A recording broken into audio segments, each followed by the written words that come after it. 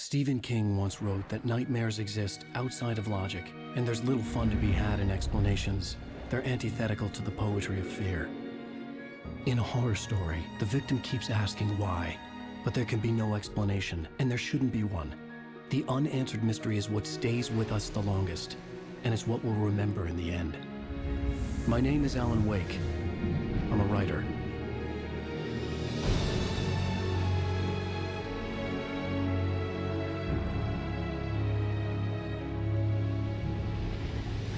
I've always had a vivid imagination, but this dream unsettled me. It was wild and dark and weird, even by my standards. So yes, it began with a dream. Following a typical nightmare pattern, I was late, desperately trying to reach my destination, a lighthouse. For some urgent reason, I couldn't remember. I'd been driving too fast down a coastal road to get there.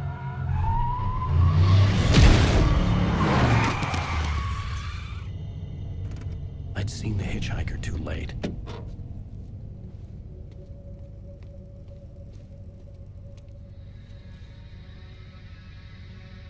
He was dead. I was convinced they'd put me in jail and I would never see Alice again.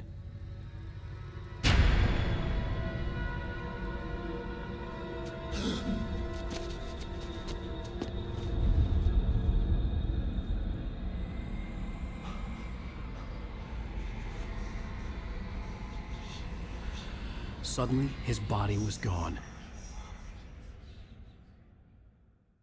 I was in shock from the crash. I could hardly stay on my feet.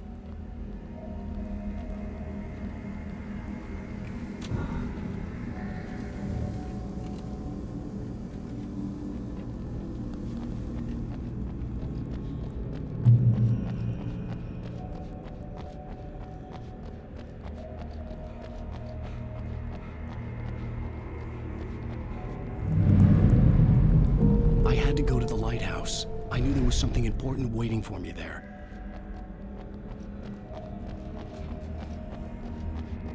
The bridge had collapsed. I'd have to find another way to the lighthouse.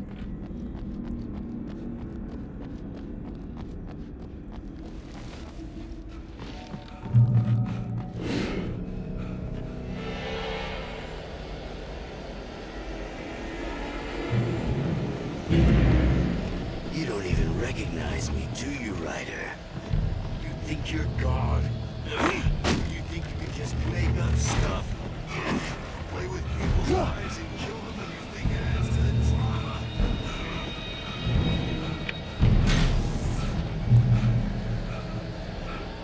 You missed your deadline! Damn. You can't stop me!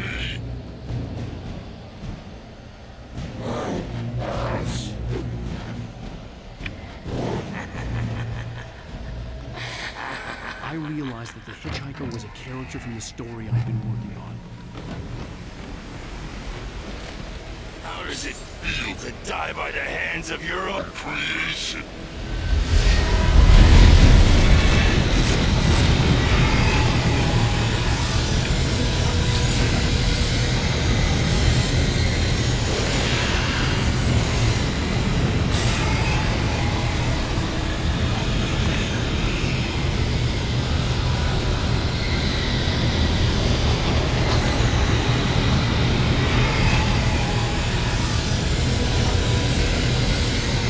This way!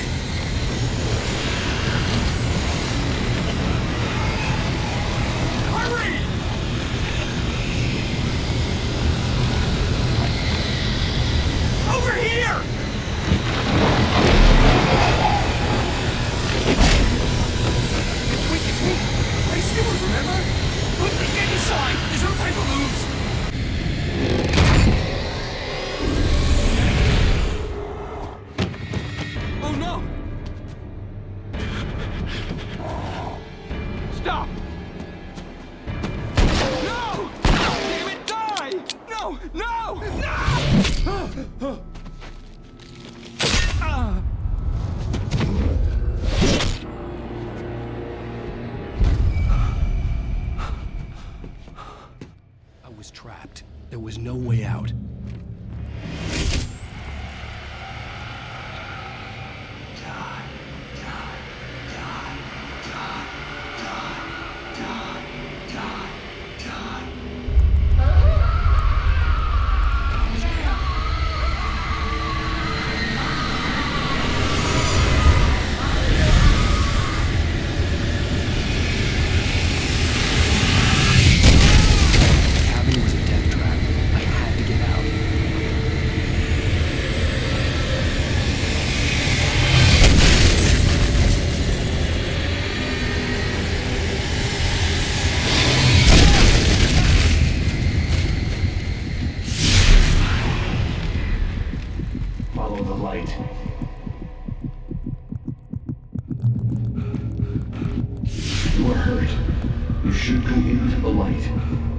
Safe there.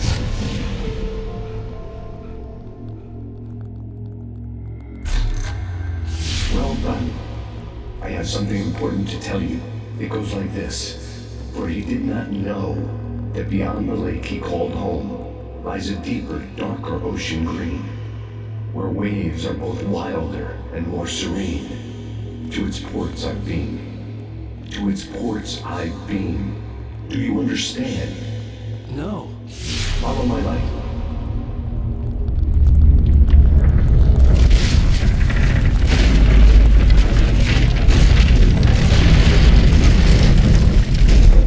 I entered your dream to teach you. The darkness is dangerous. It's sleeping now. When it feels you coming, it will wake up. There's no time. I can only show you the most important thing. The hitchhiker has been taken over by the dark presence. You can't hurt him now. The darkness protects him from all harm. Only light can drive the darkness away and make him vulnerable again. Here, take a light. Turn your flashlight toward him and burn the darkness away.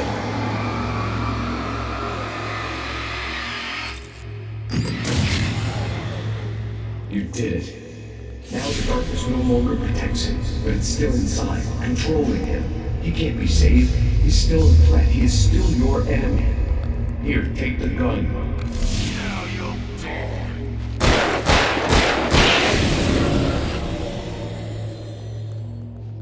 Good. You've done well. Remember what I've taught you. That is all. I will give you back your dream now. In the nightmare, a terrible darkness was taking over the world. The lighthouse was the last safe place on Earth.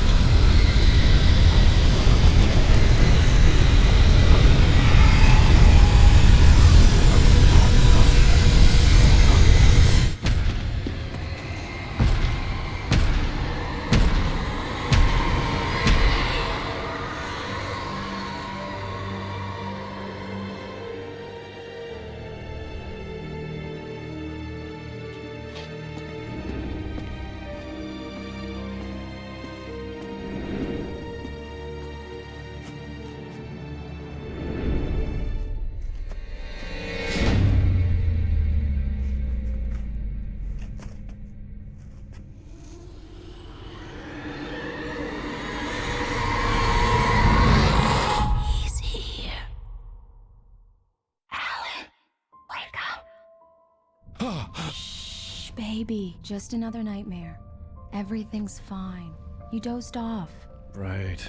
Anything more than dozed off would be news for everyone. Cheer up, handsome. We're here.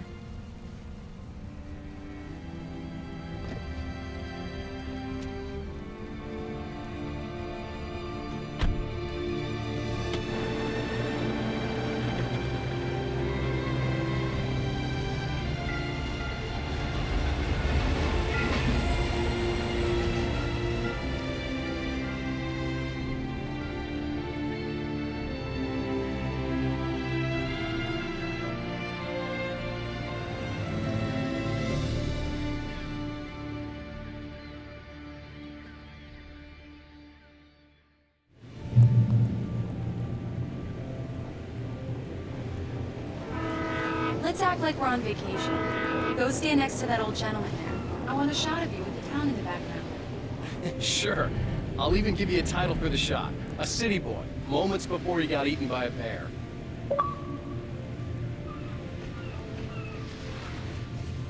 Hi. Hello there. You picked a good time to visit our town. Deerfest is just 2 weeks away.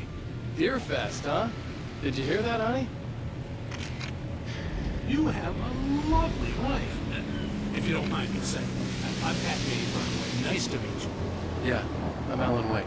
I won't pretend I don't recognize a famous writer such as yourself, Mr. Wake. A pleasure. I'm an avid reader myself. I hope this isn't too presumptuous of me, but I'm the night host at the local radio station. Any chance I can get an interview? Look, Mr. Maine, I'm on vacation. In fact, I'd appreciate it if we could keep my being here just between the two of us. I'm sure you understand. Fair enough. You can trust me to be discreet. Not a hard man to track down if you change your mind, though. I hope you two have a lovely holiday. Very nice. I got a couple of really good ones. And I see you made a friend. That's cute. Right. Yeah? Hey, bestseller. How's my favorite writer? Are you there yet? Barry. Yeah. We just got here. Are the locals giving you trouble? Just say the word, and I'll hop on a plane and come make sure that you're left alone, Al. No, Barry, we're fine. Great, great. Just want to make sure you can relax and recharge. So, how is the place? Has it got your creative juices flowing? Barry, we're just settling in. Okay, Al. I'll call back later to make sure you're doing okay. And you call me if there's a problem, okay? Okay. Just looking out for you, buddy. Talk to you later. I love you too, Barry.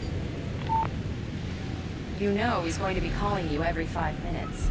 Barry is Barry. I can always turn off the phone. What did I tell you? Text message from Barry. He says hi to you too. Alan, we're here. Come on, let's get back to the car.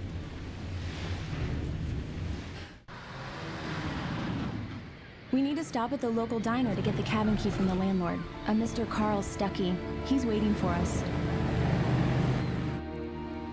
I'll go fill her up while you get the key. I'll pick you up here in, say, 15 minutes? Sure. Alan, thank you for coming here with me. I love you too. Go on. I'll promise to behave.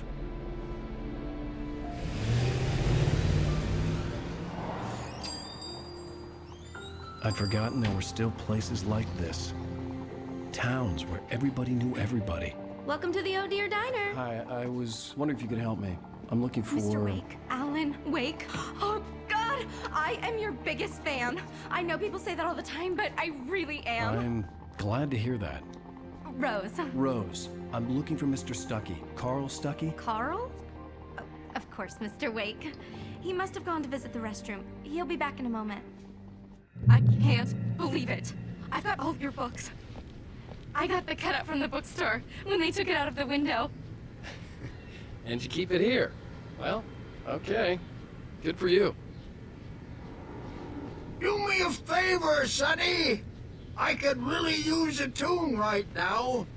Coconut, number 6 in the jukebox.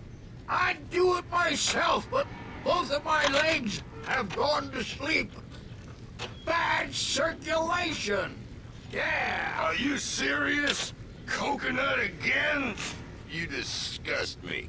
Call yourself a rocker. Unbelievable. Ah, Now that's what I'm talking about, yes! this is it. I've died and gone to hell.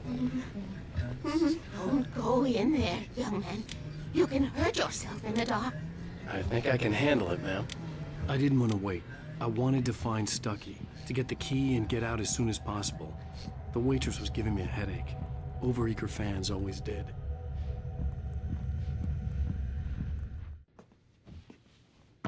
Hello?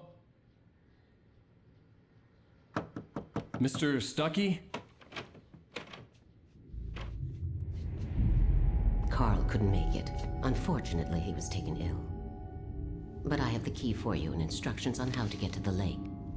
Okay. I wish you a good stay in my cabin. I'll come by later to check how you've settled in. And to meet your wife.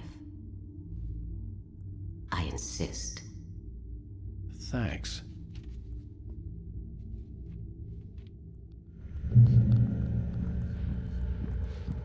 Cauldron Lake is a special place. Very inspiring. You got lucky this time, young man. You can hurt yourself in the dark. Even that sounds better than your singing. Are you alright? The Andersons, they're, local musicians. We're waiting for Dr. Hartman to come pick them up.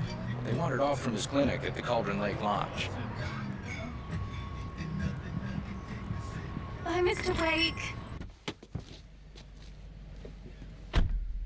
Mission accomplished. The key and the directions. My hero. I got some flashlights, just in case. Hey, wait! Mrs. Wake! Your keys!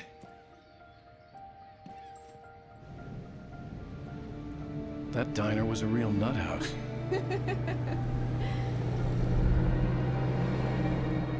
Can you believe this place? This would make a wonderful setting for a book. We're supposed to be on vacation, Alice.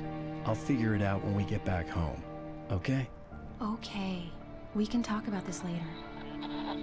Pat Main here on KBFF. I didn't want to talk about it. I wanted to bury my head in sand. Here's another one of my favorites to go with it. Once upon a time, I was a successful writer, but that was a long time ago. I hadn't been able to write a word in 2 years. Not since my last book. And now the weather. It's gonna be a clear night, so you folks in the big city might want to look up every once in a while. See those stars winking down at you?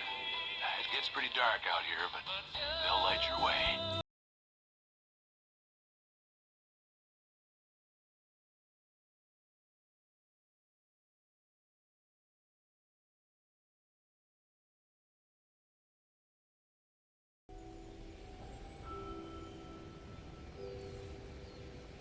Wow.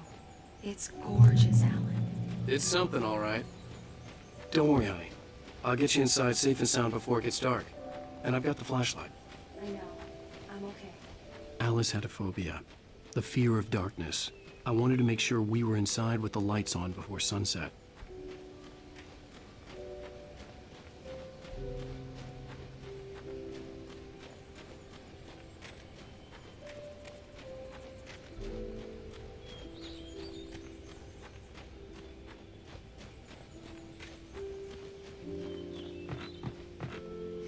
The cabin obviously got its name from the shape of the island.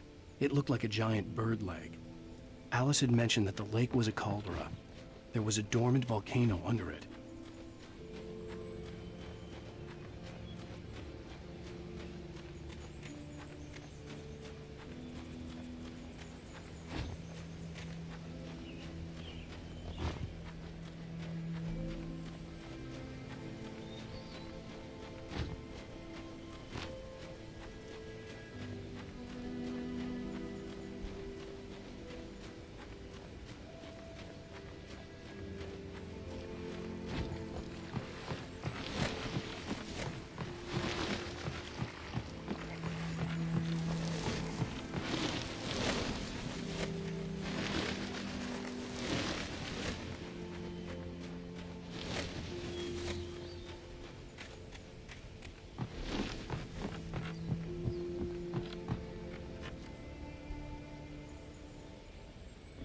Here we go. Let's take a look inside. Come on.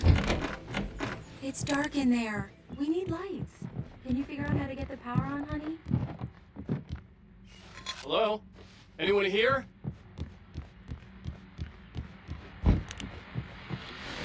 The Deer Fest guests have already started to arrive. Just ran into one on the ferry. A famous artist, no less. We'll see if we can rope him into an interview later on. Now, let's go to the phones. Caller, you're on KBF-FM.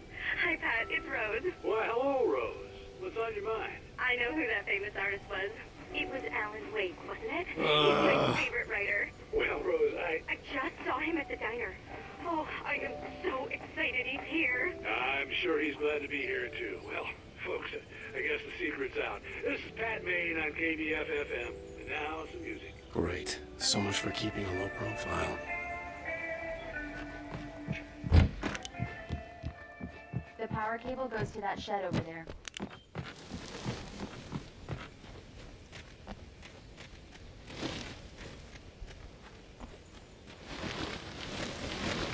An old generator had been connected to the power cable.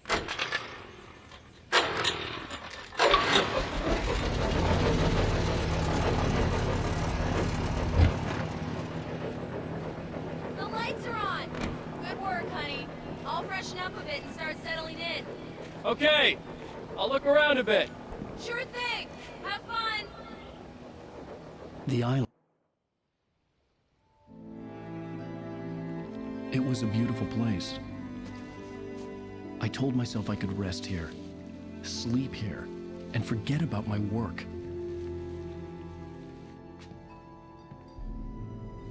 I thought we could be happy here.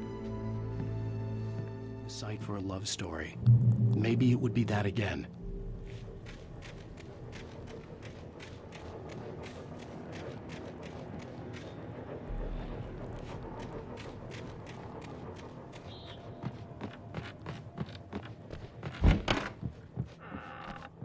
Alice? Honey? Alan, I'm upstairs. I have a surprise for you. Well, hello there. I'm not the surprise. It's in the study. Go take a look. Okay. Surprise! Alice? What is this? I guess I have a small confession to make. I thought maybe you could write here that a change of scenery would get you past... Damn it, Alice, everyone Hey, just hear me out. There's a local doctor, Dr. Hartman. I read a book of his. He has a private clinic here. He specializes in helping artists. Maybe... So now you want to get me committed? No, it's not like that. That's not... Alan? Alan? Just don't! I don't want to hear it. God damn it, Alice! God damn it! I knew she wouldn't follow me in the dark. I needed some time alone to think things through.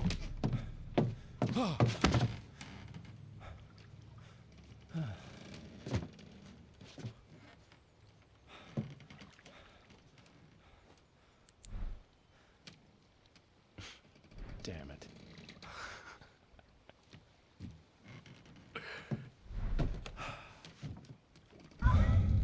Alice? Alice? Alice!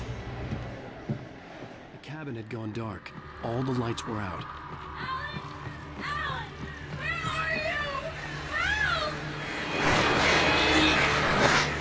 Alice, I'm coming! It's all right, I'm coming! No! What the hell? Alan! Help me! Alan! No! Alice? Alice?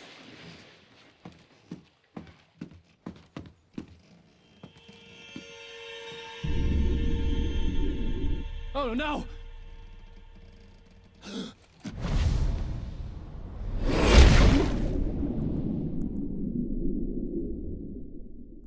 Keep going. Wake up!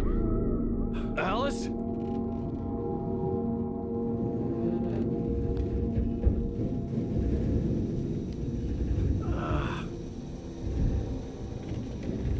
Waking up in the crashed car felt like I had woken from one nightmare and entered another. I couldn't remember how I got there. All I knew was that something terrible had happened to Alice. The phone was dead. I'd have to find help on foot.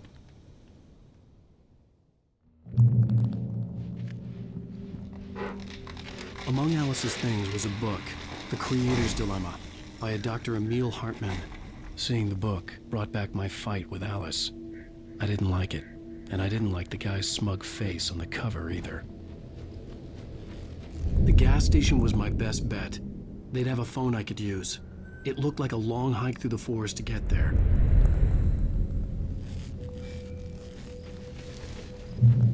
Damn.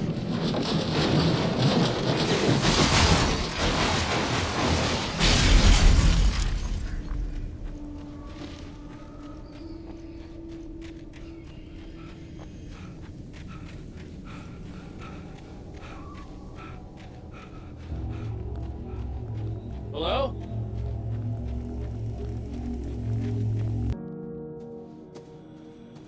Hello? Is someone there?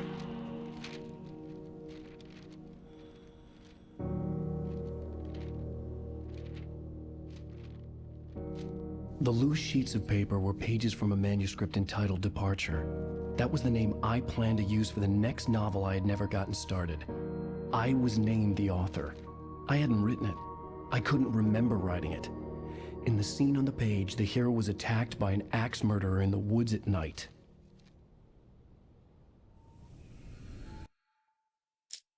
Departure by Alan Wake. The man turned to face me. His face was covered in shadows. It was hard to make him out in the darkness of the forest that surrounded us, but the axe he lifted was plain to see. It glistened with the blood of his victim. He grinned madly. The shadows were alive, distorting his features. It was a scene from a nightmare, but I was awake.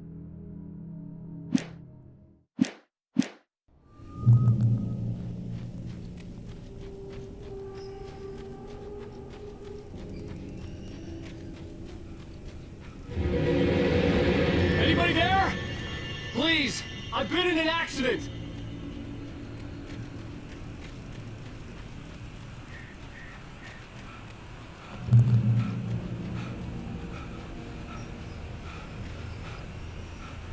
The lights up ahead were a good sign. Maybe I wouldn't have to hike all the way down to the gas station to find a phone.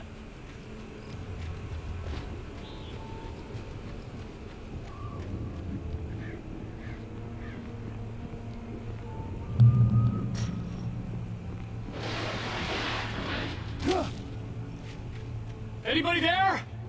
Please. Hey! Hey, you! Phil! There's been an accident. I need help. Listen, I need to... Premium cabins for rent in... Nightfall! Oh, hell. Carl Stuckey. Pleased to meet you. Non-refundable reservation deposit required. Fair and square. Square.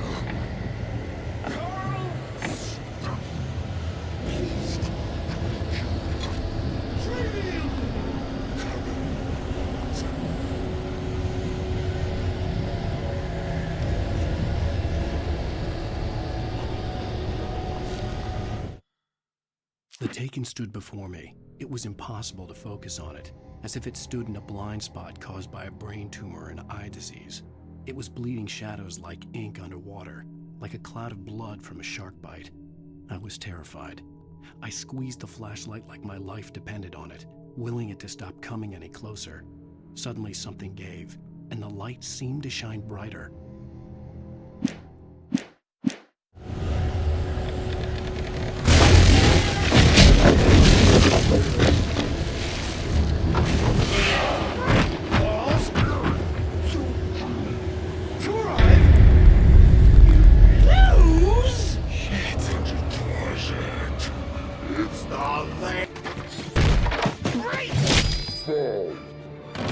I had to figure a way out of this. Any second now, and Stuckey would be knocking on the door with his axe like Nicholson in The Shining.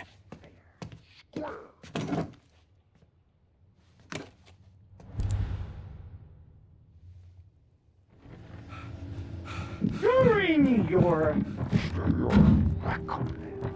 trying. It's the latest in Yes. Great Falls Sheriff Station. Hello?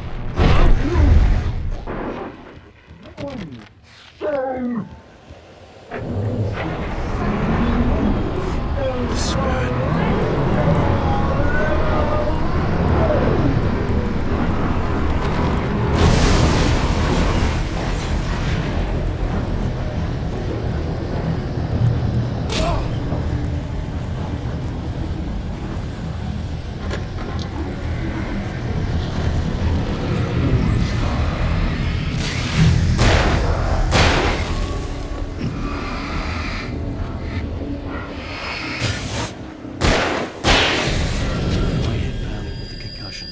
I'd never fired a gun outside a shooting range, and now I just killed someone. Or something. There were no bodies. They just disappeared. If I was dreaming, it felt real enough to make me sick. Eerie hand-painted graffiti was revealed by my flashlight. Someone had hidden a chest of supplies near it.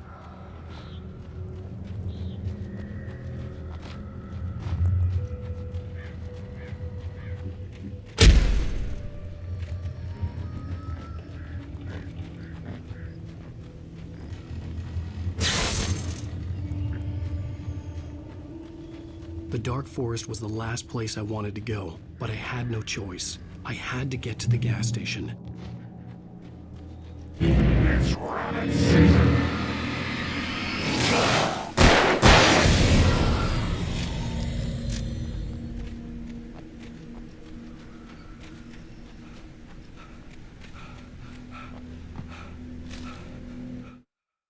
Rose knew she had been gushing, but right now she didn't care. As far as she was concerned, her brief meeting with Alan Wake was literally the high point of her life. She watched as he got in the car with his wife. She was pretty, confident, at ease with Wake.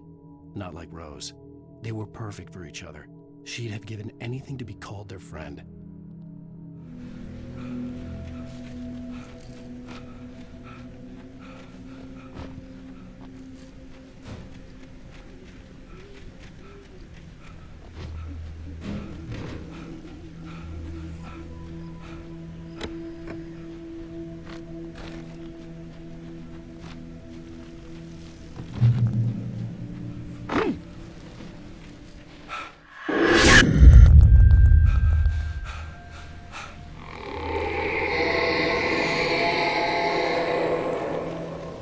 What was that? When I saw the river below, something uncoiled itself inside my head. I realized that I'd have to find a way across. I didn't even want to look at the water.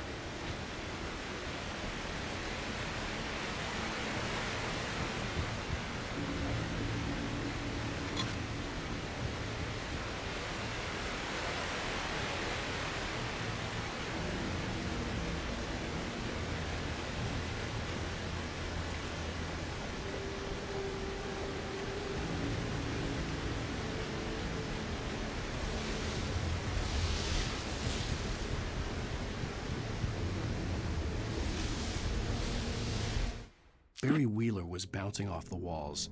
He jumped on a plane after his calls were ignored by both Al and Alice for several days. It could mean that they were both on a second honeymoon, but Barry didn't buy it. Al had been way too unstable for that, not sleeping, messed up. Barry had years of experience dealing with Alan Wake, and he couldn't ignore it. Something was wrong.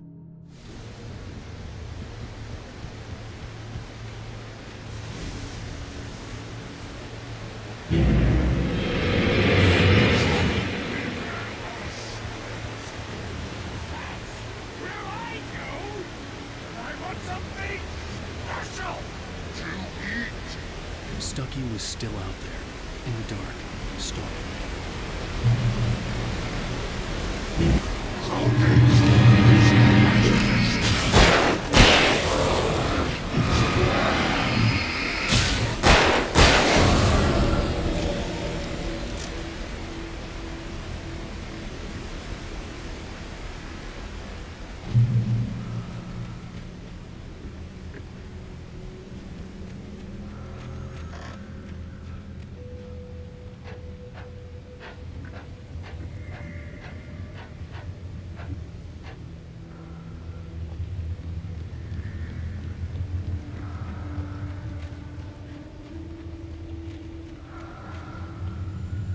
taken. They're taken.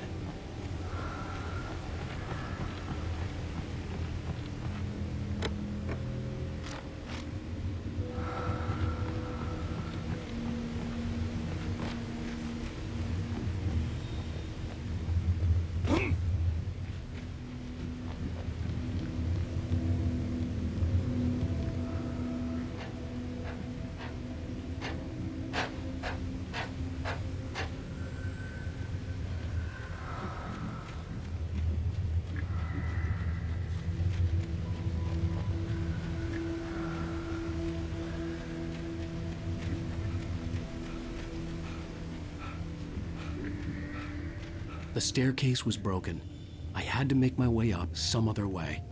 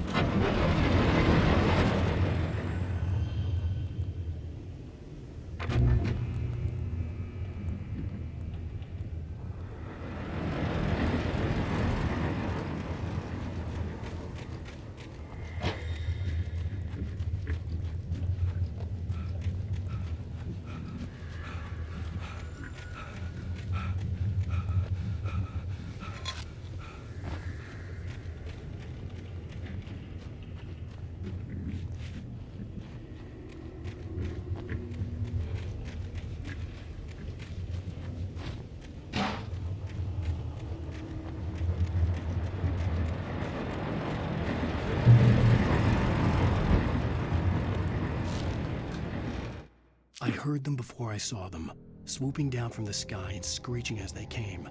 I spun around just as the cloud was upon me. For an instant, I stared into 100 dead eyes, black pearls glittering in the darkness. I raised the flashlight and the swarm exploded like fireworks.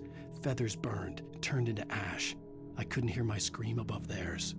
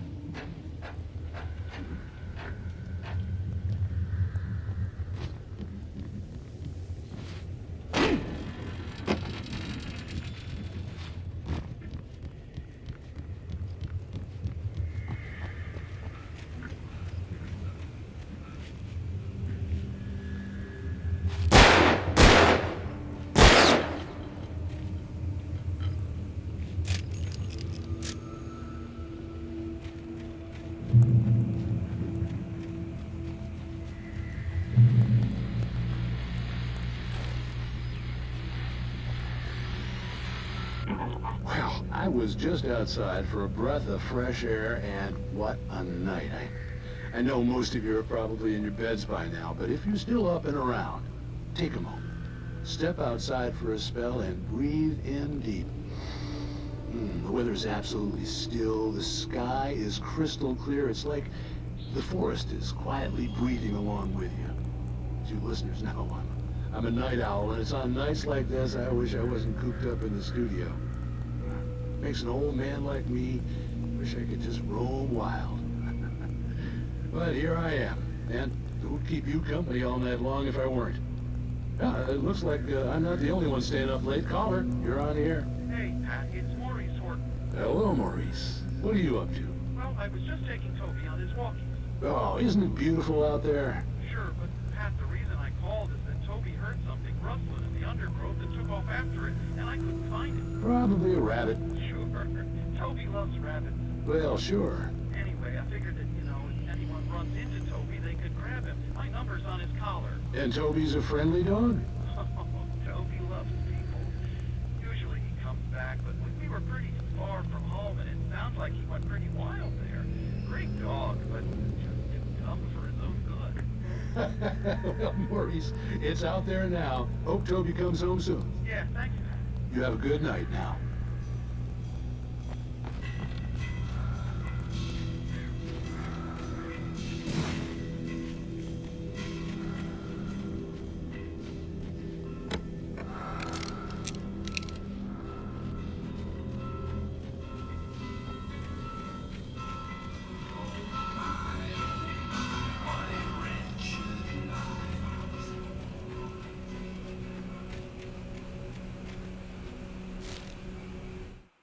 At first, I kept finding the pages as if by accident.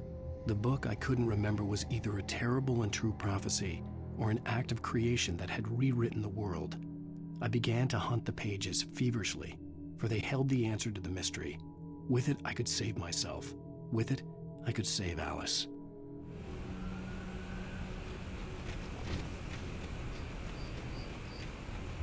The gas station was closer now, its light welcoming in the darkness. Paul makes the best dogs in the state. Belly Burster is the best with no contest. Monster Dog is second best. The famous dog is...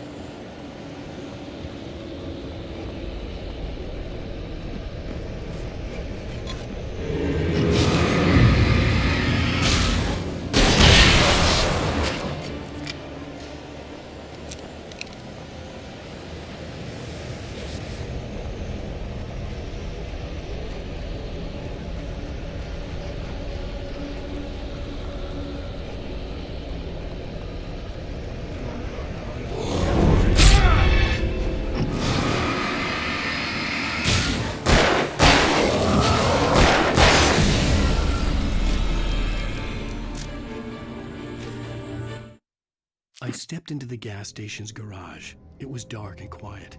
The place was a mess. It looked like someone trashed the place or that there'd been some kind of fight. Light spilled into the room through an open door at the back, and I made my way toward it. Without any warning, I was blinded by a bright light. An old portable TV on the shelf had come alive by itself. Impossibly, I could see myself on the screen, talking like a madman.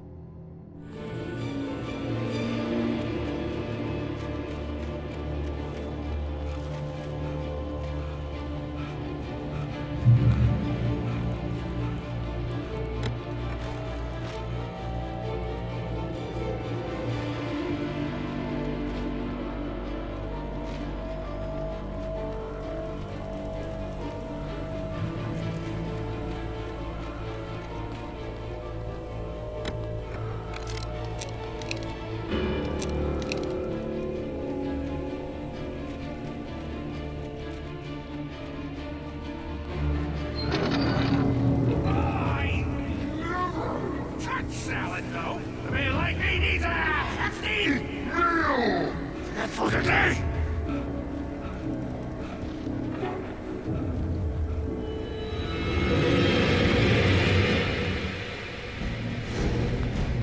We enjoy the magnificent.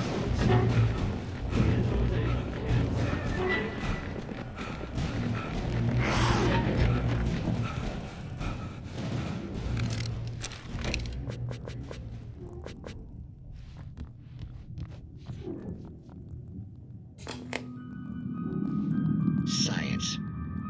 It bestows immortality on those who advance it to elevate all of mankind. Newton, Einstein, Sagan, princes among men. but the price for such a legacy is steep indeed. In Night Springs. Tonight's episode, a quantum suicide.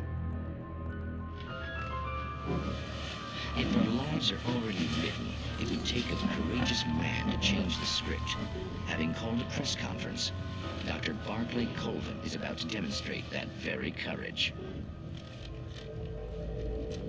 Ladies and gentlemen of the press, I am Dr. Barclay Colvin, and I'm glad so many of you could join me here at the Moorcock Institute. Tonight, I'm going to give a practical demonstration of the many worlds interpretation. As you can see, this is a loaded 9mm pistol. It shall be part of a thought experiment. And now, a real experiment, known as a quantum suicide. Did he say suicide? Is that a real gun? He's kidding, right? Please, stay calm. There is no risk.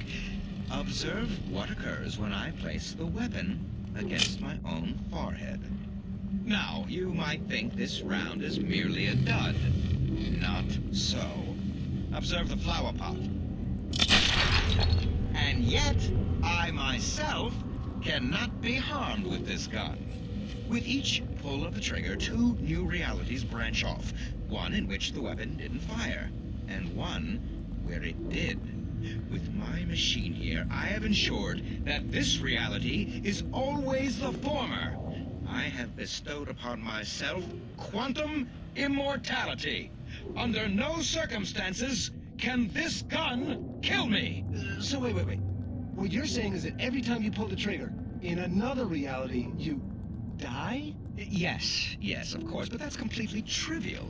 There's an infinite number of things that could happen at any moment, and they always do happen somewhere. The point is, this one thing did not happen here. You're insane, Colvin. Insane?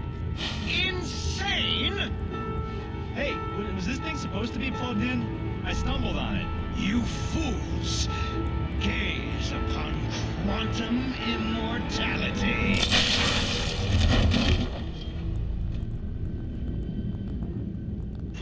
Poor Dr. Colvin, felled by his own hubris or the ignorance of the masses.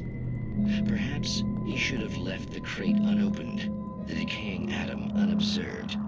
Curiosity often kills the cat. In Night Springs.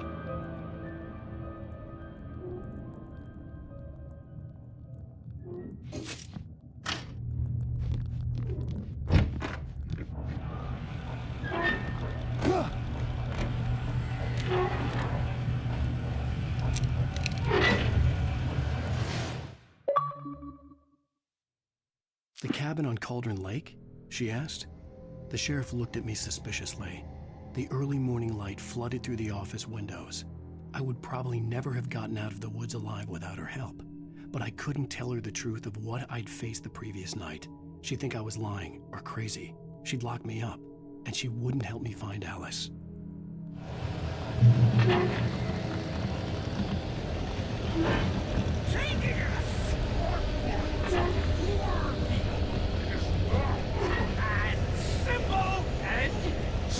As you might think, it can be dangerous. It requires patience. Even when the engine takes running tools. Bounce is an easy and fail. Count before. This place cool, but I need something as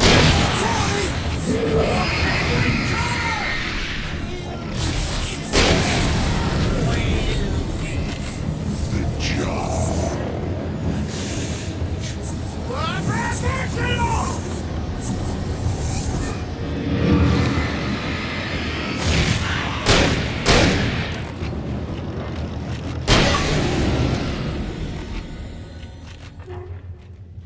Stucky's body vanished, leaving behind only a lifetime of nightmares to come, assuming I'd reached the lights of the gas station alive.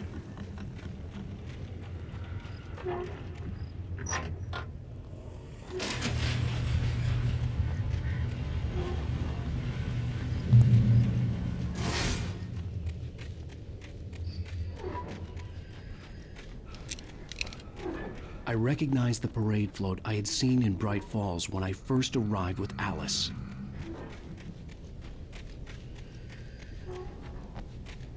After the insanity I had just experienced in the darkness, the lights of the gas station felt comforting.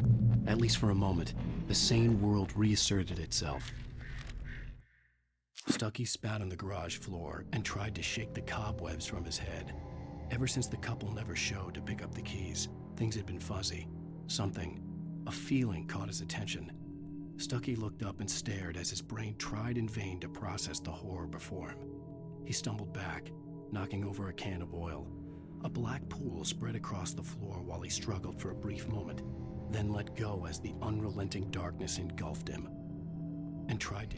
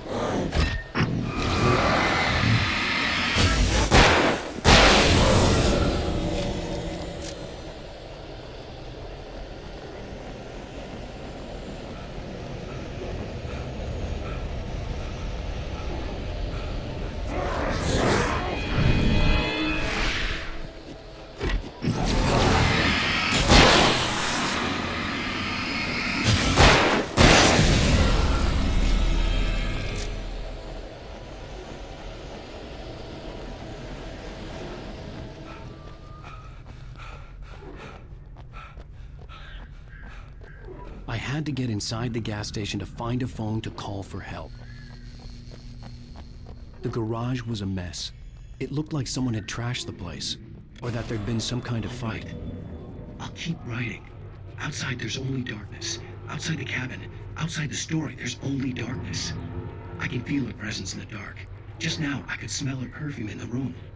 I'll reach her, I'll fix it up. I'll bring her back. The story will come true. If I stop, she's lost. I don't believe this. It'd been me on the TV, talking crazy. Was I losing my mind?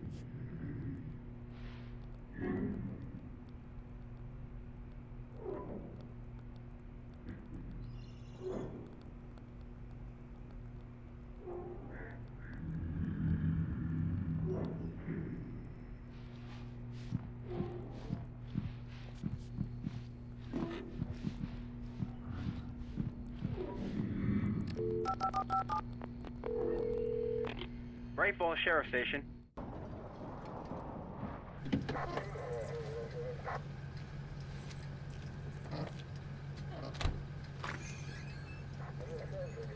Oh, thank God, Sheriff. Sheriff Sarah Breaker.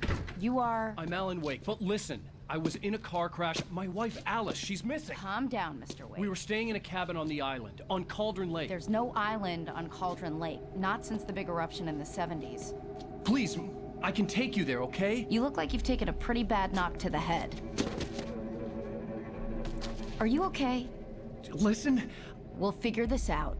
Please get in the car. We'll swing by the lake and then we'll go to the station, okay? Mr. Wake, have you seen Stucky, the guy who owns this place?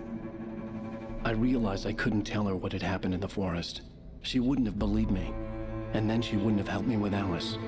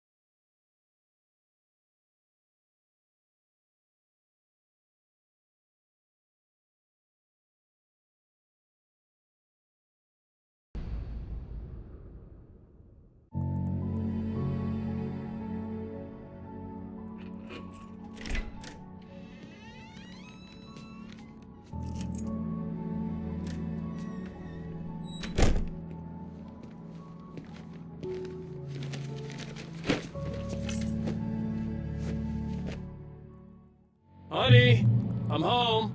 Back here, sweetie. How was it? Worst weather I've ever seen. You should put some coffee on. It'll warm you up. Hey, handsome. This is gonna be a long night, but these shots are turning out great. I guess you're gonna need that coffee then. I'll go put it on. It's true what they say about the fall and the sudden stop at the end. I'd lain here in the snow while the lurid chain of scenes that had led me here kept playing in my head. A rerun of my own private snuff movie. A memory of my corpse. Alone at my own wake. Thinking in metaphors again. The femme fatale was gone. Only a sour taste remained of the kiss that killed me. This was a late goodbye. 13 years after I'd gotten my revenge. It had finally caught up with me. It had been a long time to bear the pain. My blood painted the snow red. A gruesome slushy dissolved all the scattered painkillers and leisurely dripped down to the sewer, mingling with the bile of the city, becoming one with it. I can see them now, my wife and my baby. Honey, I'm home.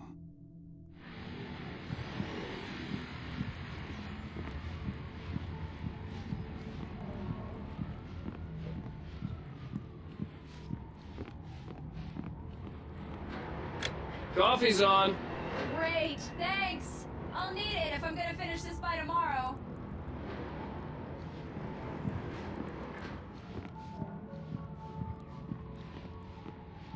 Oh, hey, I just finished those cover mock-ups. They're on your desk. Tell me what you think. No kidding. I didn't think you'd get them done this quickly.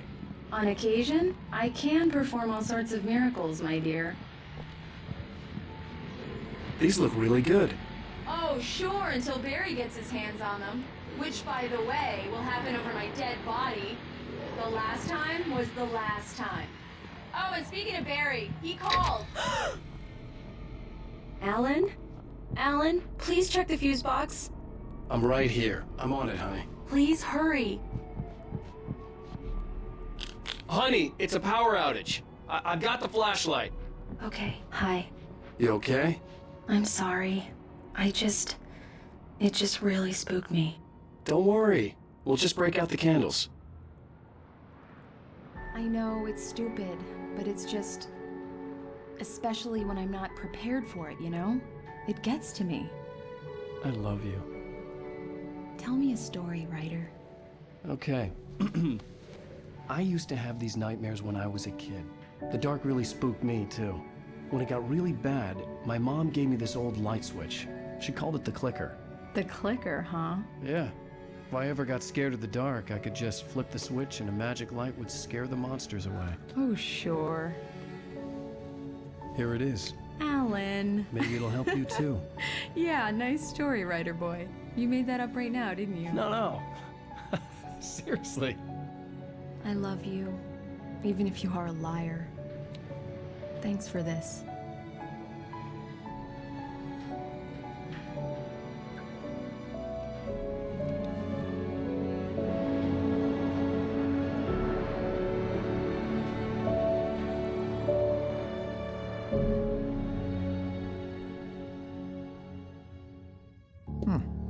How do you feel, Mr. Wake? Any nausea, disorientation, anything like that? Mr. Wake, how are you feeling? I'm okay. My head's fine. I had to lie about my headache and memory loss. He'd send me to a hospital for tests. I couldn't leave without Alice. Very well. I don't think you have a concussion, but you've obviously been through quite a shock. You should take it easy for a couple of days. Thanks. Well then, Mr. Wake, we're done here. If the pain gets any worse or you experience any other symptoms, you should come see me. I'll let you get on with it then. Sarah, Sheriff Breaker, is waiting for you. She's very good at her job. I'm sure she can locate your wife in no time.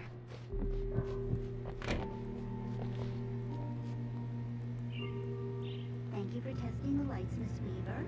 Everything seems to be fine. I don't have the luxury of being complacent. The bulbs will need changing, so you can't change them them in the dark. I'll be sure to take care of it, Miss Weaver. Have a nice day now. Very good. I'll come back later on to remind you, just in case.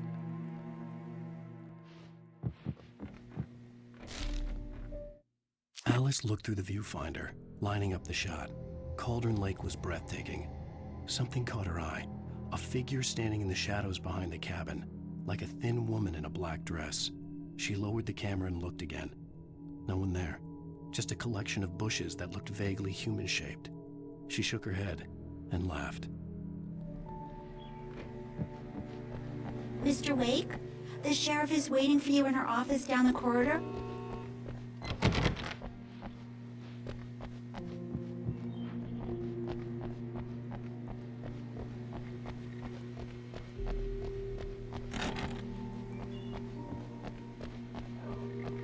The sheriff wants to see you in her office, Mr. Wake.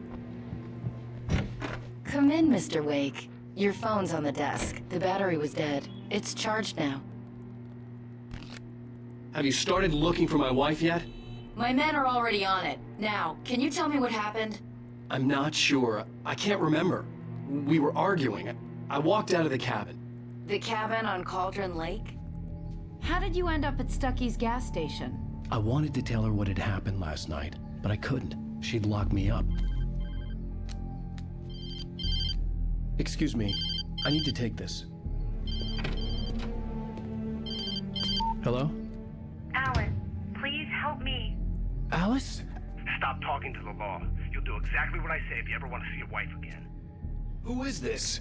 Go to the back lot. There's a hole in the fence on the left. Look inside the junker.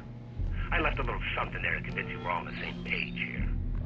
After you ditch the cops, you're gonna meet me in Elderwood National Park. There's a spot called Lover's Peak. Midnight. Don't do nothing stupid, pal. We're watching you. Hey! Hey, mister! Hey, can you turn the light? The light's on! The deputies, they won't... Thank you, man, thank you. Hey, you're alright. You're a good guy. Don't let anybody tell you different.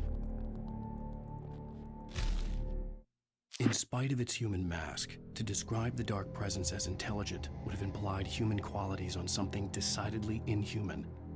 Nonetheless, it found the one spot in the diner that was dark enough. Some light spilled into the corridor, ravaging it. But it took the pain. Horrible as it was, the writer would soon fix that. He would be coming to the one place where it still had power.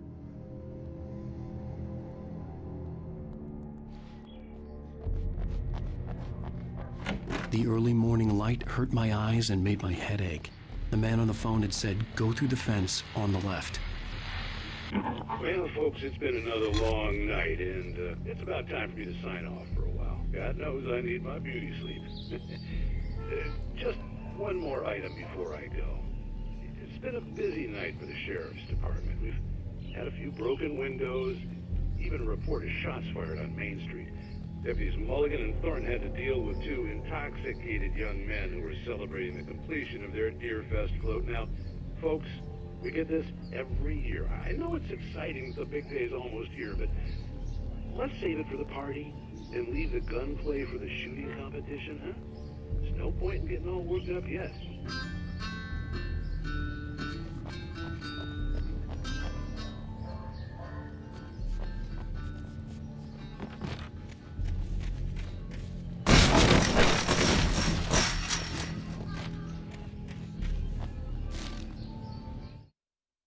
The kidnapper fired his gun one last time, and the shadow vanished into the darkness it had come from. See? Nothing to it, Wake. The thought of Alice in his hands was revolting. We stood on the wooden platform of Lover's Peak, the waterfall on the mountain behind us, the lights of the radio mast blinking red in the heights above. I fought with the urge to take a swing, force myself to speak. Let's cut the act now. Where's my wife?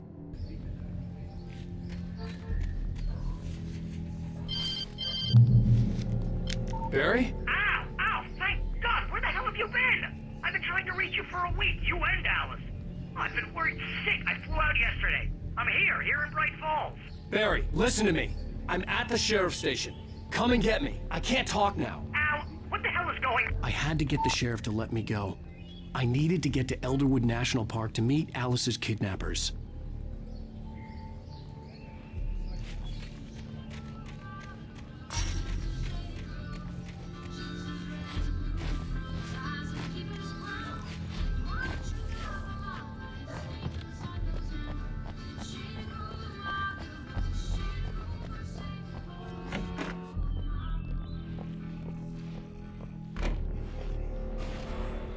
A writer is a light that reveals the world of his story from darkness, shapes it from nothingness. The way a sculptor carves a statue from a block of granite. If I stop, the world I'm making dies. Darkness will reclaim it. It's a long, hard journey into the dark. Alice's life is at stake, but I can't think about that, or I'll lose it. The dread lingers at the edge of perception. I'll push on. Anything is possible here. I'll write the story. I'll save her.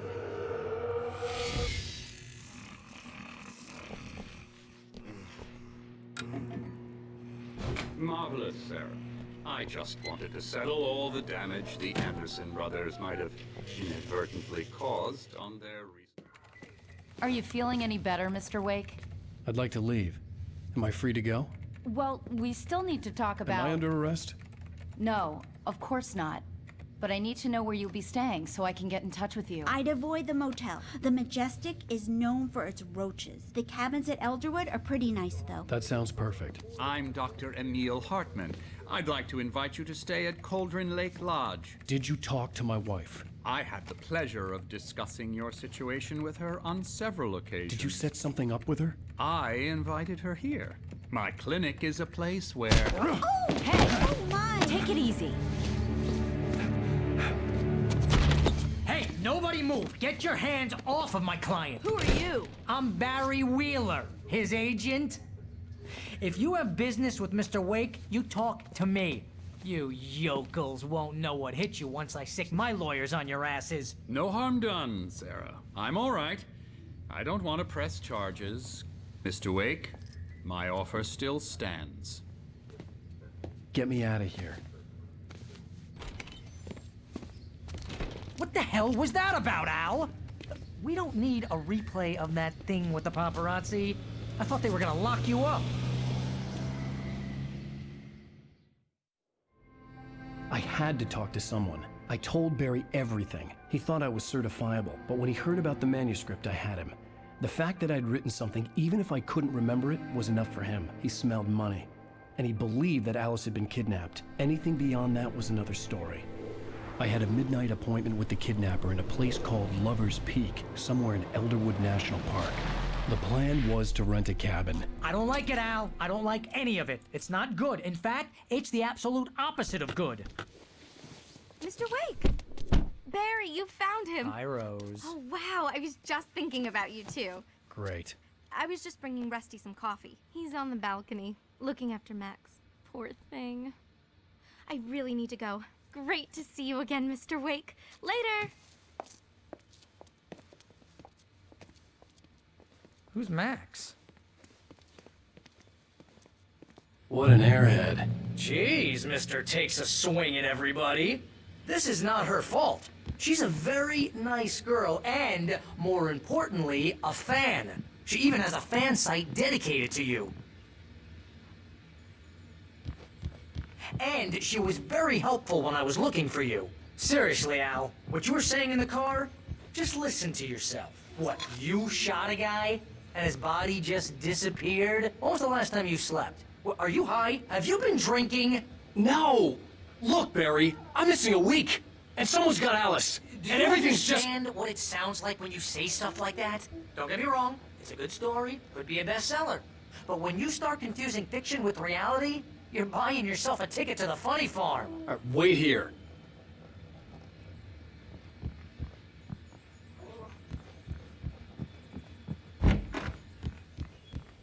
Easy there, boy. I'm almost done. Hey, Rusty, right? You rent cabins. Oh, Mr. Wake. I'd shake your hand, but mine are kind of full here. Actually, I'm sorry about this. Would you mind grabbing the registration form from the desk? It's just across from Bucktooth Charlie. Okay, sure. What happened? Crazy poachers. Max here got his foot caught in a trap. They're illegal to use here. Hell, you're not supposed to hunt within the park at all. But that doesn't stop some lowlifes. Well, at least Max is gonna be okay. He got lucky. Max is still groggy from the shot I gave him, and I'd rather not leave him alone just yet. The form's on the desk across from the mammoth skeleton. Seriously, Al, you can't just go and meet a kidnapper. Those situations always end up in disaster. You gotta talk to the cops. She's my wife, and it's my call. Can we talk about this later? No. This whole thing, Listen, you hit your head. I mean, geez, Al, come on.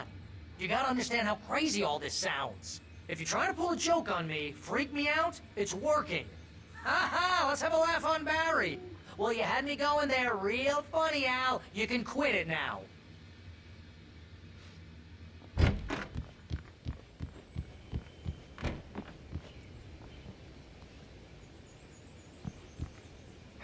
I think this is the form you wanted. And here are the keys. Okay, you're all set, Mr. Wake. Glad to have you staying here. Thanks.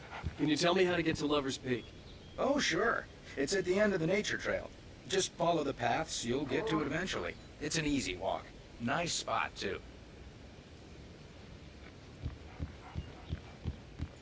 Look, Al, you're asking me to believe that you shot a dude who went poof into thin air, a guy who was bulletproof until you pointed a flashlight at him.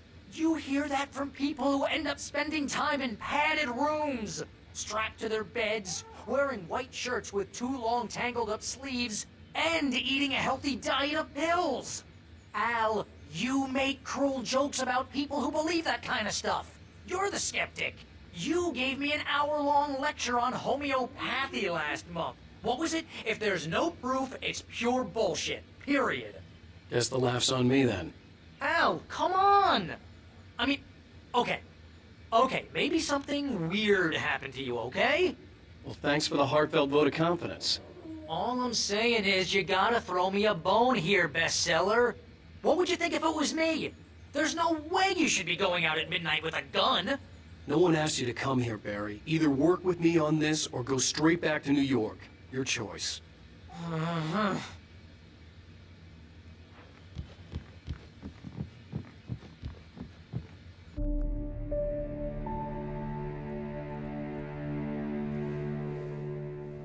That's just crazy talk, Al. Al? Al? We should go to the sheriff or call the FBI. Damn it, Barry, they'll kill her! This is not a goddamn debate, Barry.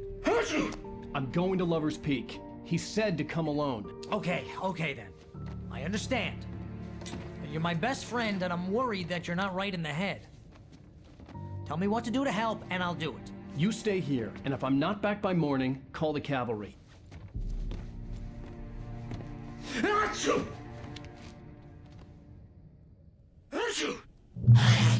Just be careful with the natives, Al. These yokels are dangerous. Everybody hates a tourist, or it'll be Deliverance all over again.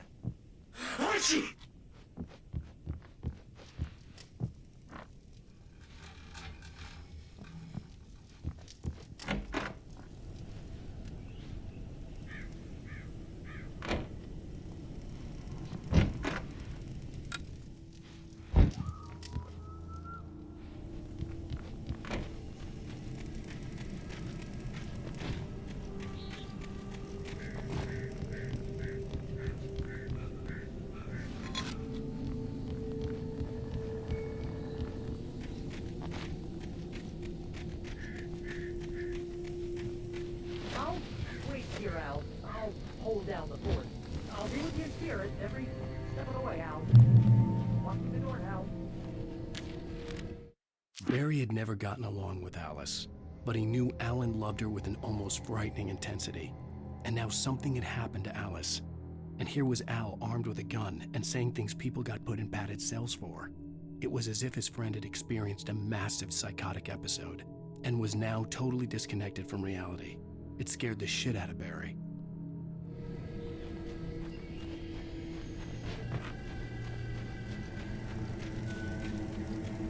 I knew I should have gone to the cops. This wasn't the smartest thing I'd ever done, but I was still angry with Barry for trying to talk me out of it. These people had called me right in the sheriff's station. The cops wouldn't scare them, and they had Alice.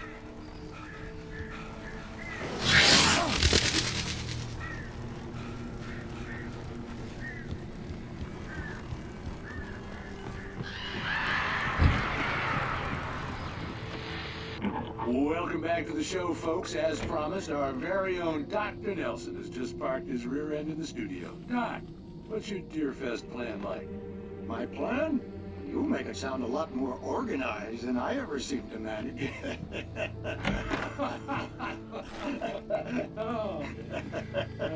No plan, really. Just taking the atmosphere. I'm getting a little too rickety to do much more than that, you know. Oh, tell me about it. No sack race for us older gentlemen, huh? Yes, exactly, Pat. But I'm gonna check out the parade, of course. And I'll be one of the pie contest judges, too. Well, that takes a different kind of constitution. Oh, yeah, it's my kind of exercise. Now, Doc, seriously, you're in pretty good shape, though. You're the outdoors type. I know for a fact you're an avid fisherman. That's right. Matter of fact, just caught a heck of a largemouth bass early this morning. But you're not taking part in the fishing contest? No, not this year. See, Pat, I'm just not that competitive anymore. Now I just like to take my time and enjoy the peace of it. It's no fun if I need to worry about what I'm catching, you know?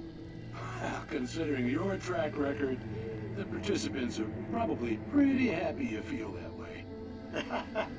Well, Pat, that's kind of you to say.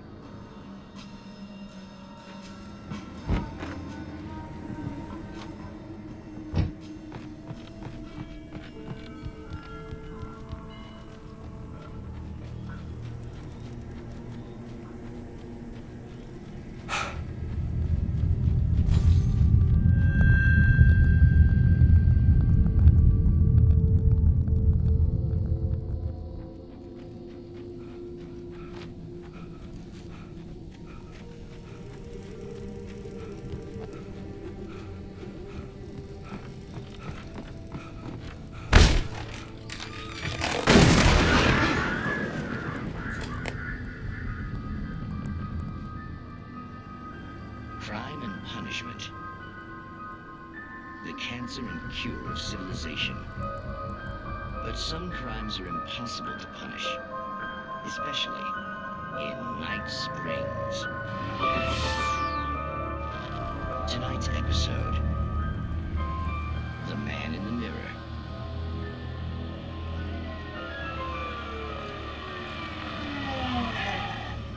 He's inside, Agent. He's a weird one. So, you're confessing to killing that guy, huh? Why? Had it coming? Yeah, but why would you do that? I mean, you're a nice guy. Normal. Took your kid to a soccer game. So how come at the game, you pick a guy and, quoting from the arresting officer's report here, assault the victim's head area repeatedly with the weapon of choice being a pair of bare fists? Wow, that sentence really flows, huh? Maybe you're not the literary type. Okay, so you mess him up. But why? Who was that guy? We couldn't ID him. Why would a guy like you do him like that? I didn't like his face? Well, you must have hated it, because you really went to town there. I mean, there's no way to tell what he looked like. No ID on him either. That must be difficult. But then we ran the fingerprints. Got a match. Your prints. Identical. Huh, how about that? Your son said you were wearing a white shirt when you took him to the game. But the white shirt is on the dead guy. It's plenty red now. You won't get away with this. Do you really think that's in any way relevant to me? I had plenty of time to talk to my boy before the cops arrived, you know? He won't stop screaming, am I right? You think he's ever gonna be okay? I left my mark. Believe me. You bastard. What? You gonna shoot me? What's the point? I'm going to prison. You got me. I don't understand any of this. And you never will. Don't worry. Maybe you'll see me again, Agent.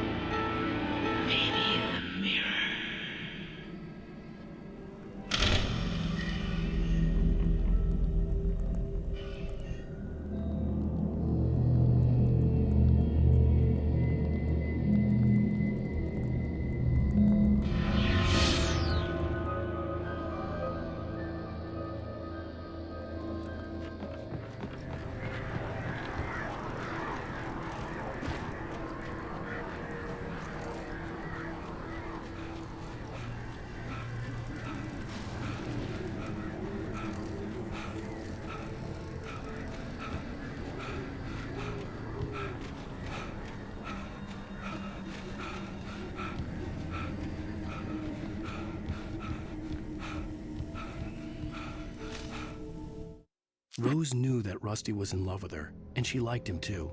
She liked him a lot. He taught her to dance, and life had certainly taught her the value of a man who was gentle. He treated her well, made her smile, made her feel good. But Rusty wasn't the prince of her dreams, and that tended to underline the unbearable truth. She was no closer to that Hollywood magic than he was.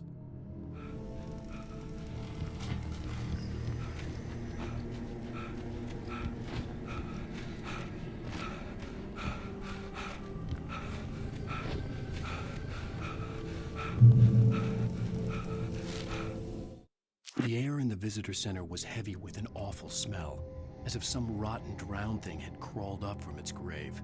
Rusty kept coughing blood.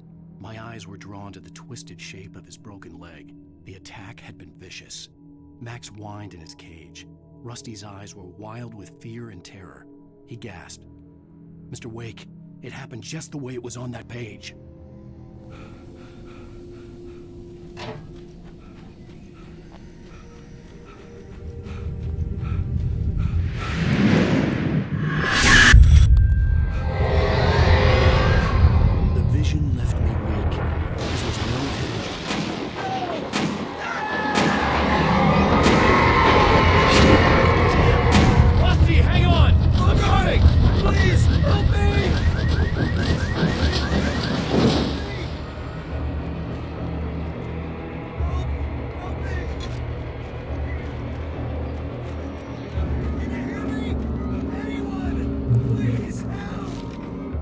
The visitor center was sturdy, but the impact turned the front of the building into splinters. Rusty was thrown across the lobby like a rag doll and hit the far wall hard. It didn't hurt until he tried to move and saw his leg bend the wrong way, felt the broken ribs stabbing him on the inside. Rusty howled in pain and fear, suddenly afraid to die alone.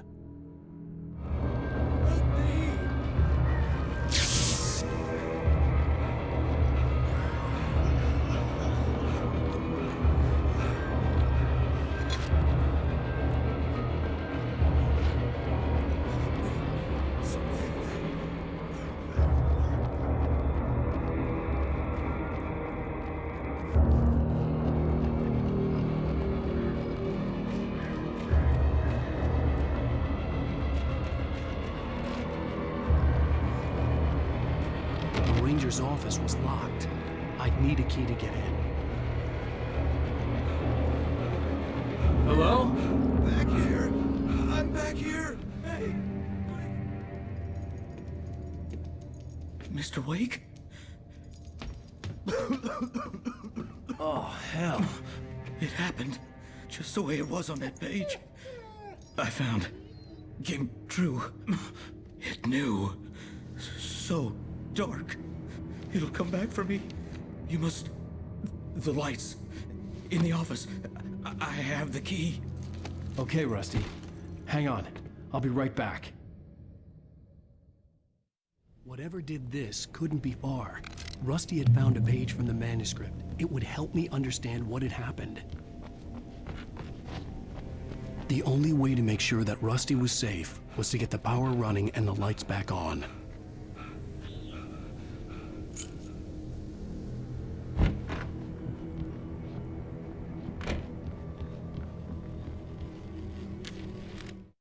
At the last instant, I changed direction and threw myself down.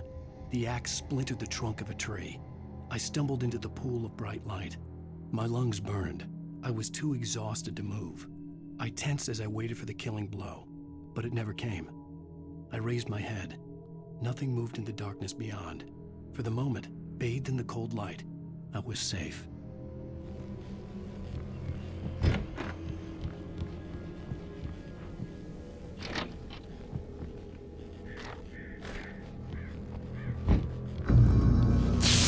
Too late.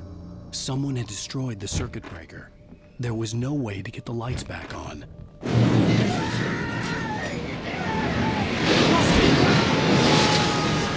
Rusty! The ground was covered with blood.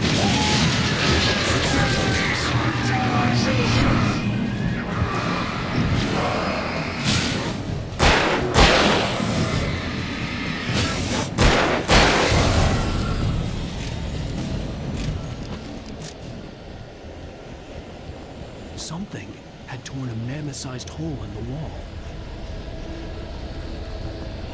Please! Don't feed the animals!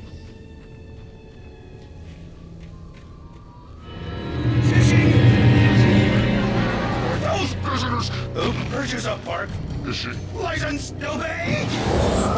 Instructions. At all times. Rusty?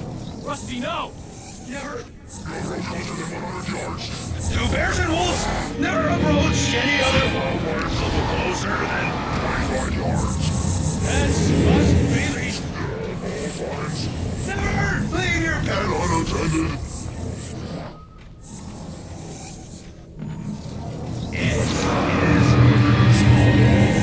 To remove any or historical artifacts from the park.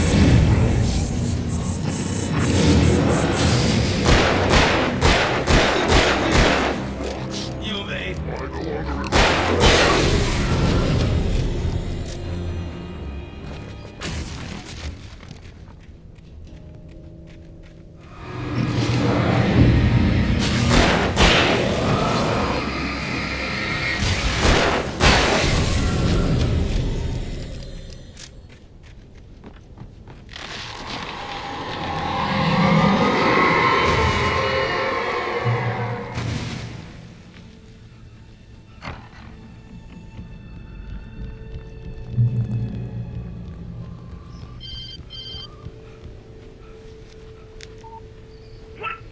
What the hell was that?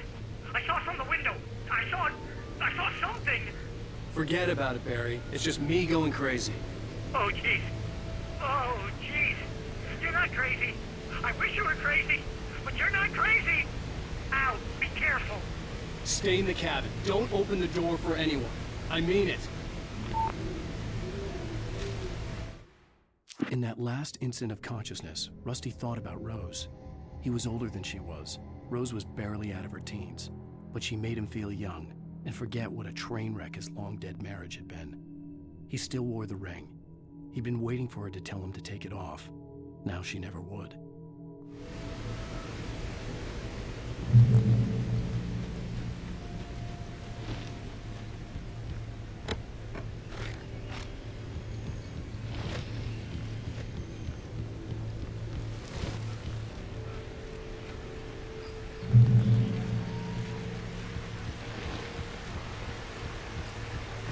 Lover's Peak was at the far end of the nature trail.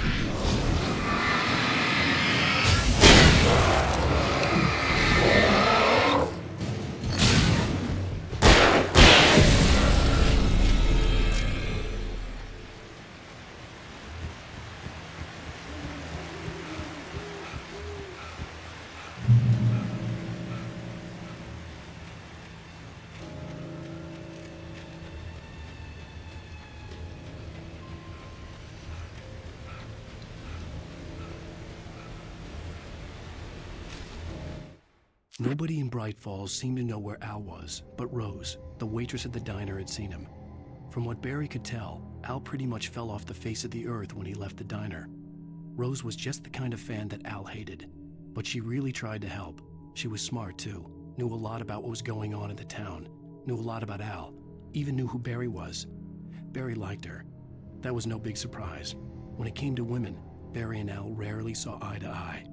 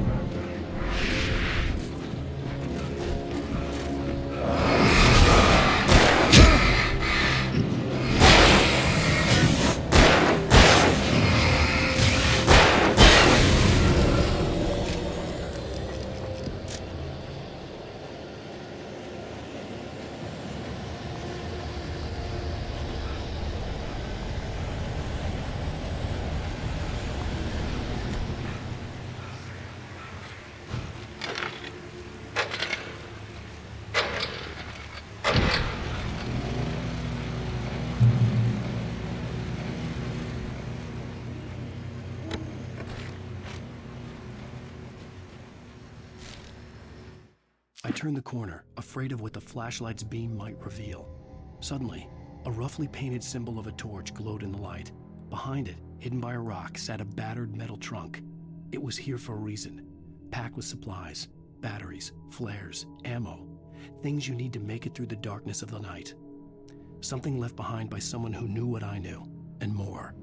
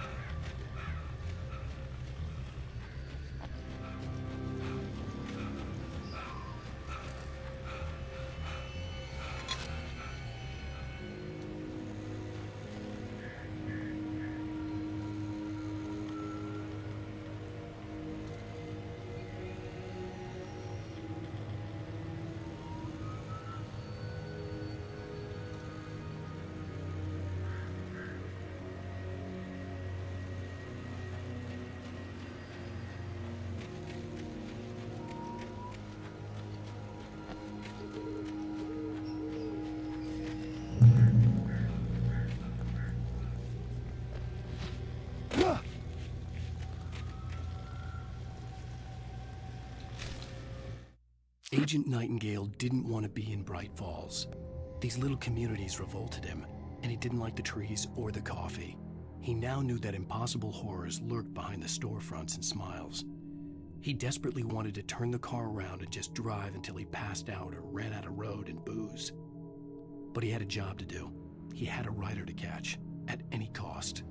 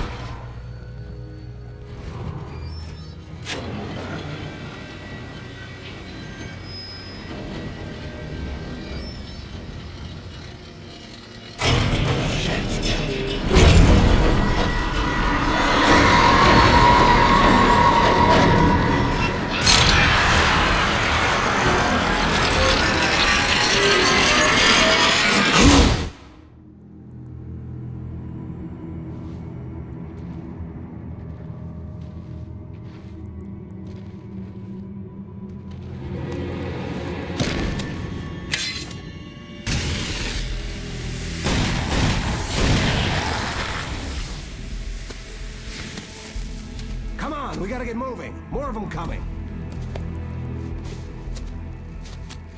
That flashlight's kid stuff. The flares will keep the bastards away.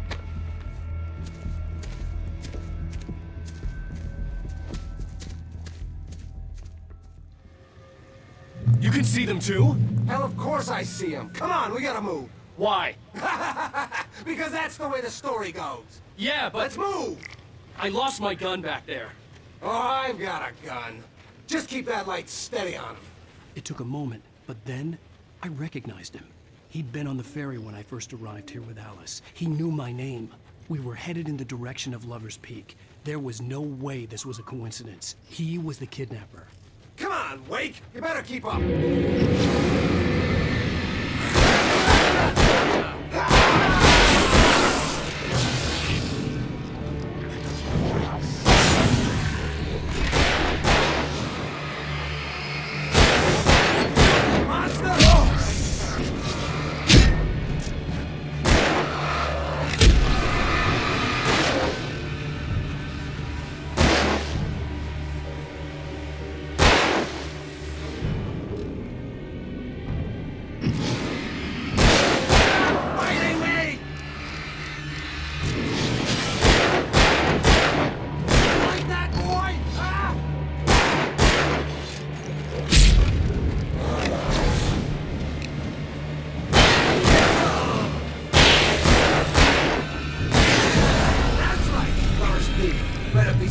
Wake. Use the flares from the emergency box to hold them off while I get these boards off. Give me the gun. Yeah, no can do, Wake. Are you kidding? Give me the gun! No time for back talk. Hold them off, damn it.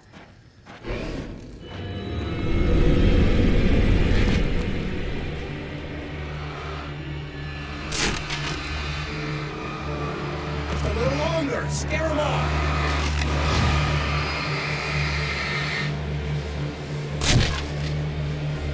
Get some light on those bastards. That'll keep them off us.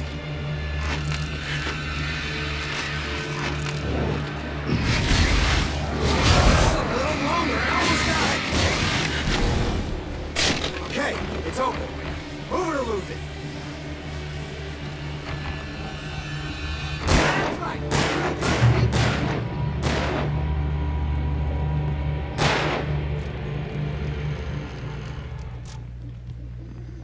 Oh, you feeling better now, Wake? All cozy and safe. Better get ready. They'll be on us soon.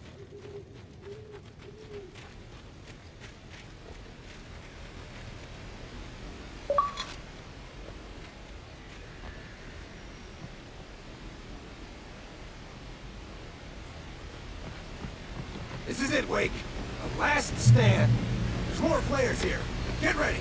We fight them as long as they keep coming. Give me the goddamn gun! They're coming! That's not how this goes. Get with the program, Wake.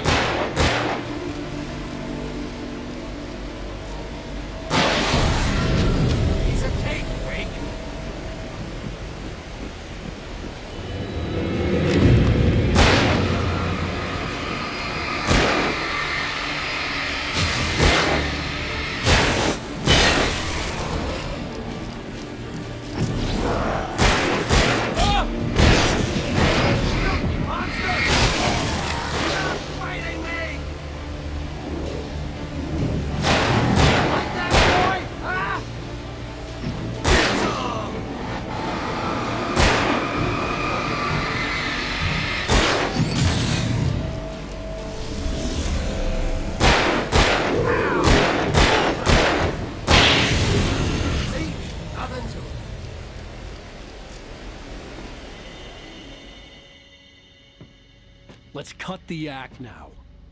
Where's my wife? I knew you were gonna say that. I read it all before. You're a hell of a writer. Congratulations. You're gonna bring about something glorious and terrible once we get you some proper editorial control. What the hell are you talking about? Where's Alice? I want the entire manuscript, or she's gonna suffer bad. You touch her and I'll...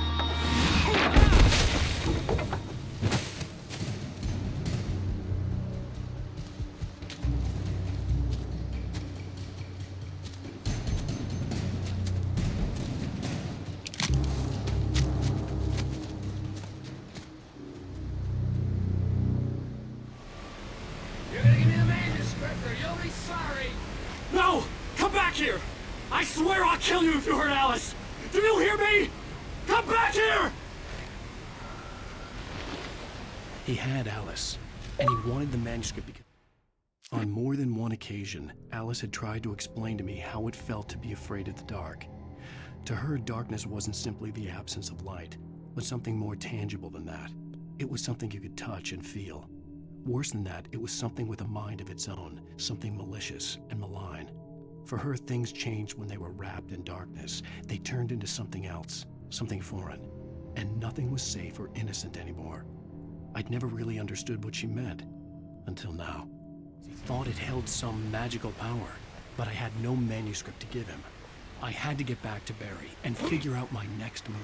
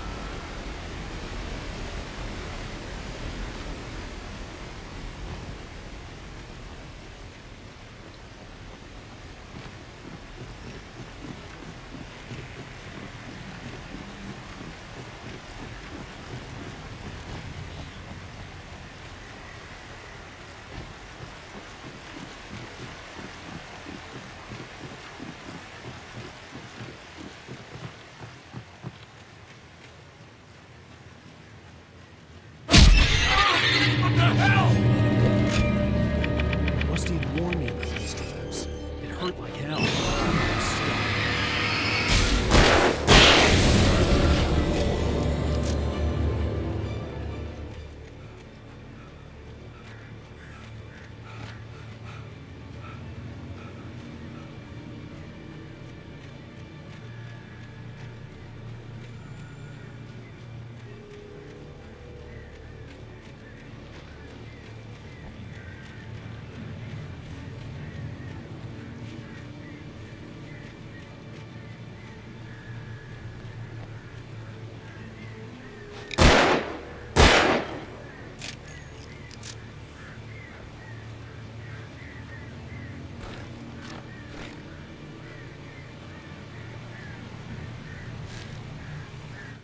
Sarah didn't care about the legal threats Wake's agent had made.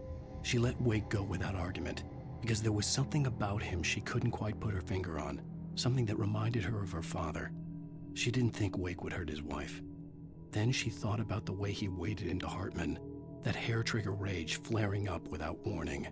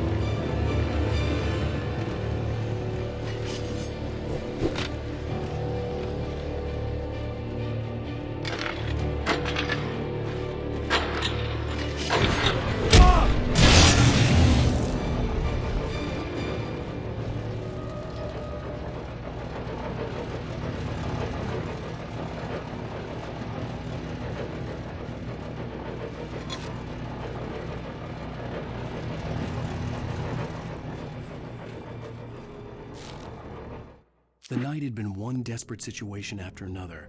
I was exhausted, and my body felt as though it had been chewed up and spat out. The flashlight was heavy in my hand, and each pull of the trigger sent a painful shock up my arm.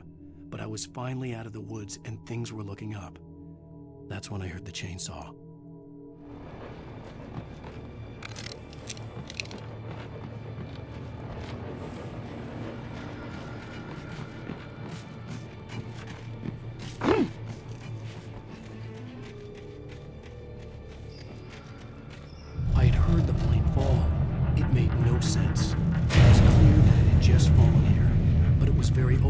Obviously hadn't flown in decades. Sent a shiver down my spine.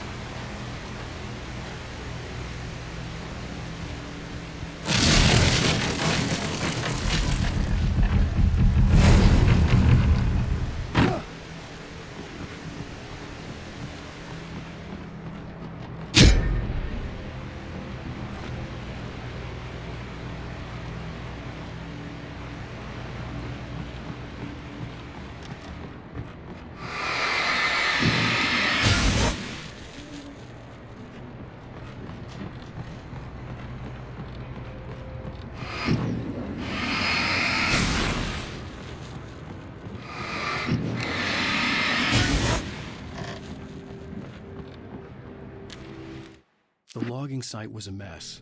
The modular office had been pushed off the cliff. Deputy Thornton climbed up from the wreckage excited, breathing hard from the exertion. Nobody there.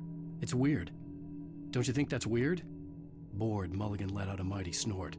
Hell, it's always weird, Thornton. Just a question of sorting out what kind of weird it is this time around.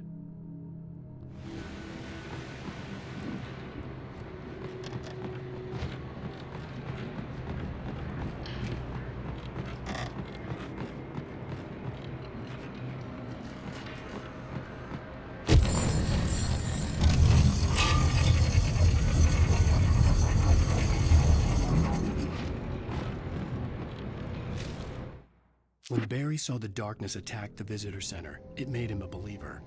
The men Al said he'd shot, they hadn't been just locals on crank. Somehow the world had changed, like the channel had been switched without warning. You think you're watching a sitcom, and you're really watching a horror show. When the birds started attacking the cabin, Barry wasn't surprised, just terrified.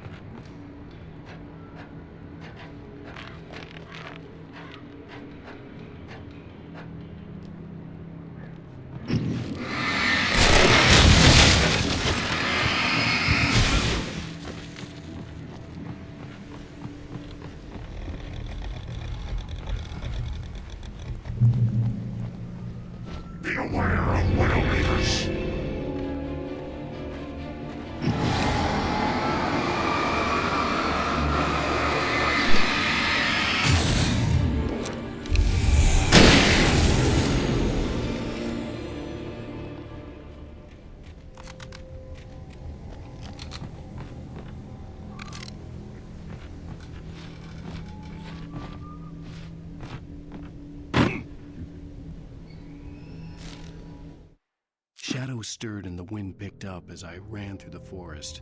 I felt the dark presence turning its gaze toward me. Then the moonlight was blotted out by dark shadows that raced violently across the ground, moving too swiftly to be natural. Darkness gathered between the trees and melted again to reveal the Taken. No natural path had brought them here.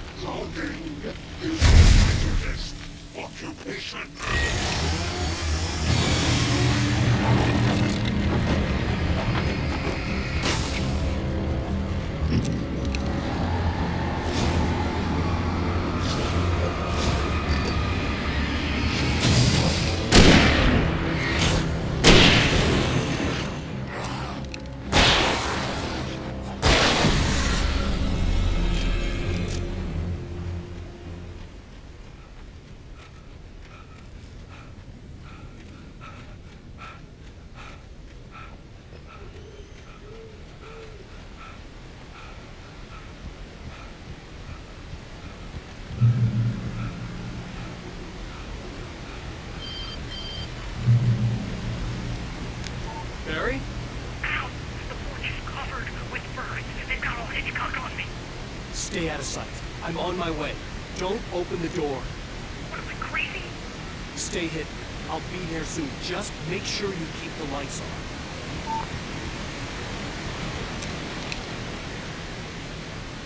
I still had to reach Barry at the cabin, but at least I was out of the woods.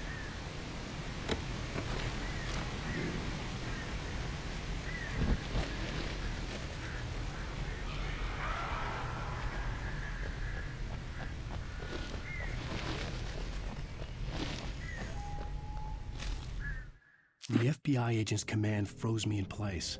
I considered surrender. It was all falling apart anyway. I could give in, let someone else deal with it, but it felt all wrong. Call it instinct, his posture, the way he held the gun. He was no friend. Shots ringing in my ears, I leaped for the hole in the fence and stumbled into the darkness beyond.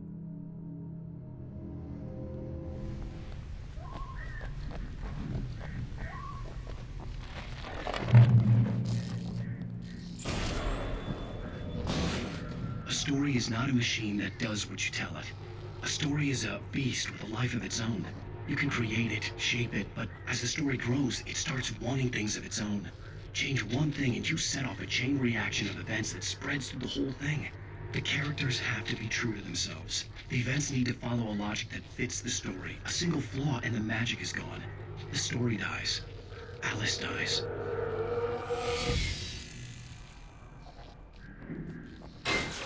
You can learn about nature and yourself.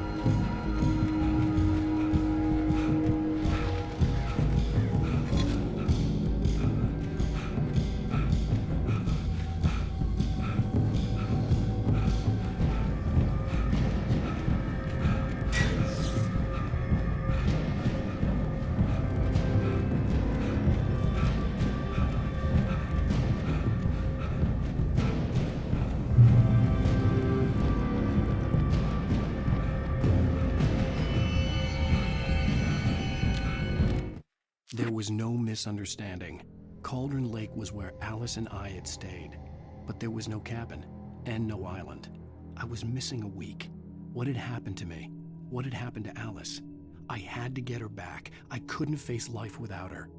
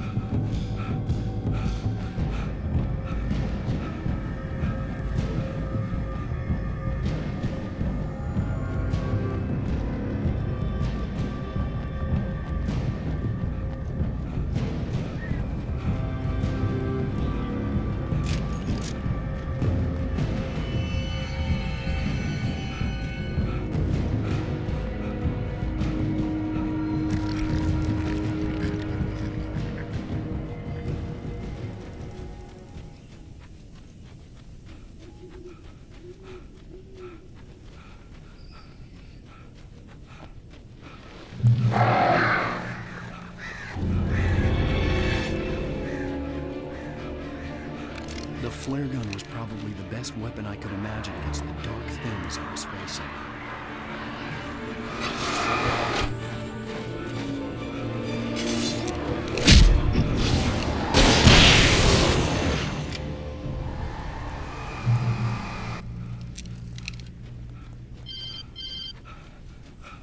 It was the kidnapper.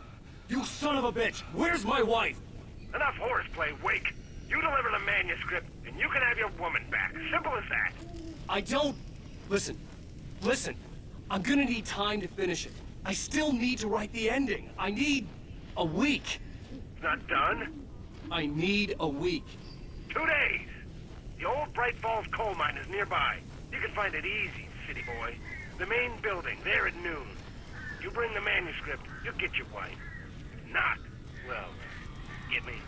Yes, I get you.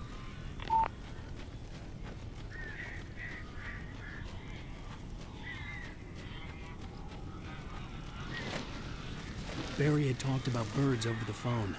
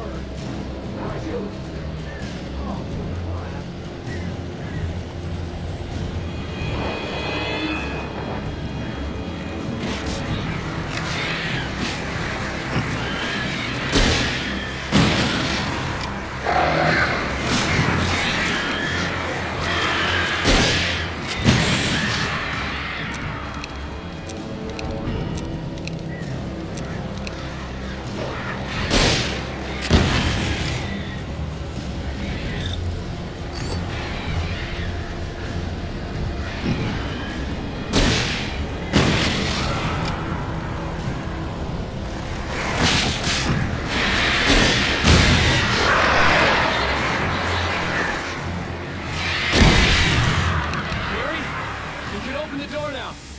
They're gone.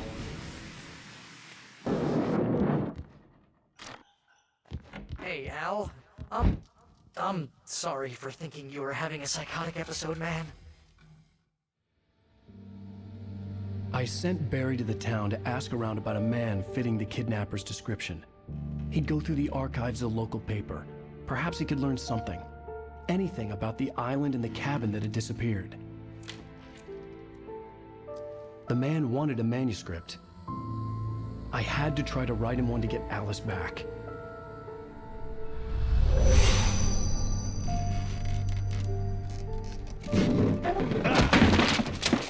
For me, the supernatural had always been nothing but a metaphor for the human psyche, a tool to use in writing fiction. Now, it was happening for real, and I couldn't put a single word on paper.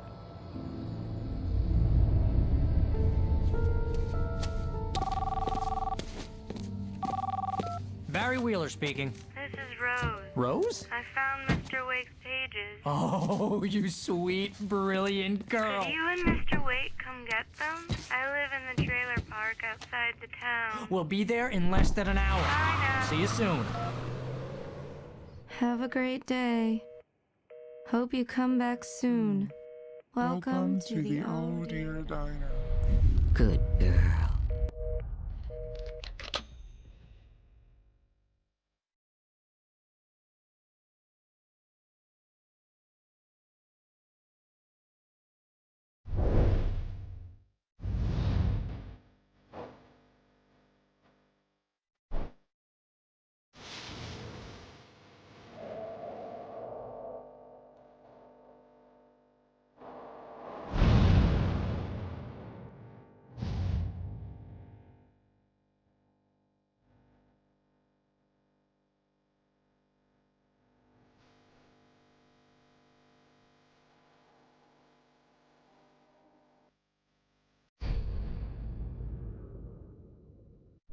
How the hell did she get her hands on the manuscript anyway?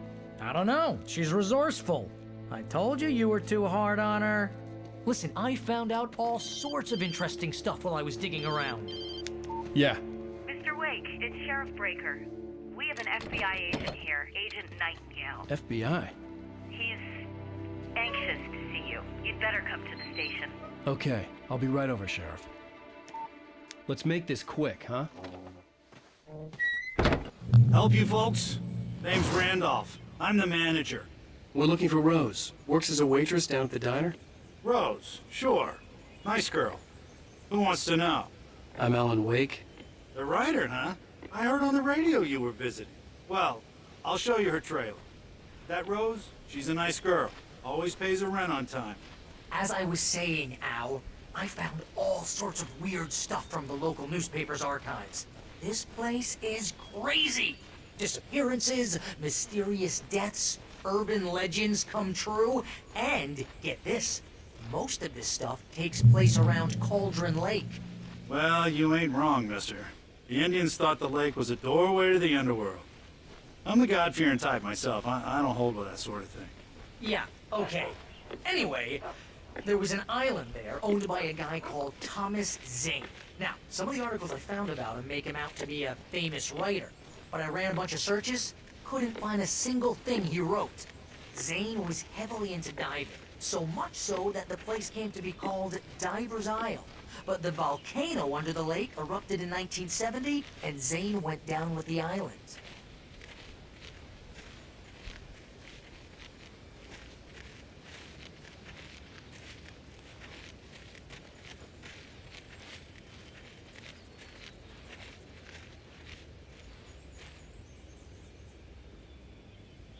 It gets better. A local girl, Barbara Jagger, drowned in Cauldron Lake just a week earlier. They were lovers. Sure, Jagger's a local spook story. The Scratching Hag. Comes for you in the dark. Childish stuff like that. Anyway, Al, I'm just getting to the best part.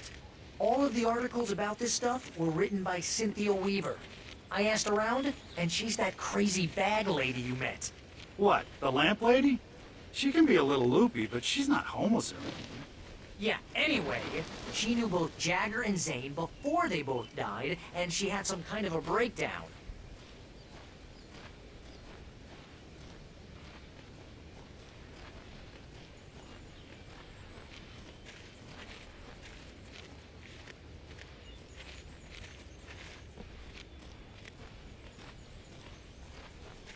Well, mister, this here's Rose's trailer.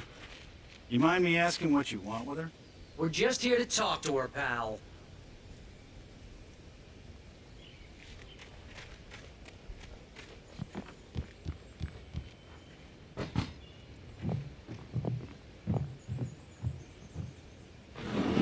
Welcome to... Oh dear. Mr. Wake. I'm so glad you're here. Rose, you have my manuscript? Oh. Oh, yes. Yes. Please, come in. Hey, this is really good. Rose, Yes, my manuscript. I really need it. I understand. I know what you need. A muse to inspire you. Oh, for Barry. She doesn't have anything. Yeah, hey, Al? Al, what's... Oh... Barry! What? What?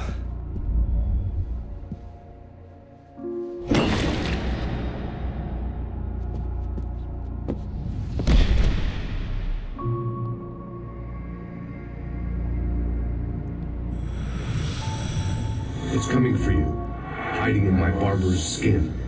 I'm too weak to stop it. You must turn the lights on. I promised I'd come visit you and your lovely wife. You must finish what you started. I insist. You must turn the lights on. Turn the light on. Back to work, boy.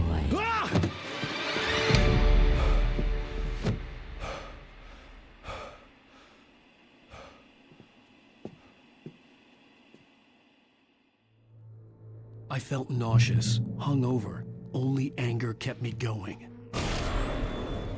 I can't tell reality from dream anymore, but it seems I have an imaginary editor to help me. She's an old woman in a funeral dress. I call her Barbara Jagger. She's very strict. I'm writing faster and faster. My manuscript is being heavily revised. The edits are getting very aggressive, and each day there's less of me and more of her. I hate it, but I know she's right. She promises me I can save Alice this way. She knows more of this than I do. About the complex incantation I'm attempting. About this place. She's worked with another writer under similar circumstances, Thomas Zane. The genre of the story seems to be shifting. It's turning into a horror story. I'm getting close. I can feel it. Rose took a day from me. I had less than 12 hours left to meet the kidnapper. All I could do was get Barry into the car, work something out once I got on the road. Welcome to the Oh Dear Diner. What can I get you today? Coffee? I couldn't work up much hate for Rose. Something had used her to get to me and left its mark. My gun and flashlight were gone. I'd have to find a way to get Barry into the car as quickly as possible. There was no time to waste. Mr. Randolph liked Rose. That little smile she had. How she was still sweet when life had tried so hard to make her bitter. It wasn't any of his business what she did in her trailer. But those strangers, the writer and his smart-ass sidekick, looked like trouble. And they'd been in there for hours, way past her normal bedtime. He reached for the phone and called the sheriff's station.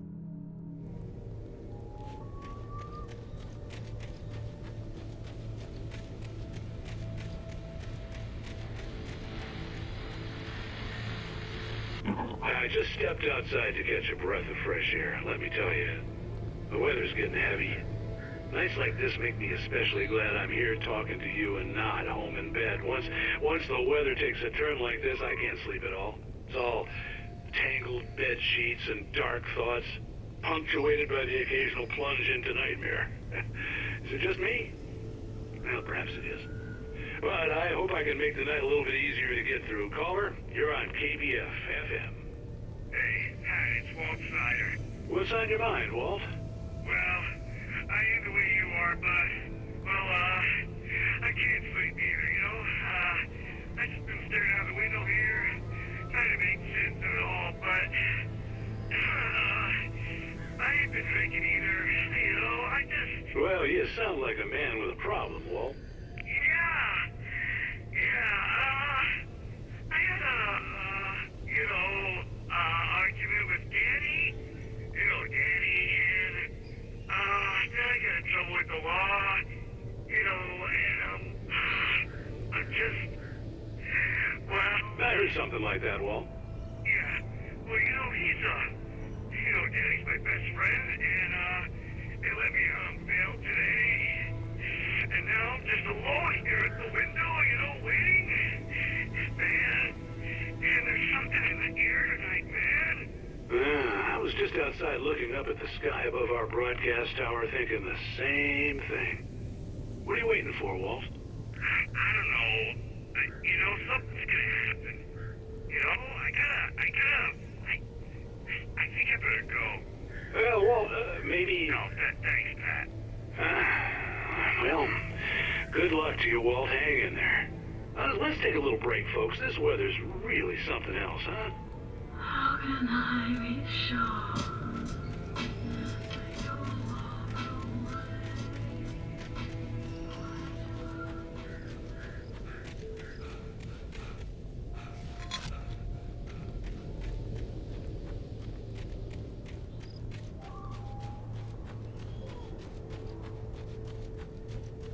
Oh, you're gonna get it now.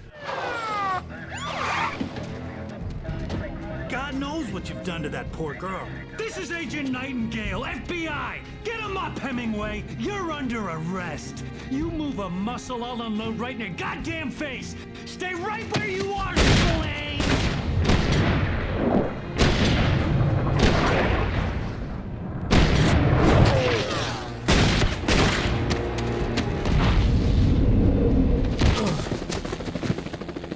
What are you?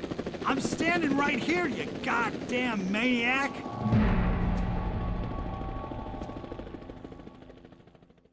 I hated to leave Barry behind, but there was no way I'd miss my appointment with the kidnapper. Mr. Wake, come on!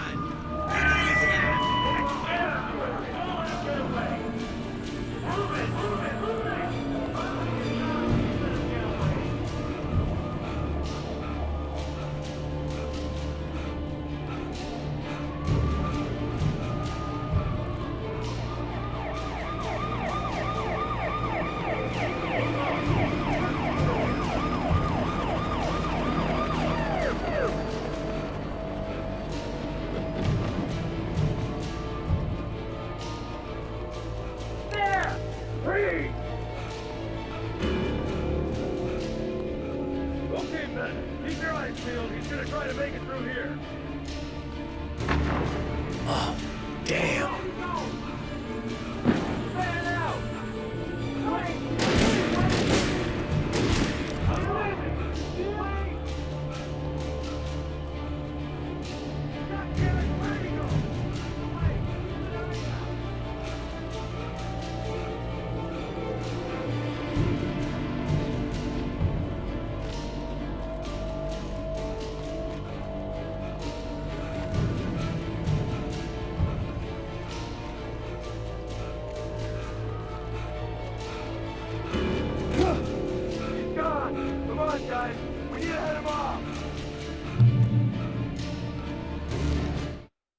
For decades, the darkness that wore Barbara Jagger's skin slept fitfully in the dark place that was its home and prison. It was hungry and in pain. It dreamed of its nights of glory when the poet's writing had called it from the depths and given it a brief, terrible taste of power and freedom. The rock stars had stirred it from the deep sleep the poet had sunk it back to in the end. When it sensed the writer on the ferry, it opened its eyes.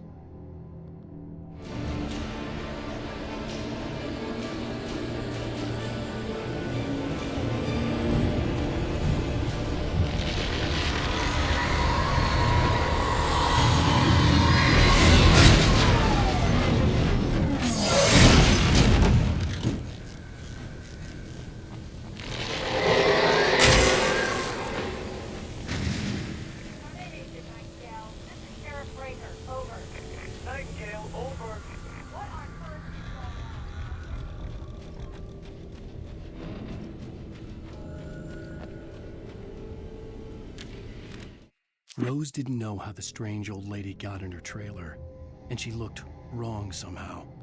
The woman showed her teeth in an approximation of a smile and traced a finger down Rose's cheek. "Pretty girl," she said.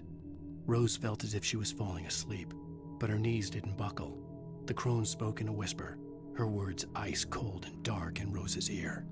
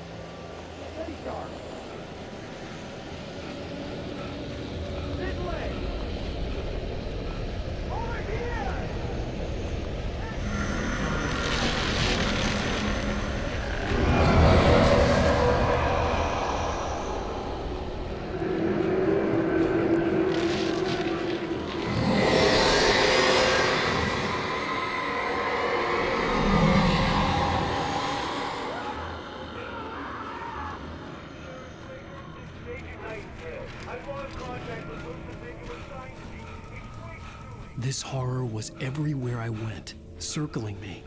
The cops didn't stand a chance. They were after a writer, not a monster.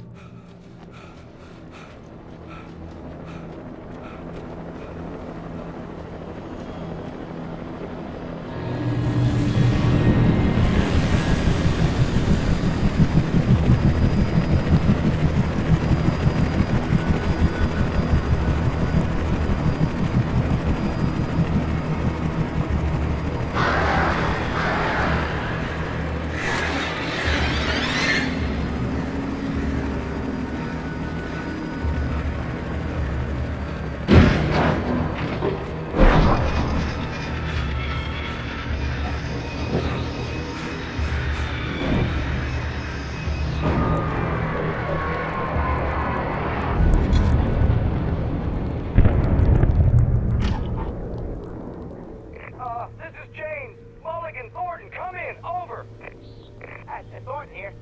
James, we got both Wheeler and Rose in custody. They didn't put up a fight or anything. But here we... Hey, what you... Come on! Sit down and give me that. James, Mulligan here. Over. Go ahead, Mulligan. Over. We got Wheeler and Rose here. Wheeler's drunk or hopped up on something.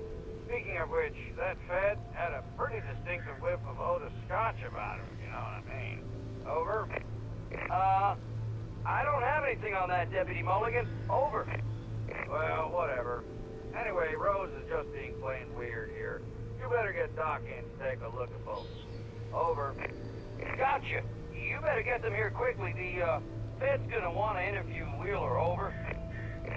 Oh, yeah, I'll bet he does. Looks like they have a lot in common. Mulligan out.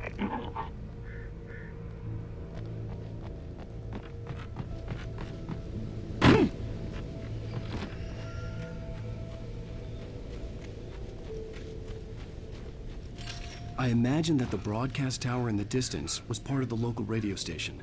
Maine seemed like a decent guy. Perhaps he could give me directions to the coal mine.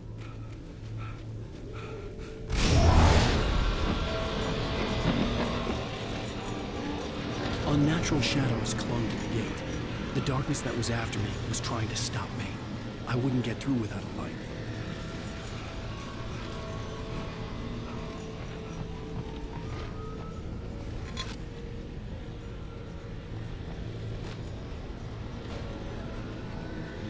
There was no power to the searchlight.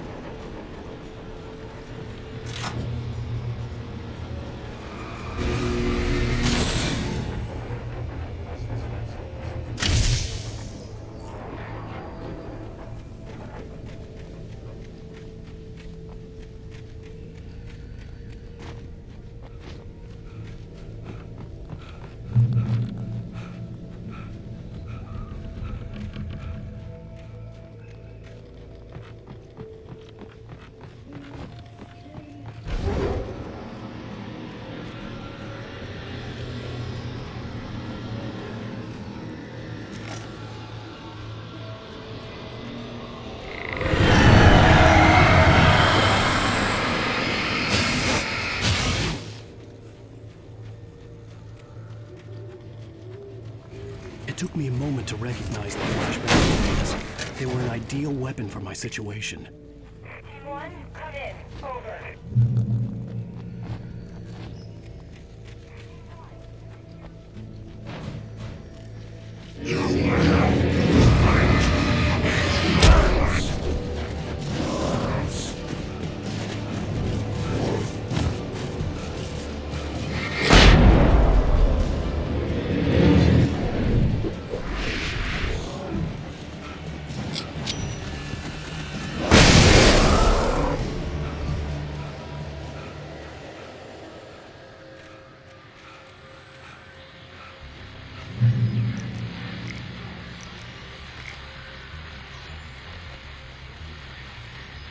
And here's another call. You're on KBFFM with Pat Maine. It's Milt Peabody, Pat. What's on your mind, Milt? Well, I live near the trailer park, Pat, and there's a big ruckus going on over there. Well, that's just up the road from me, too. What's going on, do you know?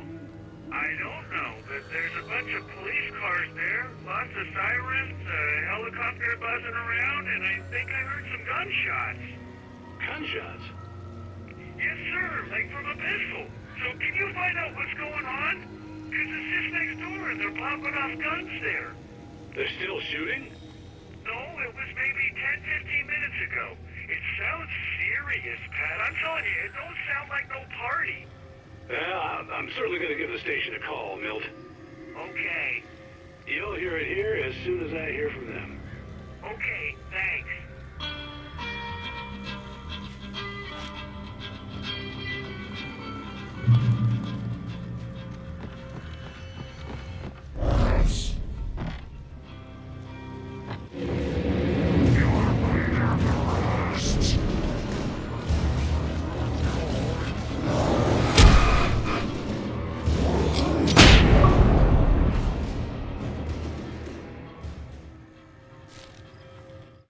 Touched by the dark presence, Rose was lost in a dreamland where everything was drawn in black and gray crayons.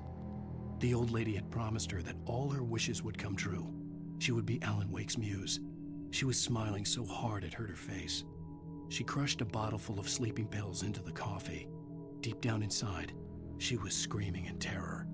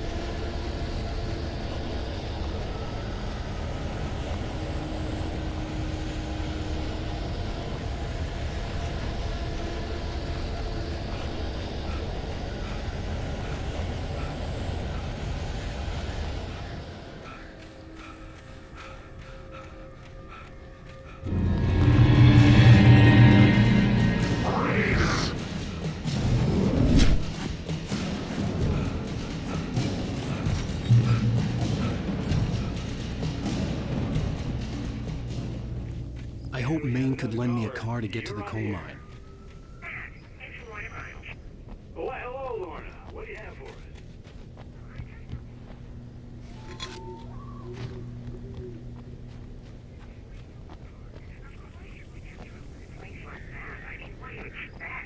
The sheriff should be helping us normal citizens instead of wasting resources on those people. Well... You'll have to try to sort themselves out. I'm sorry, but my granddaddy settled in Bright Falls in 1911. Well, thank you very much for that, compassionate viewpoint, Lorna. How can I be sure?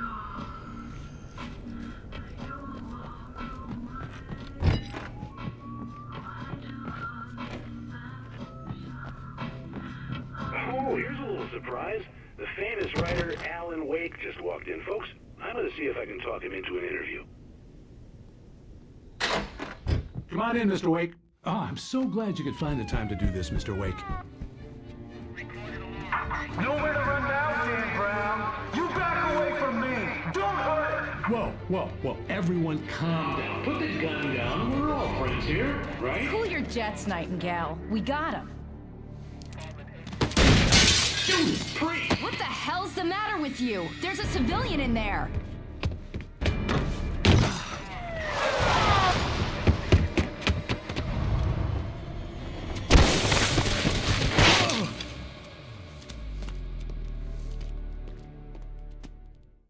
I'll get you yet, even if it kills me. You hear me? You hear me, H.P. Lovecraft? I had fallen off so many cliffs it was ridiculous. That's what you get for naming a book The Sudden Stop. It was probably good. Nightingale stared through the broken studio window into the dark woods. He turned around, started to walk out, but Maine grabbed his arm. "Young man, you almost shot me. You don't shoot off rounds at people like that. What's the matter with you?" Nightingale shook his arm free, marched out. His cheeks burned with rage and humiliation. But I hadn't had the chance to tell Maine where I was going. I'd have to lose the cops and find my own way to the mine.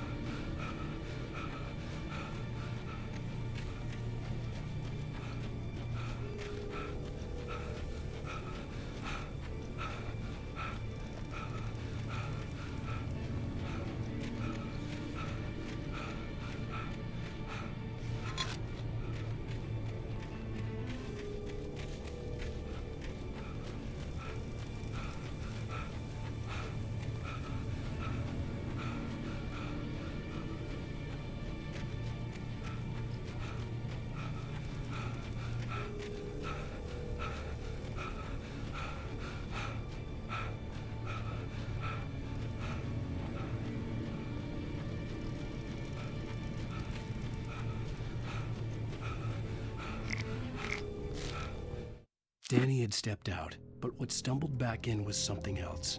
Something alien. A monster. Walter tried to kill it, first with his fists, then a chair. It wouldn't die. Instead, it kept coming, unaffected by the beating it had taken. After Walter managed to kick it down the cellar stairs, fear took over. He ran, got behind the wheel, gunned the engine. The booze wouldn't make him forget, but he knew he had to try.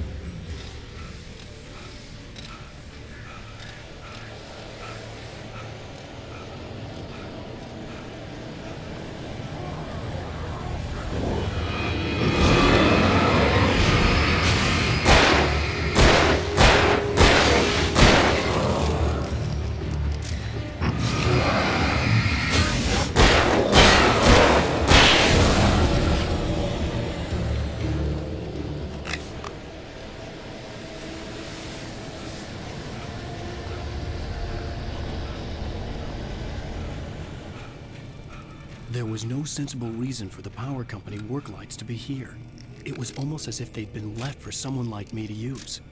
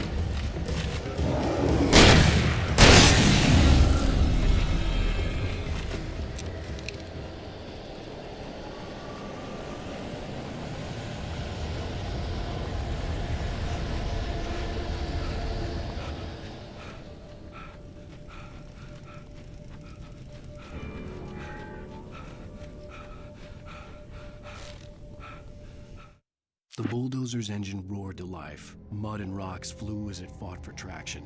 It crashed through the concrete wall and landed heavily in the yard. If it were an animal, it would have shaken its head after the impact, fixed its eyes on me, and charged. Of course, it had no head, nor eyes. Shadows crawled on its form, twisting it into a monster. Then, it came for me.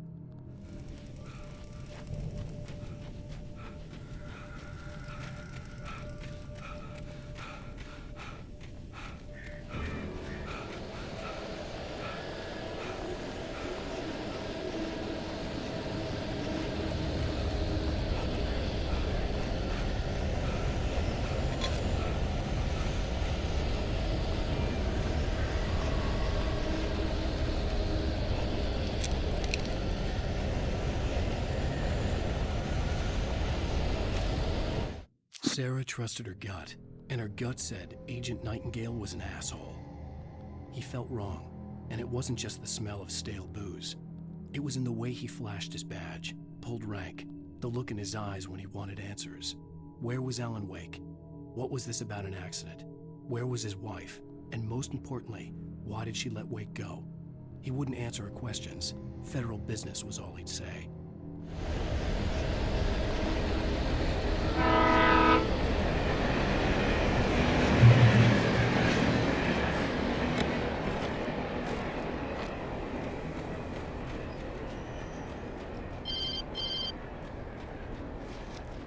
Hello? The most stubborn man I've ever met. Alice? Alice? Alan, I'm so afraid. It keeps me in the dark. Please help me. I look at you, Alan, and it's not you. It's something else. Looking out from behind your eyes. Alice, I'm here. I'm so alone here. It's all gonna go to hell. You need to be careful. Cooperate. The connection had been terrible, but that wasn't the only thing that hadn't been right with the call. She sounded wrong. The pipe wrenched itself loose from the bridge's steel framework. Wrapped in darkness, it floated in midair, twitching. For a moment, I didn't understand what I was looking at. The heavy object lurched at me with impossible force. I threw myself out of the way, but just barely. When I turned my flashlight on it, it shook in a dark rage before it flew at me again. Wrong somehow, but she had called me.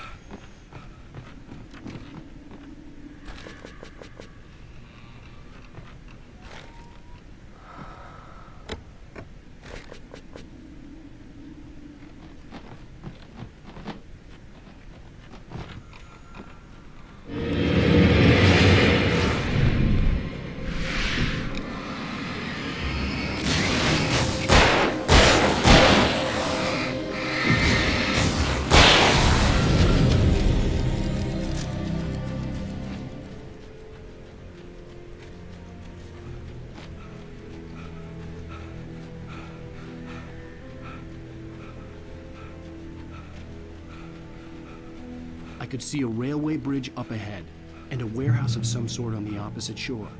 I hoped I could find a car from there.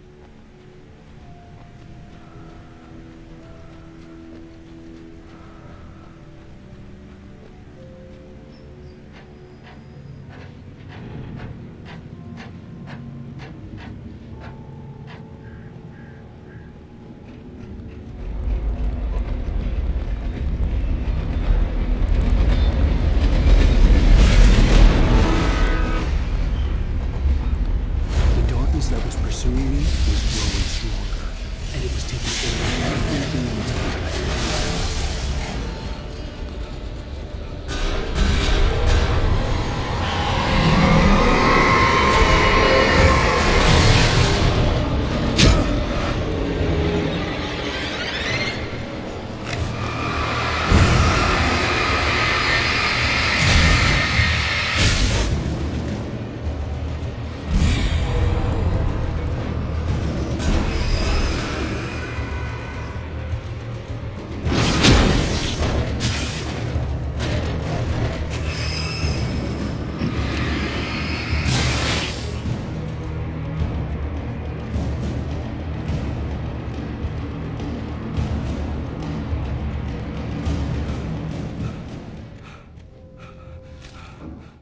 I slammed the door shut right in his smug face.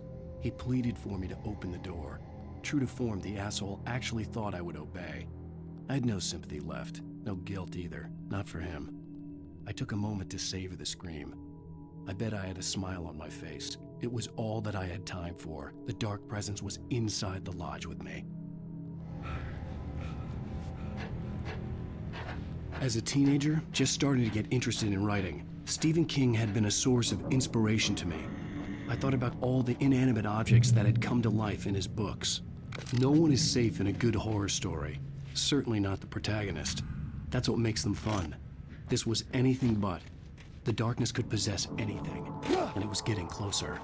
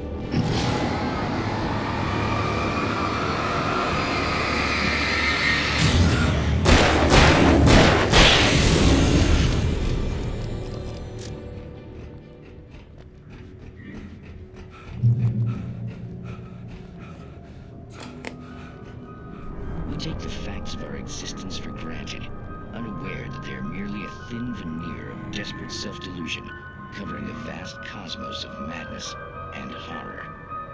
All too often, the stars are right. In Night Springs.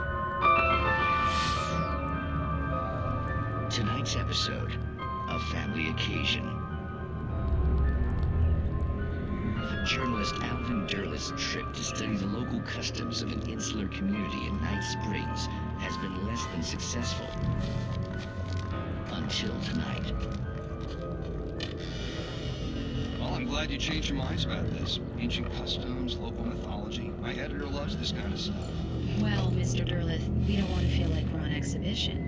But you have demonstrated the seriousness of your intent. Oh, I am serious. Really, just do your thing. I'll stay out of your way and observe. Actually, I thought you could assist us. I'm afraid we are a man short. It would provide you with an intimate perspective. Could I really? Of course, Mr. Derleth. Well, I guess that's the least What would I have to do?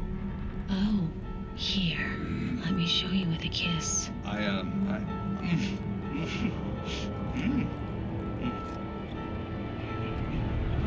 What did you add?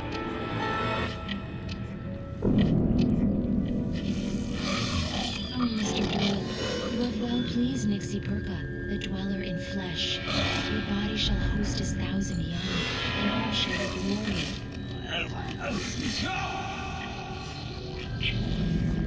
Shh, darling, be calm. Shh. Alvin Derleth learned a harsh lesson. If you go looking for mythology, it may come looking for you. And such quests always bear fruit. In Night Springs.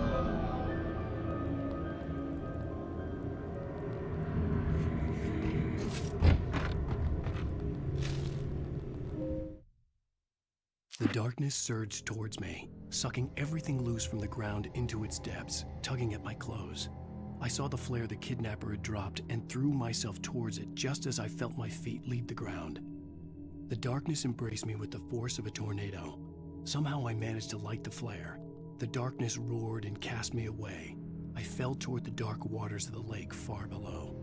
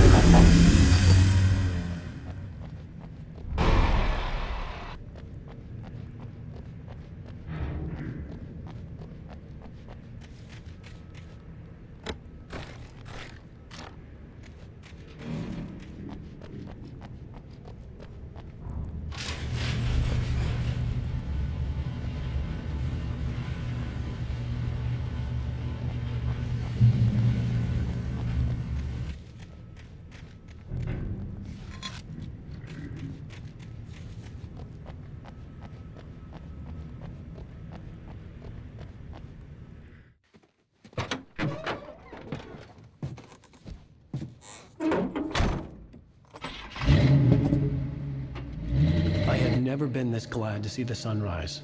I had a couple of hours to get to the coal mine.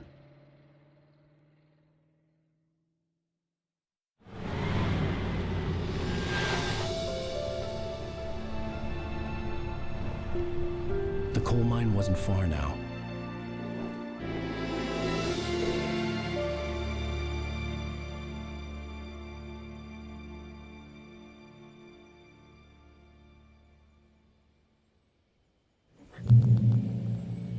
Today, I would meet the kidnapper, and he would give me Alice. I wouldn't give him any other choice. A drowning man would clutch at a straw. Little by little, without realizing it, I'd come to believe that the story in the manuscript was coming true. The current of its narrative had taken me deeper and deeper into dark waters. Alice had been taken from me. Barry was probably in jail. I was a fugitive from the FBI. The whole world taken over by the dark presence was trying to destroy me. It all felt real, but it matched a textbook case of insanity.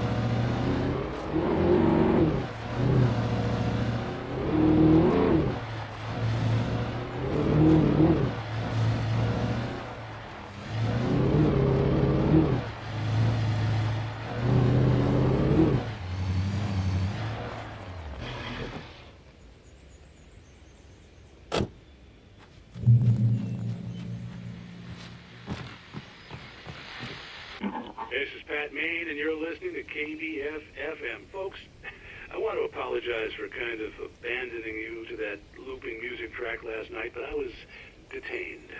You see, I encountered a big-shot G-man with an itchy trigger finger who could use a lesson in manners and a boot in the ass, not necessarily in that order either.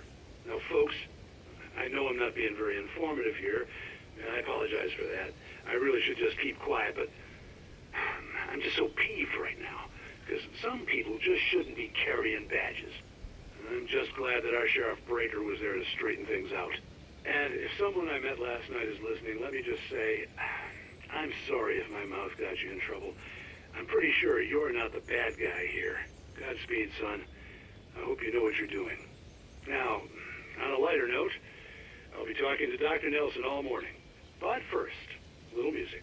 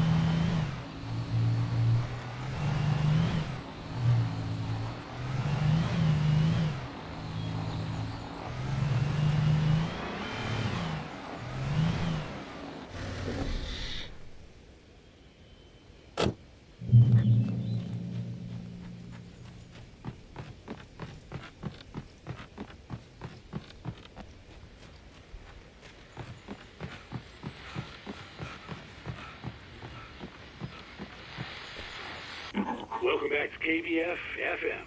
Hope you enjoyed that tune. Now, Doc, you were talking about life and finding that special someone, that soulmate. Well, you were talking about that. I was saying I don't buy it. Well, see, to me, that's strange, because I always pegged you as a hopeless romantic. You got me there, Pat.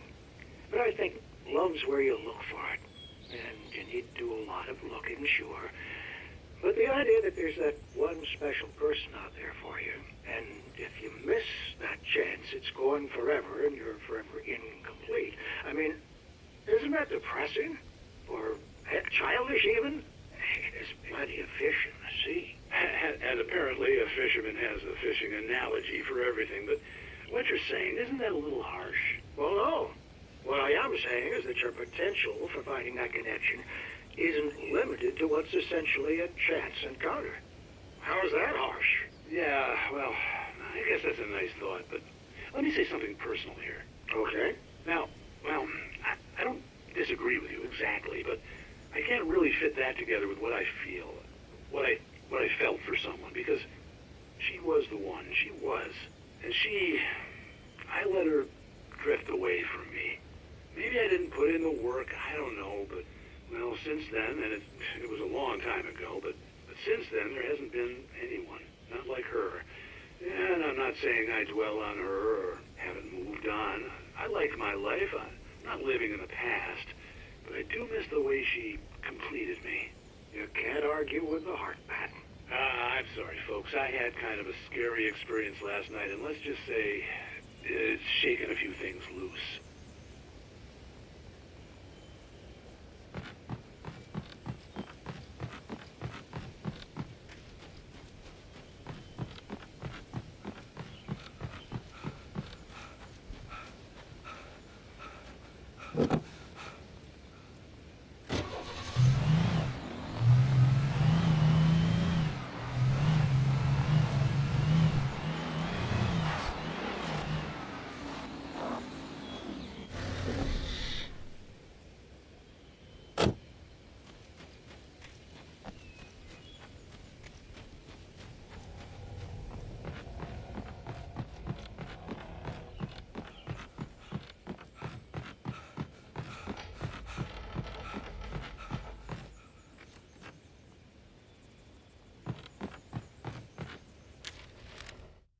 For Mott, spying on the writer on the ferry had been a disappointment.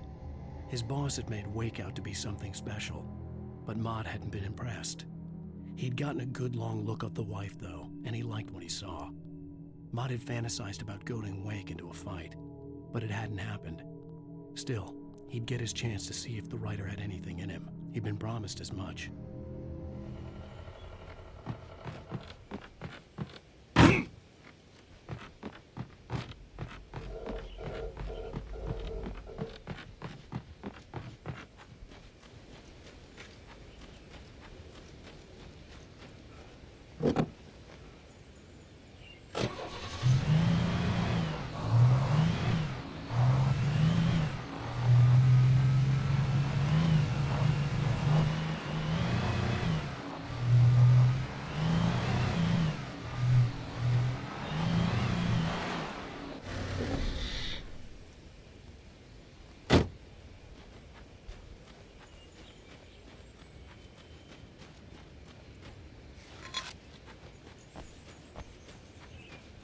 I was early. I was supposed to meet the kidnapper at noon in the main building. The coal mine was quiet. It was a museum now.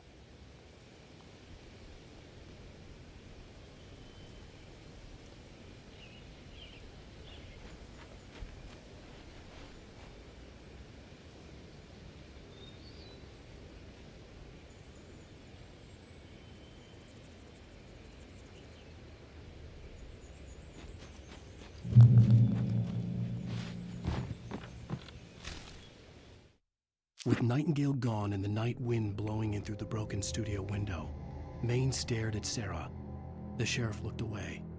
Maine's voice shook with barely controlled anger. That boy's doing more drinking than thinking.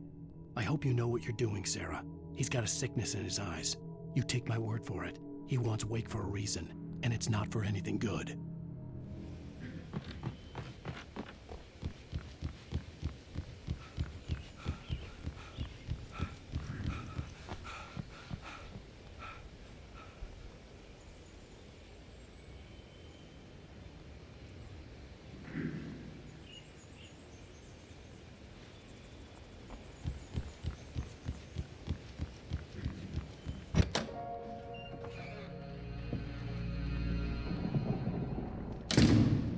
I didn't want to go outside.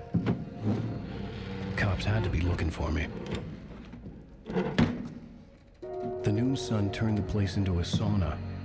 The day dragged on.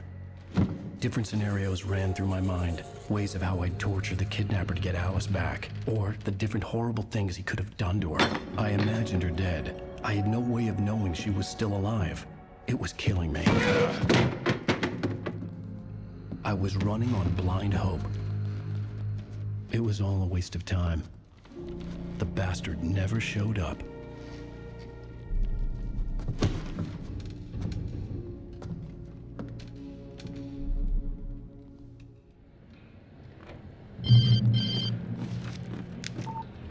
Where the hell are you? Change of plans. You know where Mirror Peak is? It's a big mountain north of where you are. You follow the path from the mine, you can't miss it. There's a lookout point there. I'll be waiting. I'm through being jerked around by you. You want to see your wife alive? Because if you do, you better watch what you say to me. Do we understand each other?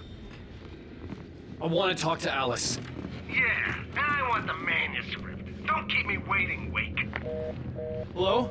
Hello! Ah! I'm gonna kill him! I had to get to Mirror Peak.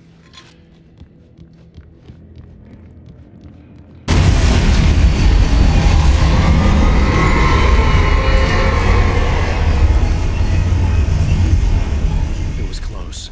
Maybe closer than ever before.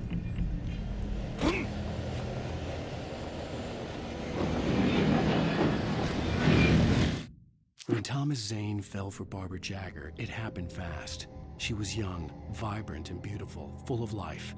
He had never been a very happy man, and without any seeming effort, she had changed all that. Zane felt good for the first time in his life. Everything she did was another piece of a jigsaw puzzle he hadn't even known he'd been missing. And best of all, she made the words flow, strong and sharp. She was his muse.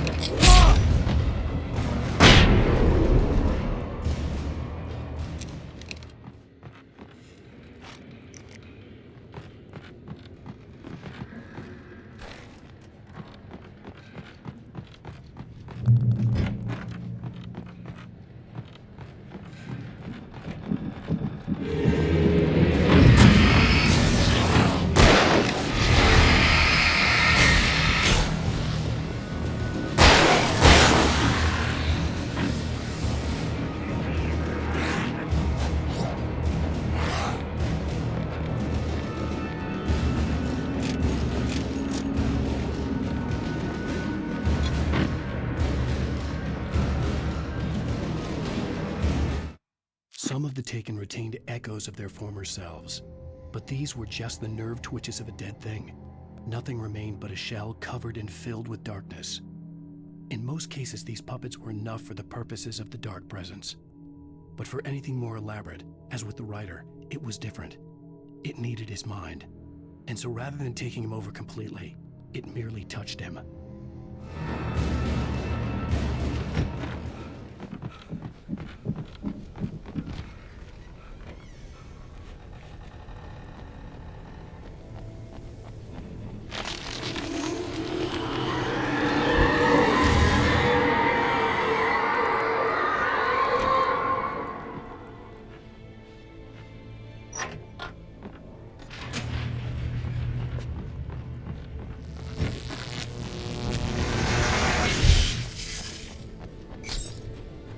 There was no way the flashbang grenades were standard power company equipment.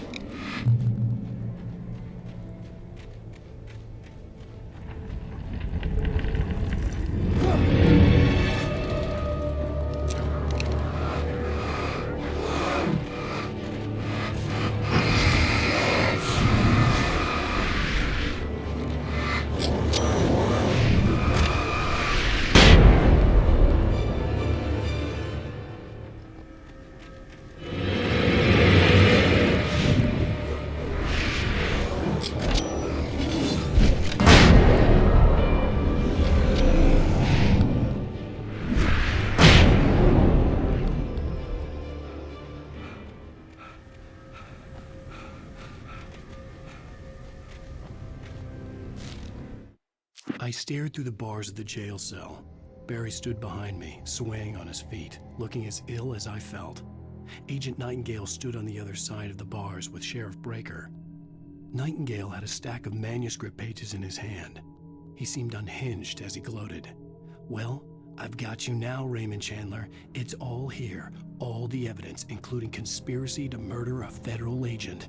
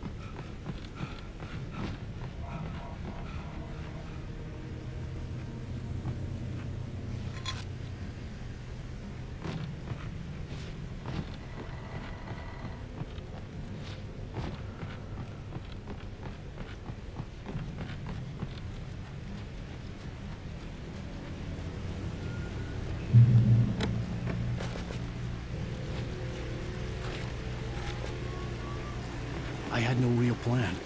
I was going to give the kidnapper all the manuscript pages I had for Alice. If that wasn't enough, I'd hold him at gunpoint and make him talk.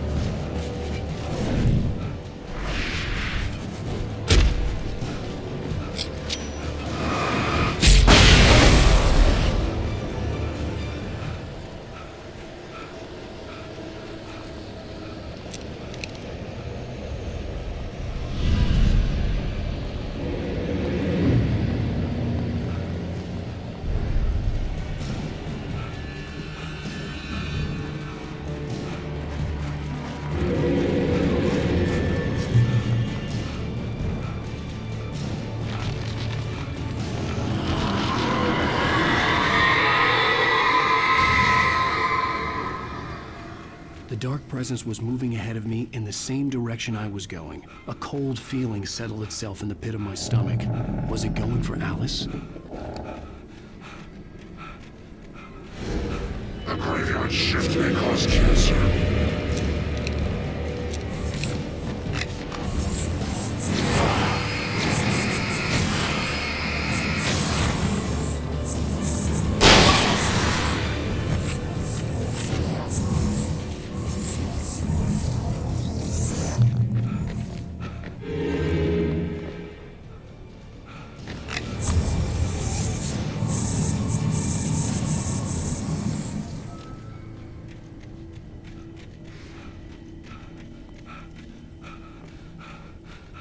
The place was dead, a ghost town. Had been for decades, maybe a century.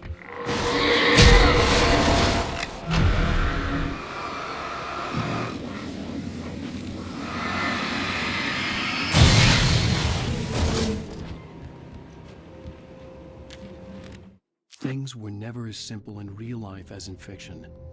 I had lost count of the times I had wished there'd be a clear reason for my writer's block. Something to fight, something to lash out on. There wasn't. I was filled with doubt. I was nothing like the hero in my books. Alex Casey had gone through his life with single-minded determination, never wavering from his goal. Even now, I was angry at myself, angry at Alice, angry at Barry. I was fumbling and I had no plan.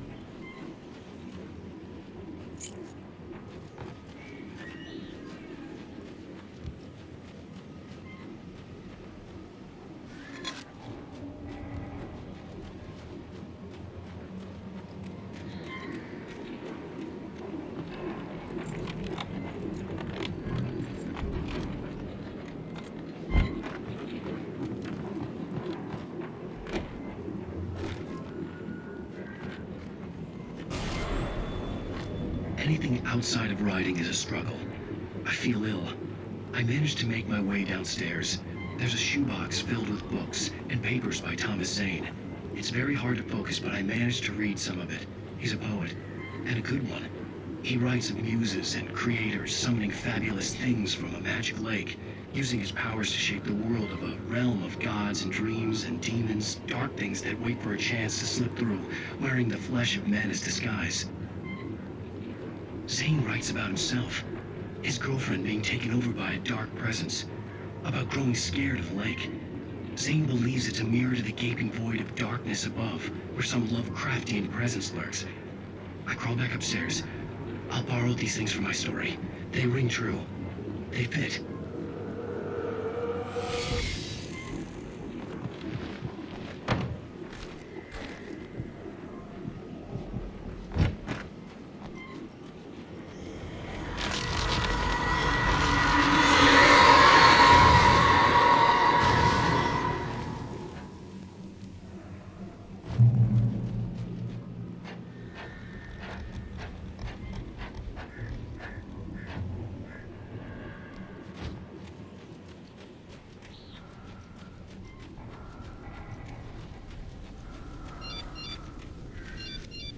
The kidnapper had sent me a text.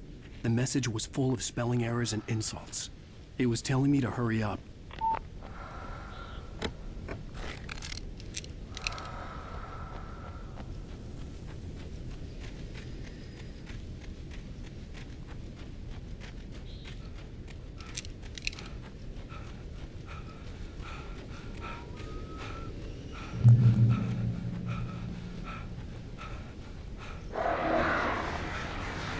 Birds.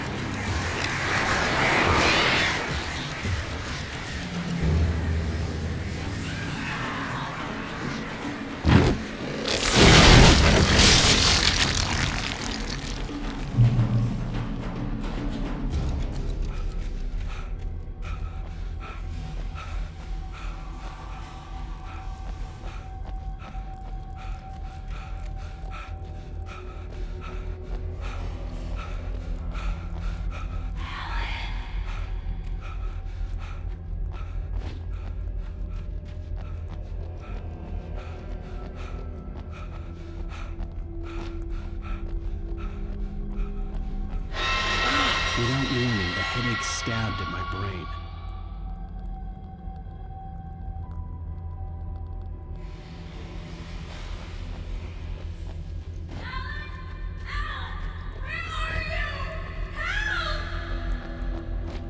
Alice?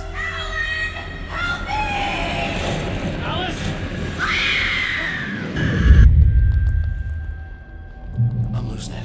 I gotta get out of here. The hunters were big, thick-set men, confident and at home in the woods. They were feeling good, running on beer, ghost stories, and camaraderie late into the night. It did them no good, as they were taken by the dark presence, sucked deep into a darkness far worse than any ghost story they ever told or heard.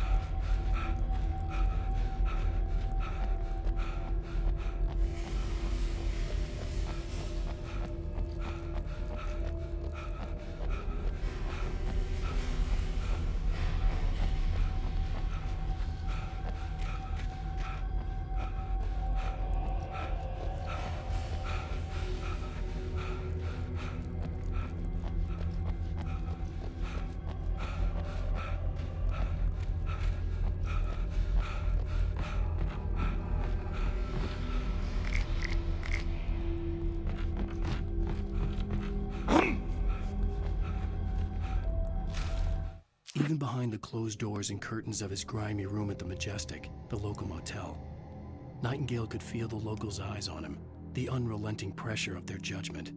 He forced it out of his mind. For all he knew, they could all be under Wake's spell already. You do what you have to do to get the job done. He took comfort from the bottle in his hand. Please, he thought, just let me get through this.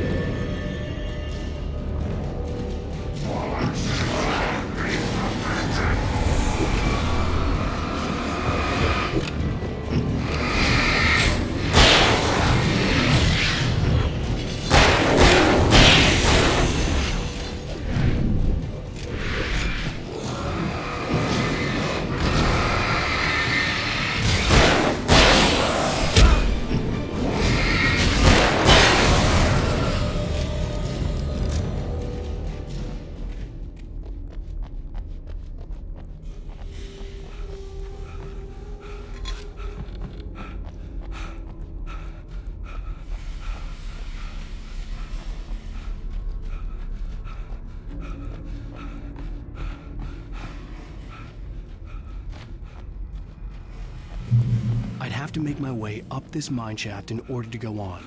Maybe the machinery could help me with that.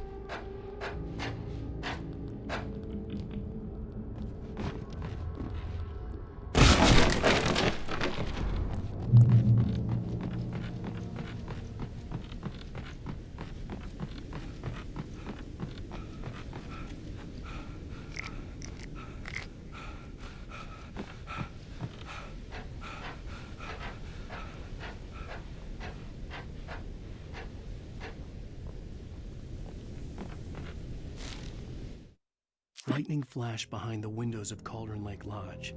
Tor Anderson laughed and held the steel hammer above his head. Nurse Sinclair was trying to calm him down without success.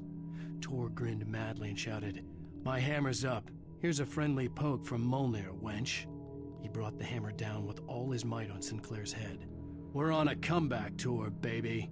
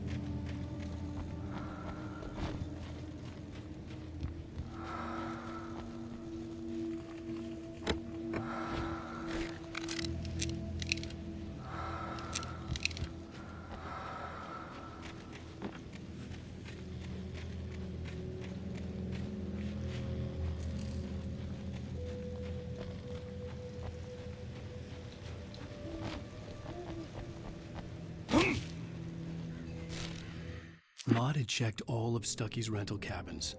There had been no sign of the Wakes. It was dark when he'd found their car parked at the end of the road by Cauldron Lake. It made no sense. They must have taken a wrong turn, but there was no sign of them, and the car had been there for hours already. Frustrated, Mott stood on the rotten ruin of the footbridge that had once led to Diver's Isle before it sank beneath the waves years ago. The boss wouldn't be happy.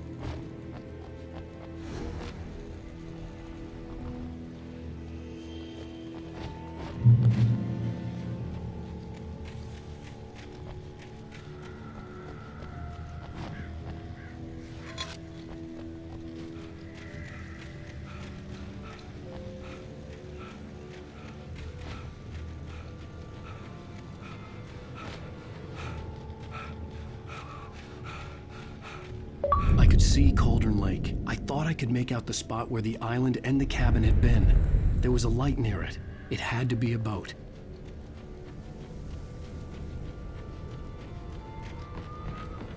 I was close now. I tried to hold on to Alice, but her form melted away. I was losing control. Dr. Hartman stood in her place. I wanted to hit him, but my arms were jelly. He smiled. It was a reassuring smile, and I hated him for it. I had to give you a sedative. Don't fight it. You went through another rough period. Right now, it's very important that you stay calm. We don't want you to have another episode. You're a patient at my clinic. Have been for a while now. Had to get there fast. I dreaded what I would find. Wait! Are you? Wait! Hey, I'm here! I'm coming! No! Get away! Sorry! Please, leave! The boss didn't know who he was messing with! I didn't know! I swear, I didn't know! We don't have his wife! We don't know where she is! She's probably drowned! We just...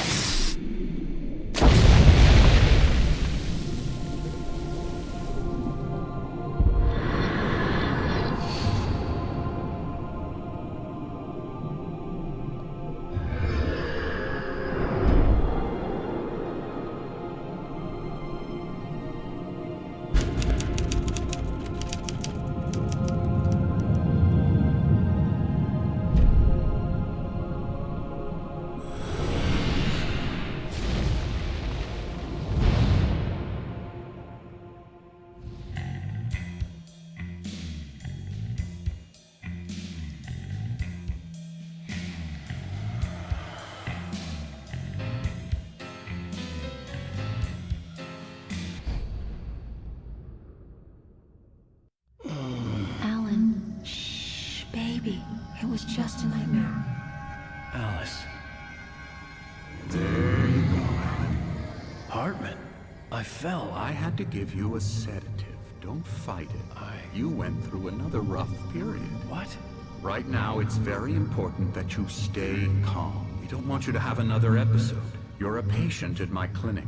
Have been for a while now. The shock of your wife's death triggered a mental illness. No, you're lying. You're suffering from various symptoms of undifferentiated schizophrenia. Bastard. It's okay, Alan. Just let go.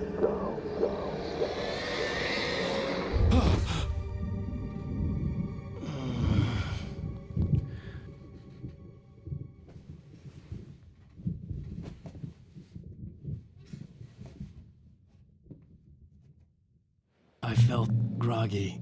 Whatever Hartman had bumped in me was making me numb. I felt like this was happening to someone else. Someone I was watching on television. I couldn't think. Couldn't focus. The door was locked. I was a prisoner here.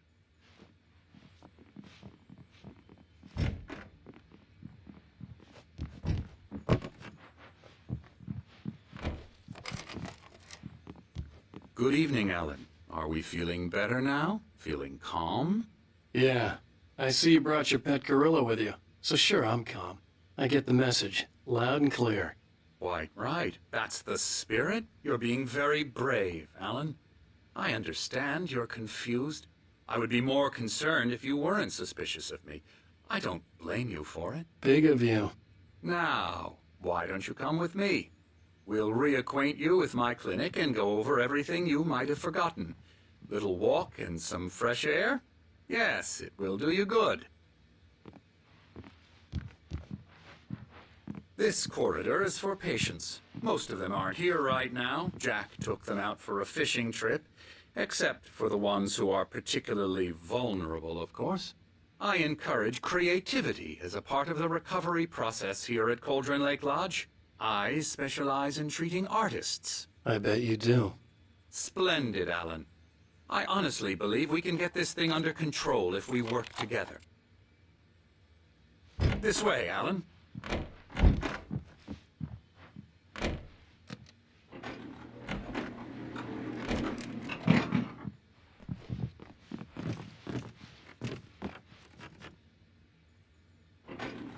Now, Alan, from past experience with you, I know I need to get right into the heart of the matter as quickly as I can after an episode. So I'm just going to say this. Alice is dead. No. You're in a very vulnerable state until you understand and accept this. Alice drowned, and you couldn't face that.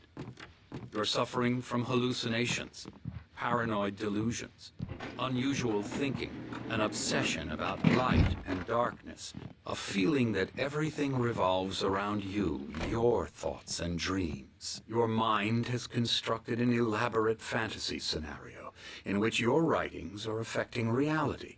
She has been kidnapped and supernatural forces of darkness are trying to stop you. We go this way, Alan. I wasn't ready for another shot, so I went along with it. He had to be lying.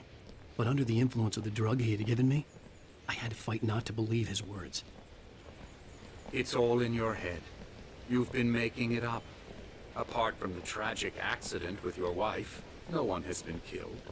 Your delusions are just a manifestation of your subconscious mind trying to protect you from the too painful truth. Unless we fight the fantasy, it will return. I know the instinct is to resist me, but think about it. Doesn't this make far more sense than the insane supernatural conspiracy you have concocted in your mind? You're a skeptic by nature, Alan. We both know this. Everything can be explained logically.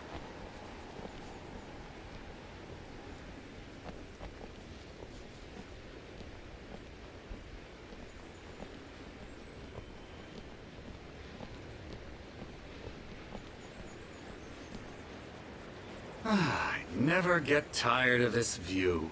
Very inspiring, isn't it? Cauldron Lake spread below us. I could see Mirror Peak on the other side of the lake. I thought I could make out the spot where Diver's Isle had been when I arrived with Alice. Now there was nothing but waves. It seems there's a storm coming. Funny, I don't recall there being a mention of that in the weather forecast. Well, no matter. This way. Follow me. Alan, what I'm telling you is good news. Right now, we're in control. Every time you have a relapse, it gets more and more difficult to resurface from the dark depths of your imagination. Not surprising, considering your profession.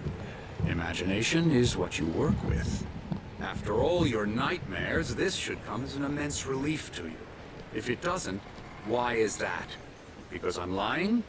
Or because you don't want to admit that you're not well? It's very natural for you to think of me as your enemy. It's part of the illness. I let him talk. After all, Hartman I'm the one obviously trying loved to his bring own you voice. out of the world His words you've echoed constructed madly for yourself. inside my head. But I can't I dug do my it nails by into the myself palms of my now. hands to stay You focused. need to work with me. Once you accept that, we can begin the journey towards your recovery. Come along. Let's go inside. Here's the entrance to the office wing. That's for staff only. Spooky. Come on. Scary, scary, scary.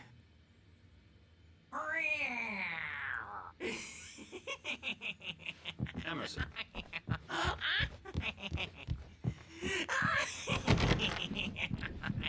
I'm a real bad dream, mister. You should be afraid of me. Don't want to run into me in the night, that's for sure. Please, Emerson. Mr. Wake is confused enough as it is. Yeah, you'd like me to go away so you won't be scared. But you can't just decide what kind of dream you have or when you have it. Emerson. Okay. Sorry. Ew. That's Emerson. We're actually making some progress with him, I'm happy to say. He works on video Elbow games. strike. Ooh, It's yeah. trash, of course, but it does involve Get him some to the head. small creative effort, which makes him receptive to my therapeutic methods. No kidding.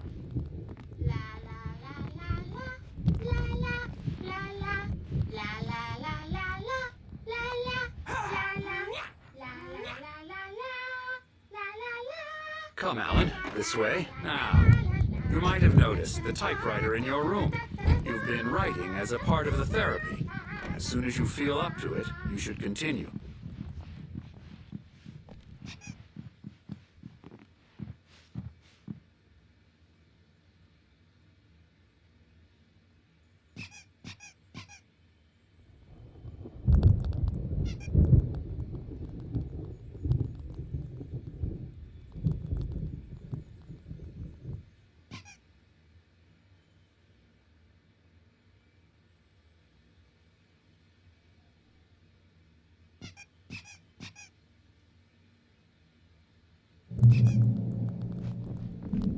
My rheumatism's killing me.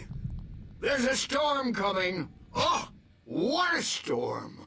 I hope it wipes this place off the face of the earth. And these two are the Anderson brothers, Odin and Tor. They had how should I put this? A heavy metal band in the 70s and 80s called Old Gods of Asgard. They even adopted new first names to complete the image of Viking gods. After the band broke up, they lived on a farm nearby. They are, well, in advanced stages of dementia. They're well cared for, TLC and all that. There's nothing more that can be done. I'm afraid that the rock and roll lifestyle has left its mark. Oh, that won't do. I'm so sorry to cut this short for now, Alan. The power has been acting up. I'd better go check on it. We'll continue this soon. Meanwhile, when you feel up to it, return to your room and try to write. It really is for the best. Don't you think? I'd like to bash his head in with a hammer. Oh, he'd love to fish out our secrets, but he has no clue. He's not crazy enough. Not crazy like us, Sonny. Yeah! Being crazy's a requirement, Sonny. Who else could understand the world when it's like this? It takes crazy to know crazy. That's the sanest thing I've heard in a while. Zane! You're all right, Tom. Hey, we like him, don't we, bro? He's got to go to the farm. The Anderson Farm. Valhalla! We wrote it all down, lest we forget. A crash course. All you need to know to get your head right. You need to find the message. Here, Sonny, here's something for you. Gave me a rash, but I kept it safe from these bastards. Zane could feel the poems, taking form, shaping things. As he experimented, he imagined he could almost feel the power surging through the keys of the typewriter. It exhilarated him. But there was fear, too. If not for his young assistant, Emil, he would have given it up. But Emil convinced him otherwise. He, too, had a way with words.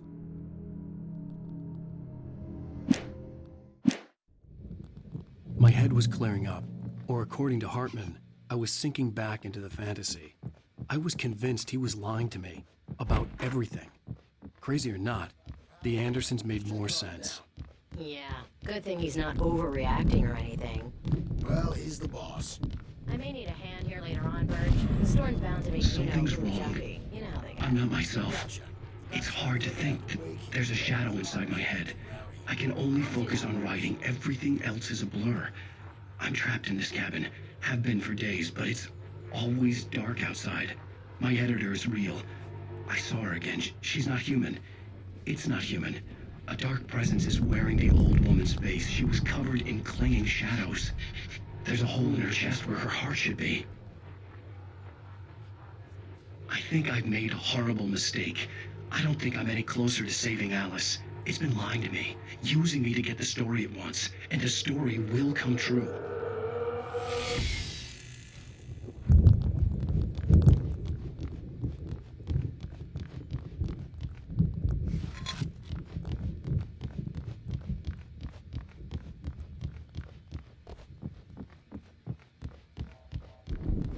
Hey, wait. Why don't you humor Dr. Hartman and give the writing a shot, huh? Typewriter's in your room. The white glare of the blank page in front of me hurt my eyes. My hands began to shake uncontrollably. Everybody, calm down. Put that down. Bert, I need help. Hey, Wake, you stay here. I'm gonna go see what's up. You just keep doing what you're doing. Be cool, okay?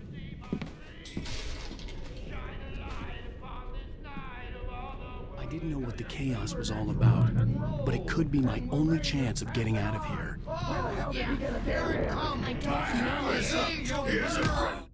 Hartman kept talking, giving Barry the grand tour, clearly proud of the place. He went on and on about his hunting trophies, and Barry was impressed. But he was here on business. He raised his voice, cut through the monologue. Hey, Hartman, where's Al? Hartman stopped in mid-sentence, annoyed at the interruption. He nodded at the hulking orderly standing nearby. The man smiled and clapped a practiced hand on Barry's shoulder. Oh, afraid of the crazy Sinclair was brothers, are ya? Not That so wasn't weak love now, time. The crazy are old we? Ford hit her hard. And if she was one of Hartman's goons, she had it coming. I had to get to Hartman's office. He had taken all my manuscript pages. That's where he'd been keeping them. It's my store. I'm taking it. Come on, face the music, We're on a comeback tour, baby. Hartman wasn't happy. Maude could see it in his eyes. He quickly lowered his own. He had made a mess of it, and he knew it. The shame of failure was hard to bear. He hadn't expected Wake to say he needed more time, and he blurted out 2 days, less than Wake had asked for to show him who was in charge. But that wasn't part of Hartman's plan. The markings on the tape said they were recordings Hartman had made at the sessions with his patients. I saw Alice's name on one of them. For a moment, I couldn't breathe right. Now, Mrs. Wake, can you tell me about Alan's problems? He's more and more out of control all the time. The parties, he's so angry all the time. He's getting with you? No, not with me. No, never. Sometimes I almost wish Alan would take a swing at me, because at least that'd lead to a conversation he couldn't just march out of. But no. Alan doesn't really sleep. And the work, well, he's not writing at all. He sits there for hours and just gets more and more frustrated. And I can't talk to him. Yes. Tell me, Mrs. Wake. What would you say to him if he'd listen? I don't know. I want to say, I look at you, and it's not you. Just some stranger who resembles you. Looking out from behind your eyes, and I don't like that guy much.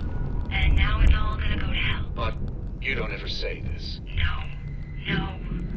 I've tried, but he's not listening. He's too deep in his own problems, always going on about something else.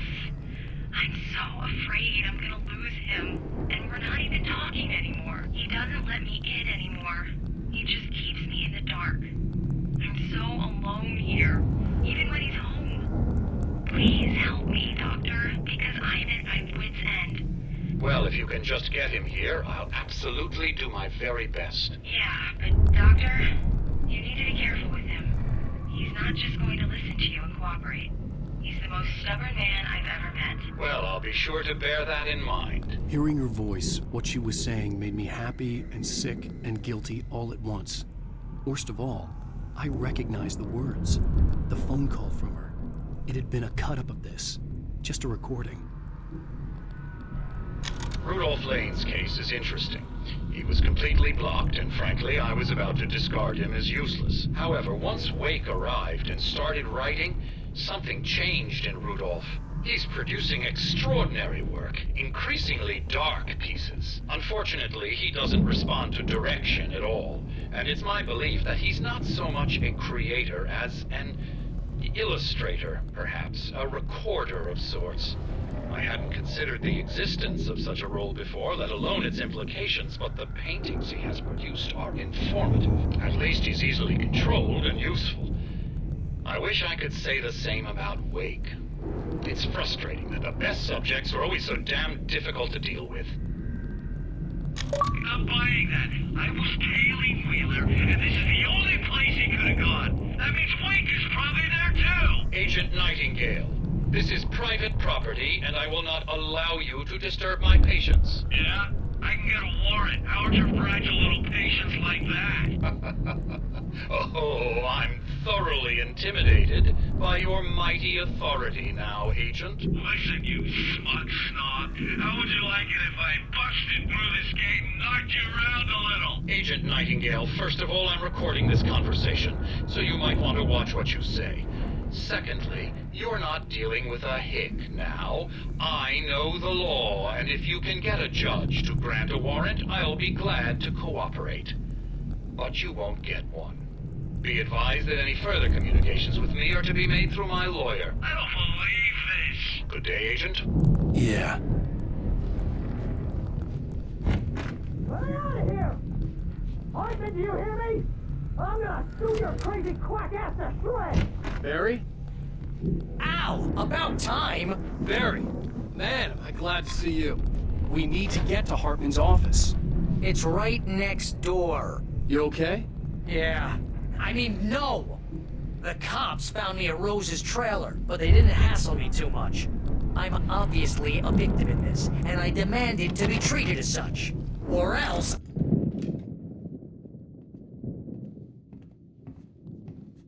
These were all the pages I had on me.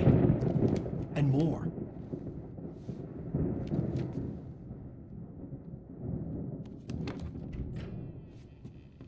Alan, please. You're sliding back into the... Tell me one more lie and I'll shoot you in the face. Ah, well, it was worth a shot. Really, Wake, come on. Let's work together on this. You have no idea... Hartman, shut up! Barry, get out of here. I'll catch up with you. Get a car. Oh, Al, let's just... Go! Wake, listen to me. This is a mistake. Don't you see? Together we can create something absolutely wonderful. with your ability in mind.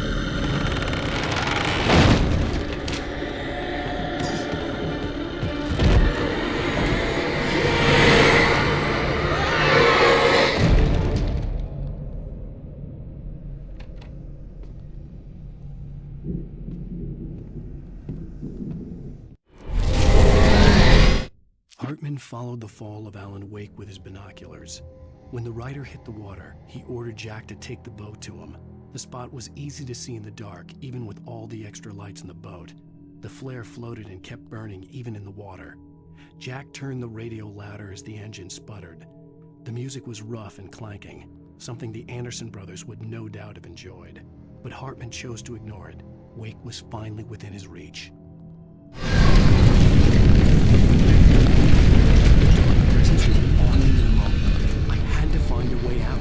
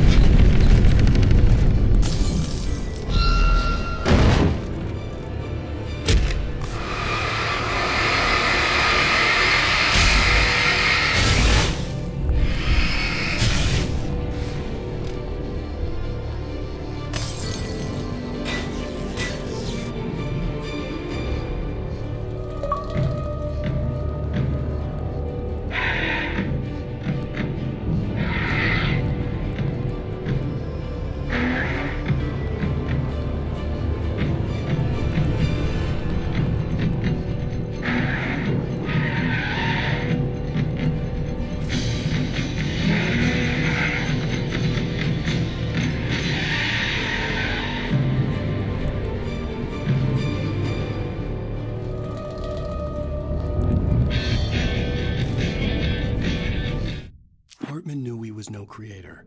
He had no ambitions on that front, and he certainly didn't want to end up like every artist he had worked with here, damaged in ways that were hard to describe, or worse. It was enough for Hartman to maintain creative control and provide direction, to be a producer. That was what most of these people were in need of anyway. Of course, suitable subjects were few and far in between. Want access to thousands of applications? Verizon Wireless has you covered. Check out the latest games.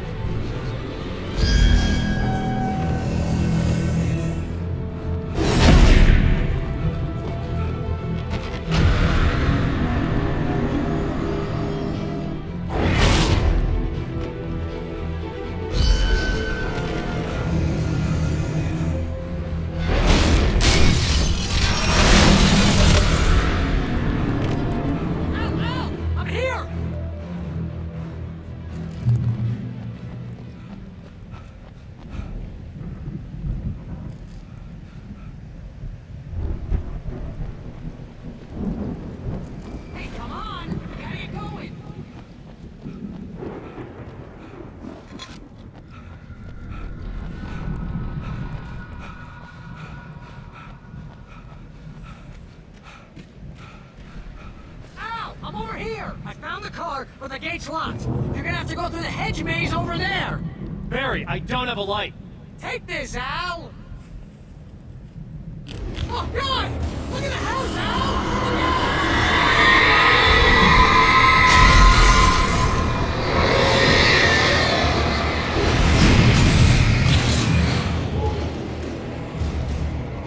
Oh, jeez, Al!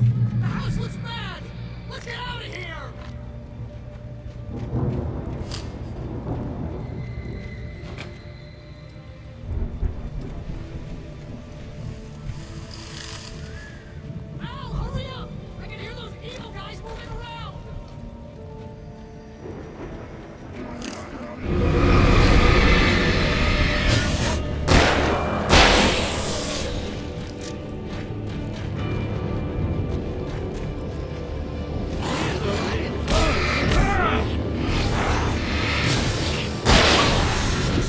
Viking paraphernalia that littered the area surrounding an unlikely centerpiece. A full-side stage complete with an impressive sound system with all the trimmings, including a dragon. It took a special kind of crazy to build something like this in a remote field. When the sky split open with a deafening boom and the music started blasting, it felt strangely appropriate.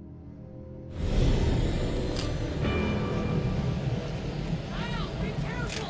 I can see them moving around! They're coming for you!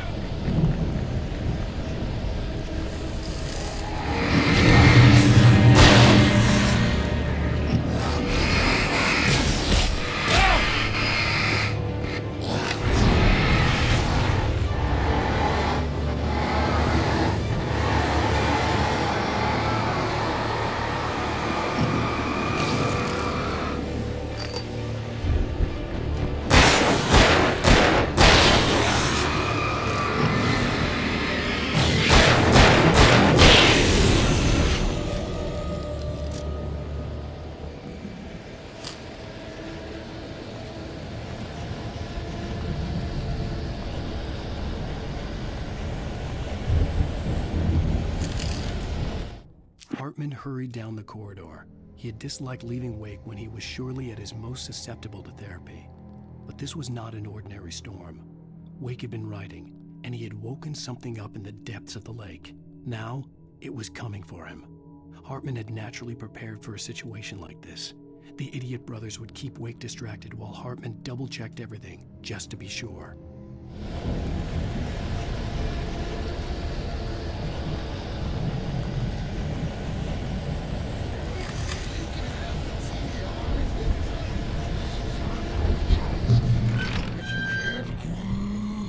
Channel, we'll turn it off. We don't want any fighting it.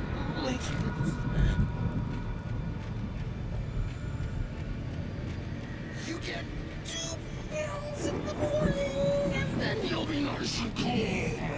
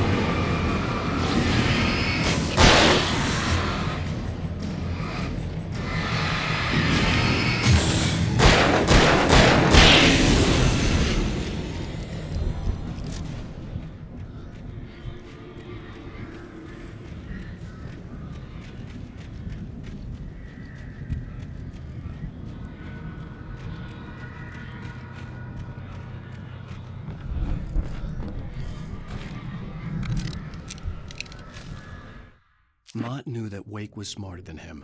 Wake had more money, a beautiful wife, everything. And Hartman said Wake was important. That made him better than Mott. But Mott was calling the shots now. He'd expected Wake to whimper and grovel, but instead, he seemed willing to fight. Mott knew he'd gotten under Wake's skin. If only Mott actually had his wife. The thought made him shiver.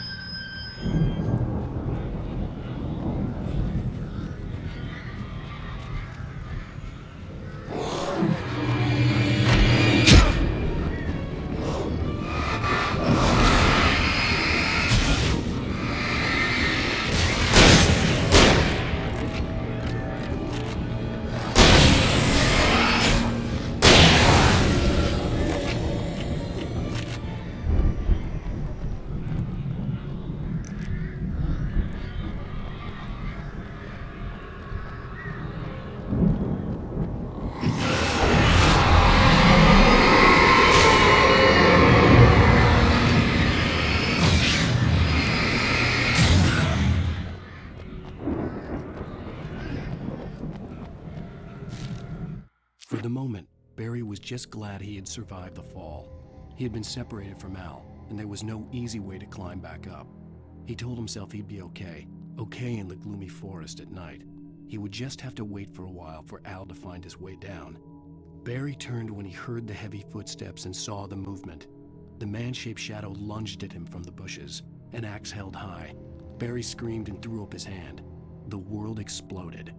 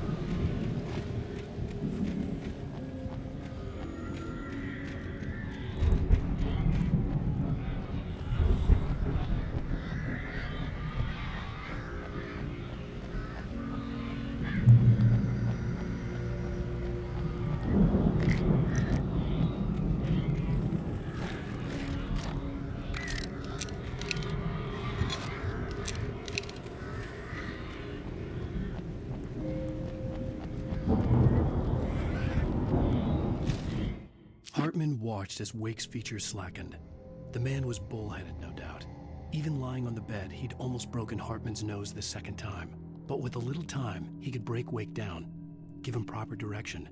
Wake was easily the most promising subject he'd had. Well, since Tom, really. "Sleep well, Alan," Hartman whispered with a smile. "Let me take care of you." He sniffed hard to clear his throbbing nose, swallowed blood, and barely tasted it.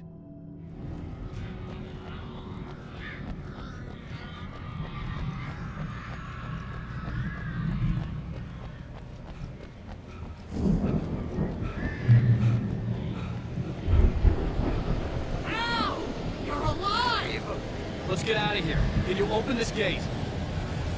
Maybe. Barry. Well, I slammed it shut when the nasty showed up, and the key fits kind of loose in the lock, so,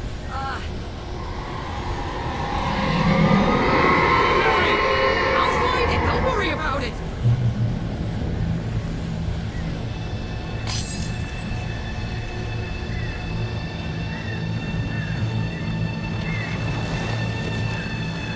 Hurry up, Barry! I'm on it!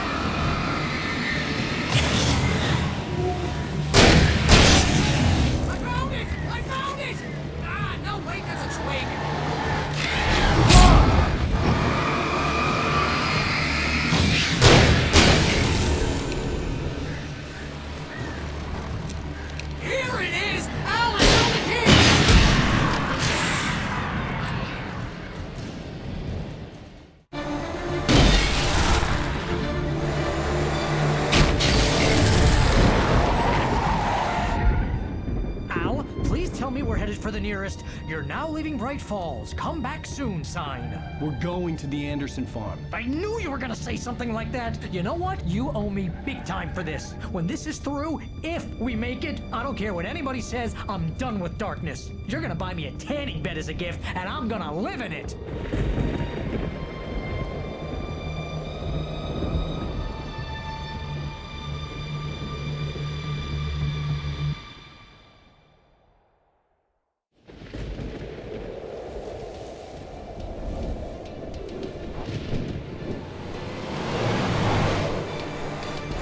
Crazy, but that's fine, Barry.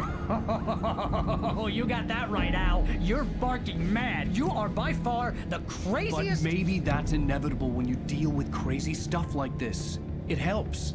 This is happening, Barry. Alice, they never had Alice. She's trapped in the darkness at the bottom of the lake, but she's not dead. Al, how can you know that? I know, Barry. I can... Al, No, listen. I can bring her back. I can find her. There's something special about this place. The lake, it does something to the works of art created here. It makes them come true.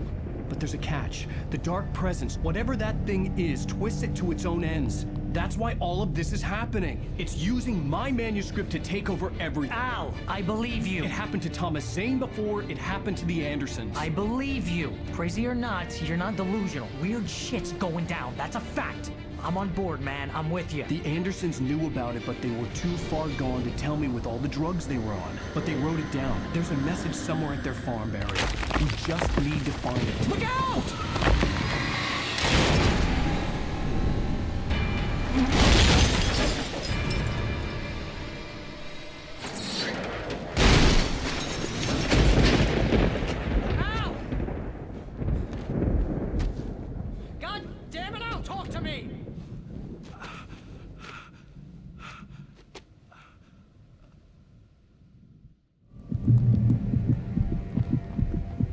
I had lost my gun in the crash.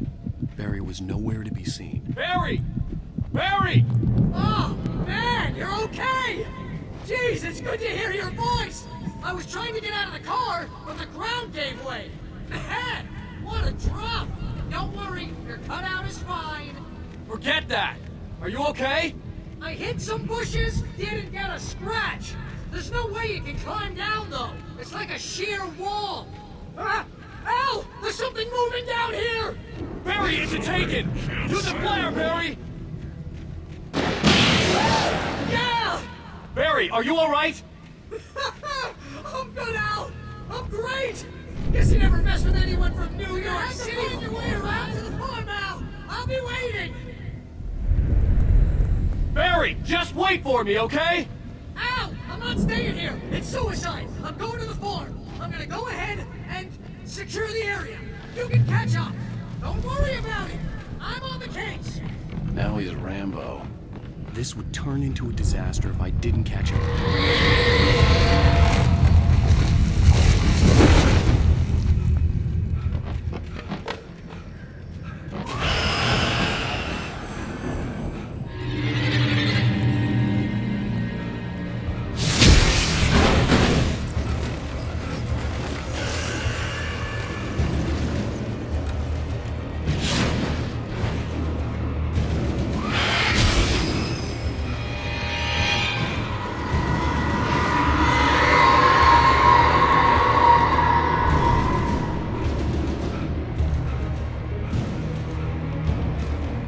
When he stopped the car at the Anderson farm, Walter felt relieved.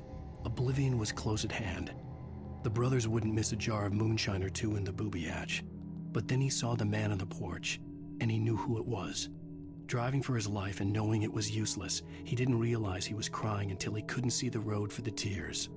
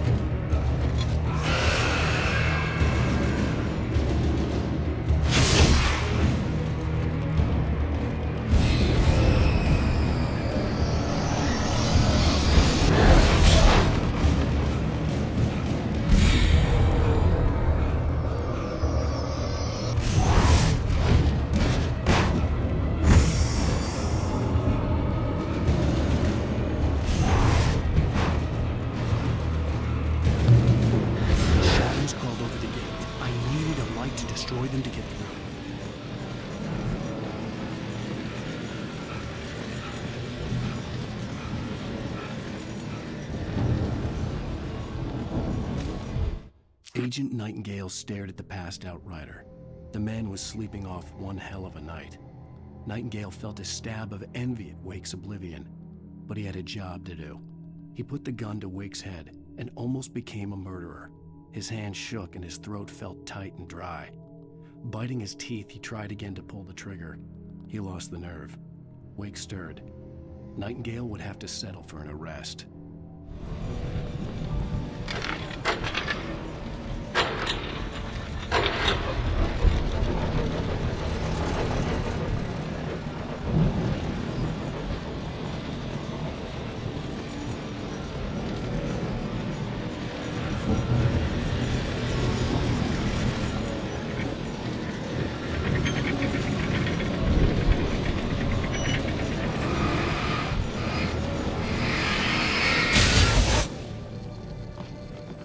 I could sense the movement in the woods ahead. Facing the enemy without a weapon was dangerous, but I had no choice.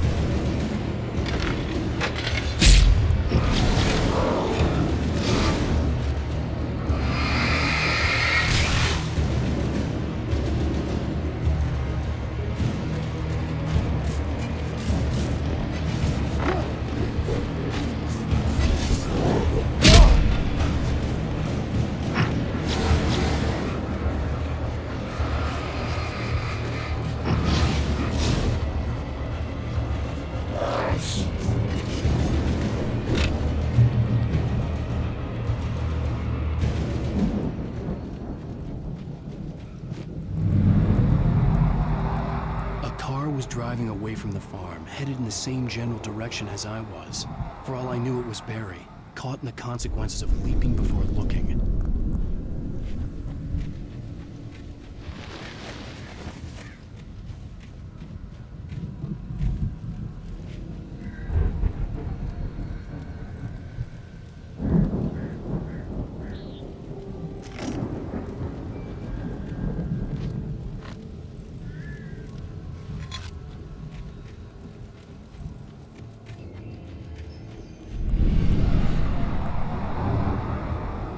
Was heading for the cabin up ahead. It wasn't far. If it was Barry, I would see the damage soon.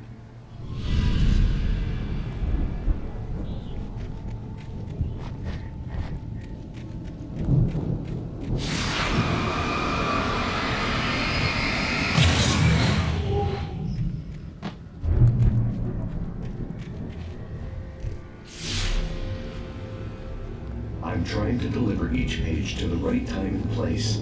I'm trying to show you how the story goes. I had seen glimpses of the light before.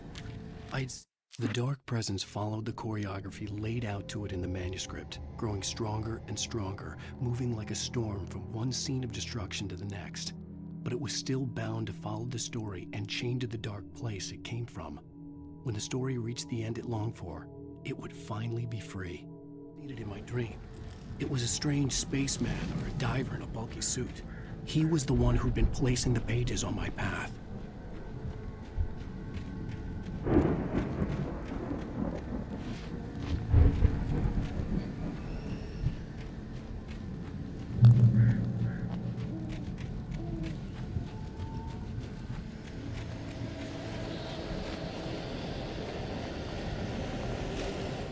The storm raged on as the Anderson brothers walked unsteadily away from the clinic with the other patients in tow, knowing that this time they wouldn't return.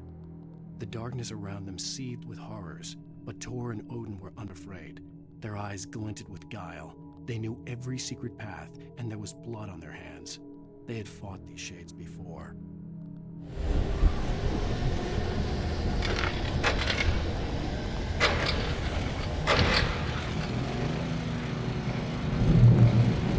Someone had left a gun behind.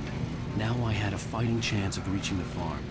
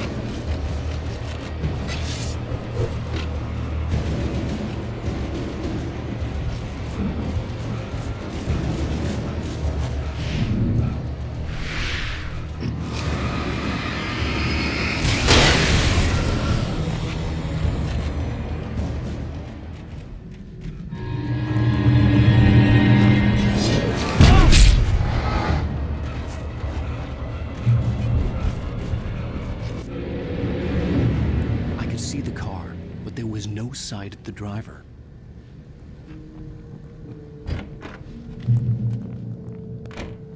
Hello? Anybody here? Barry! No! Danny, you're not! Please! What are you? No! Don't! I'm sorry!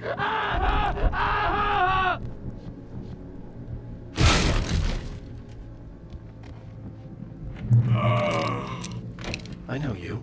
You were in jail the other day. I went to the farm again for the moonshine, you know? It makes you see. They're not gonna miss it. They're in the loony bin. My buddy, Danny, I lost him. Something's gone wrong with him. It's not him. Like a real bad follow-up to a real good movie. The best friend's suddenly the bad guy who wrote this crap anyway.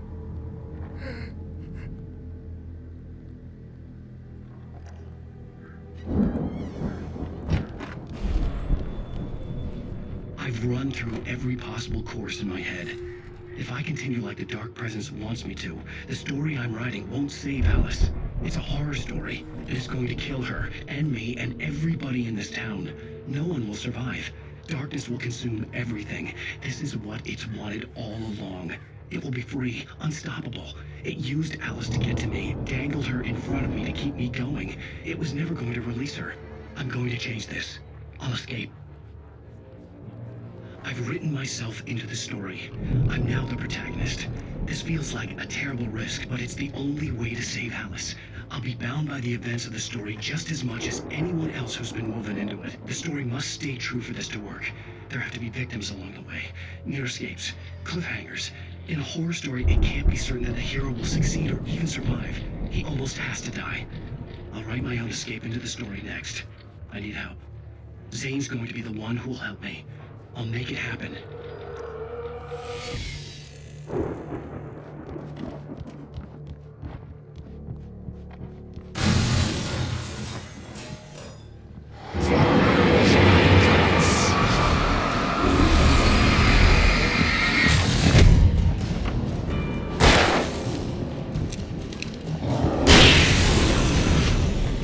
Let me guess.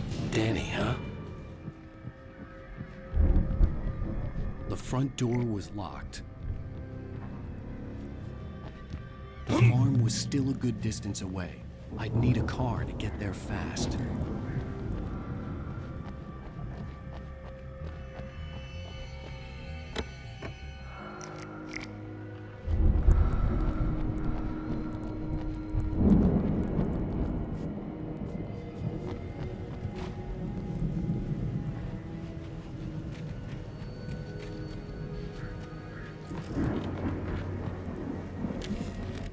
For a moment, Hartman considered strangling the idiot.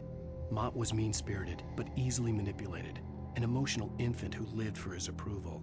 Wake, by contrast, was a far more difficult subject. Mott had given him too much leash. In 2 days, who knew what could happen? Hartman would have to find a way to rein him in, and quickly.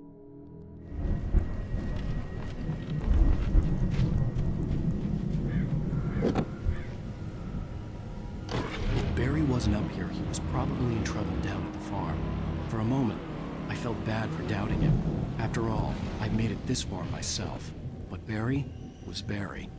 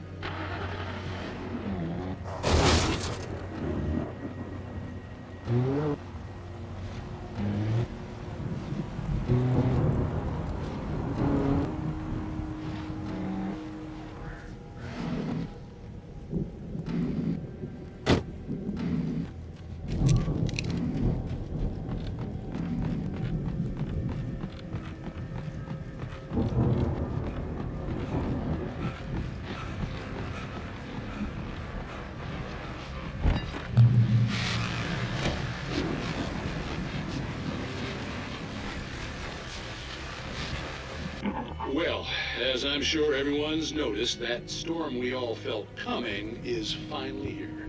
The boys at the Weather Service reckon it'll last until morning at the very least. Pertaining to that, let me read that missing persons alert again. The Sheriff's Department's still looking for a Caucasian woman, 30 years old, slim and blonde with blue eyes. She may be lost in the woods, and it's possible she's been injured in a car accident. If you see her, please make sure you get her indoors and call the sheriff. It's bad weather to be caught out in, so if you see someone in the area who maybe looks a little confused, give him a hand, all right? This is Pat Maine on KBF FM, hoping you're all safe and warm tonight.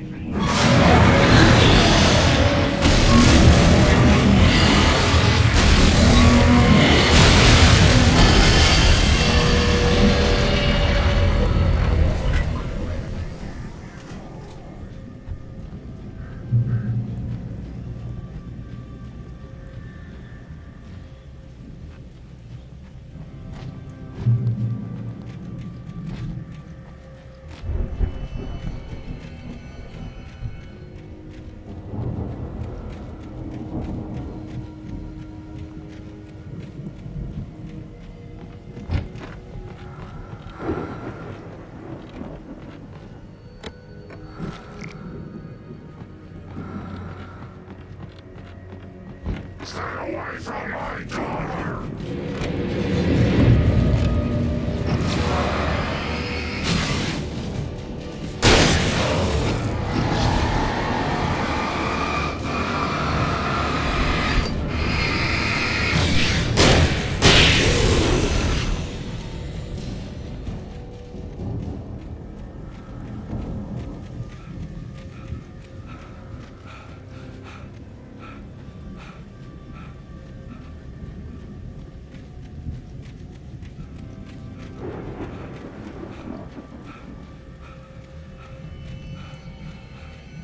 I'd known the brothers used to be some kind of rock stars, but it hadn't really sunk in until I saw the stage.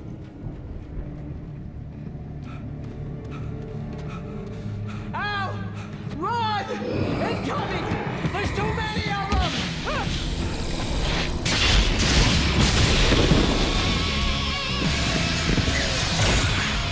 God damn!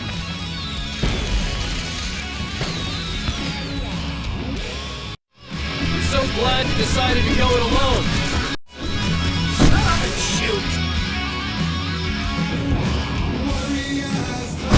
Ow! We have to fight them off! I can teleport the fireworks from here and help you out! Hey, Al! Did you notice there's a lot of ammo in this area? This place is stuck! Let's make the stage light!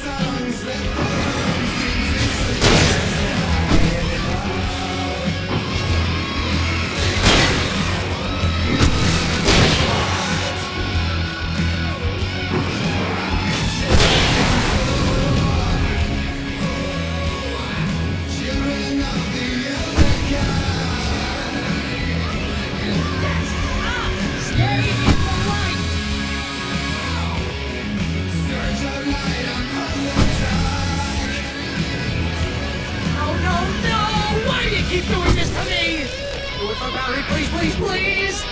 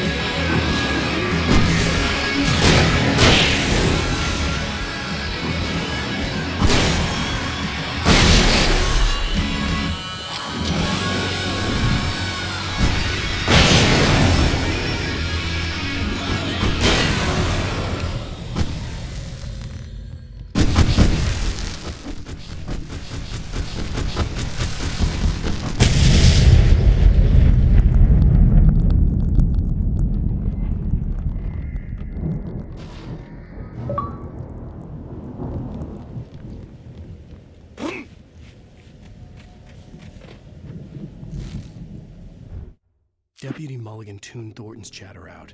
He didn't think writers were particularly useful people, and a huge manhunt for one struck him as idiotic.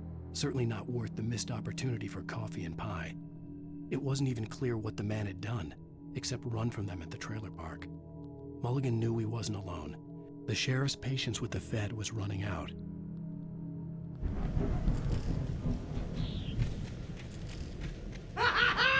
That was awesome!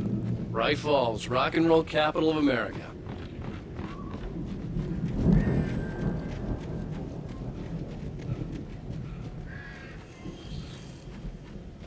See, bestseller? No reason to worry. Your cutout's good as new, right where I left it. I'll come back for it once we have the place secured. Yeah, that's been my biggest worry all this time.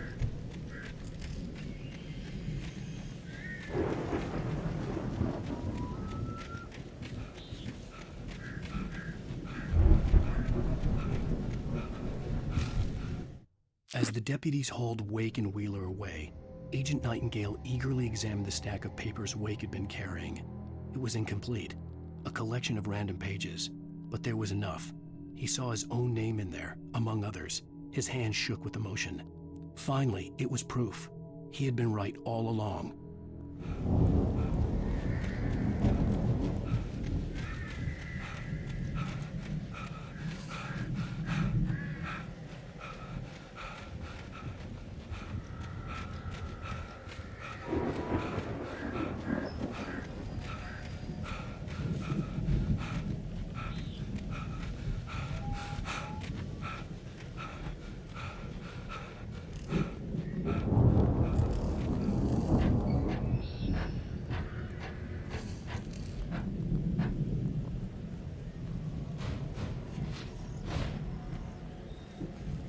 Hey, I think Alan Wake here has something to say. What's that, Al? Ooh, I'm Alan Wake. I'm always right about everything. And if I don't get my way, I'll sulk all day long. I'm always intense and moody. It makes me very attractive and mysterious. Right now, I'm just standing here because I need my best friend Barry to carry me. But that's okay. I can just take him for granted. I think I see what you did there. Yeah, it was pretty good. You want me to do my imitation of Barry Wheeler? No? Thought so. Wow! You look at that thing, Al! They really went all out with this Viking crap. Sleep. We all spend the whole of our Night dreams in Springs. soft Man, embrace, somewhere brings back between memories. fantasy Hey, and remember when I got you that gig? But Your dreams first have a real way of writing forcing job. What got you themselves into started? real life. Was this one of your Vice episodes? versa. In Night Springs. Tonight's episode, The Dream of Dreams. That's by someone else.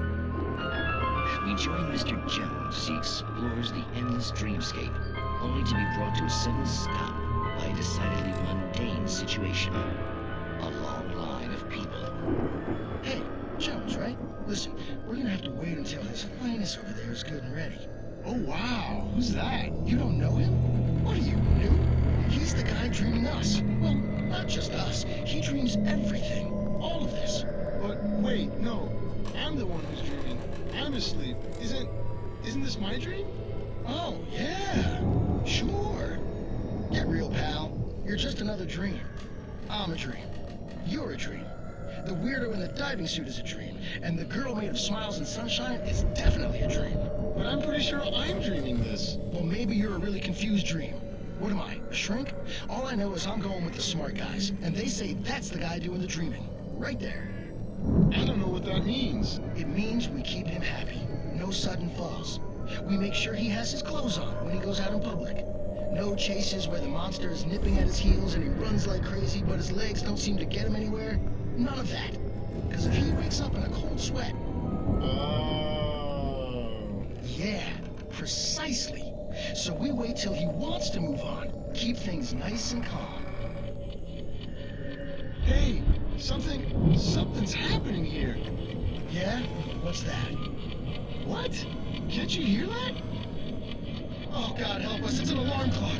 Oh, it's you, isn't it? Please, man, I got a wife and kids. Please don't wait.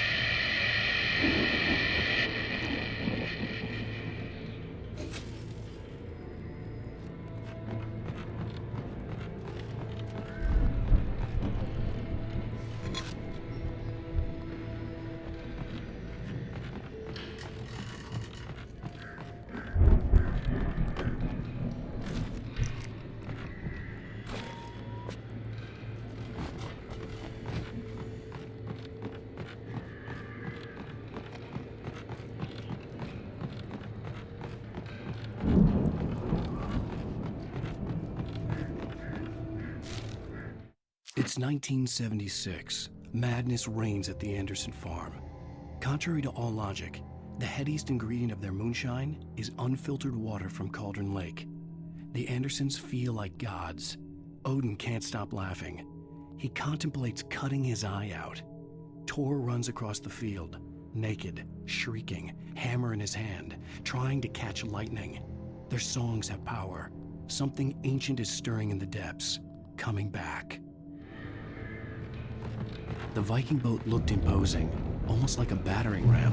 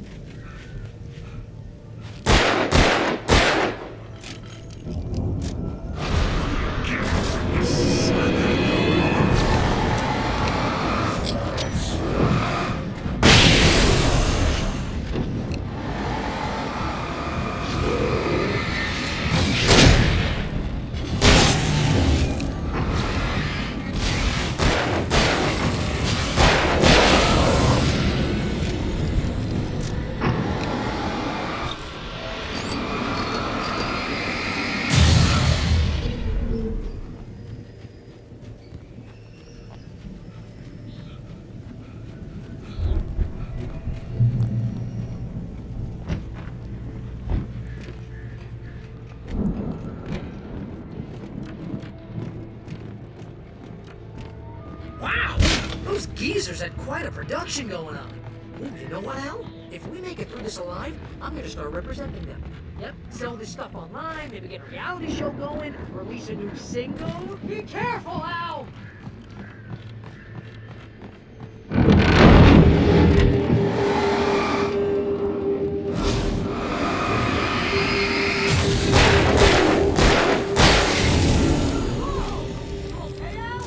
I'm good. Keep your eyes open, okay?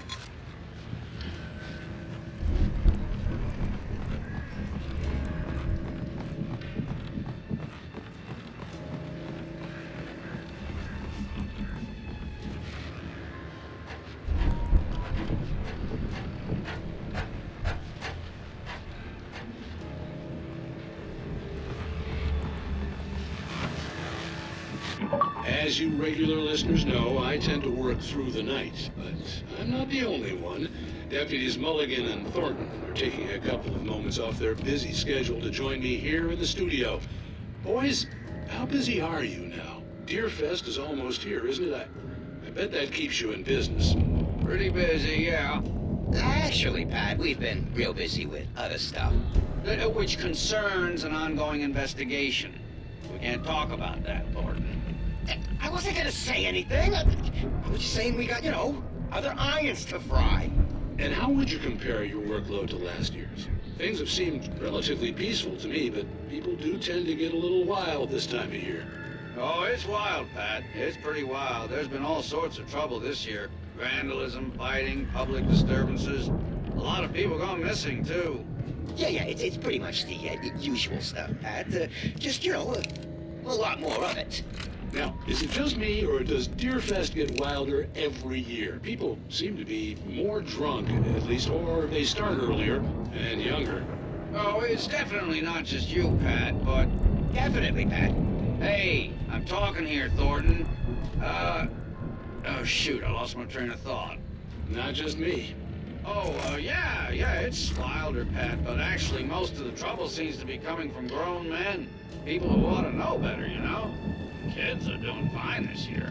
Well, that's nice to hear at least. Boys, I want to thank you for stopping by. I'll let you get back to your patrol. Sure thing, Pat. Yeah, sure thing, Pat.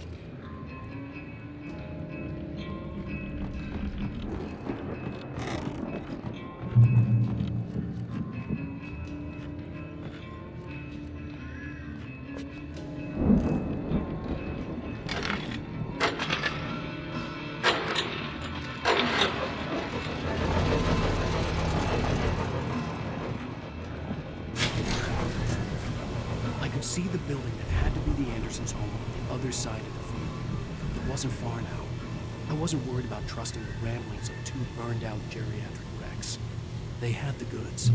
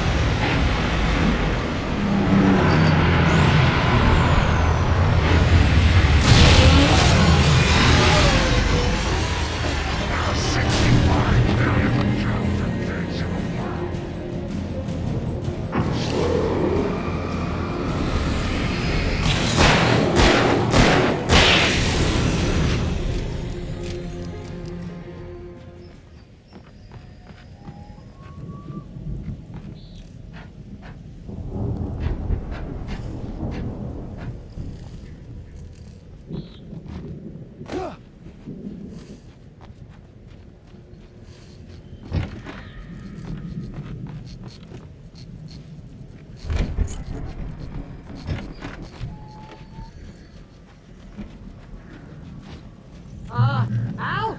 Is that you out there, buddy? Yeah, it's me. Hey, let's go, man.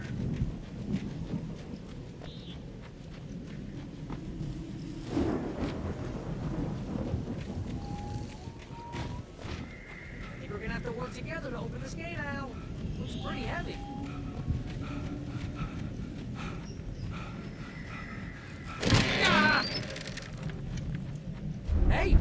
That's the farm on the other side of the field. We're almost there.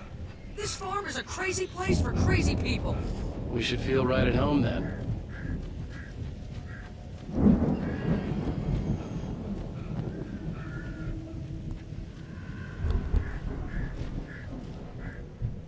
Come on, one more gig. Let's do this thing.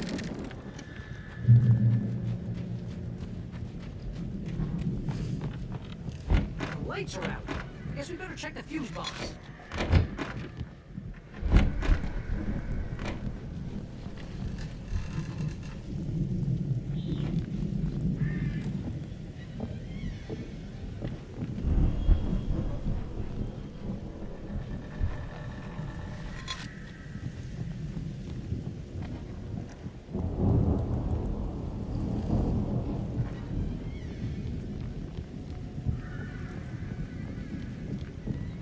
You know, this place looks kind of lived in.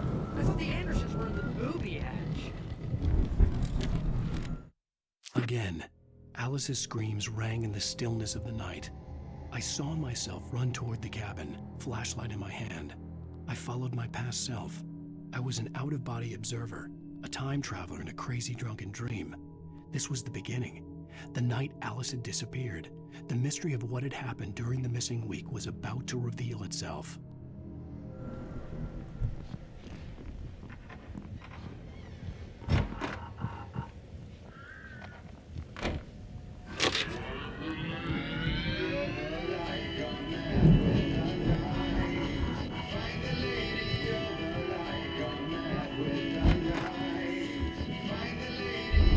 Can you hear that, Al? Music? Of course. We need to find where it's coming from. That's the message the Andersons talked about. That's the whole reason we're here. Lady of the Light? Oh, that's gotta be what's-her-face, the crazy lamp lady from the town. Cynthia Weaver. Right! Must be!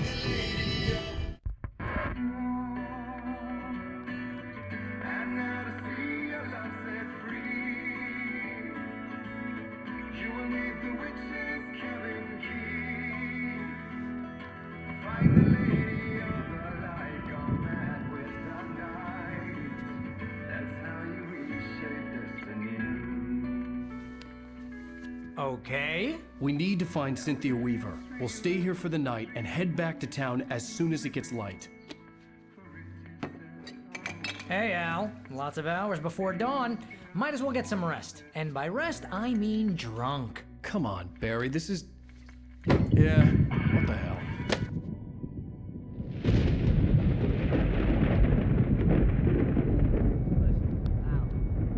I'm sorry about this.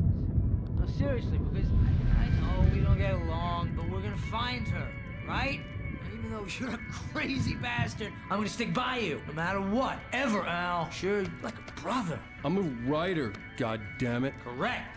If I just wanted to, I could write 10 books a year. And they'd be the best books that year. No, you couldn't. That's right, I couldn't. But I could, because I'm a writer. What? What do they put in this stuff? I feel like my brain is coming out of my nose. I'm gonna get the recipe off those coots and be a booze millionaire. I just miss her, Barry. I just want her here with me. I know, Al. I know. It's gonna be okay. We're gonna make it okay.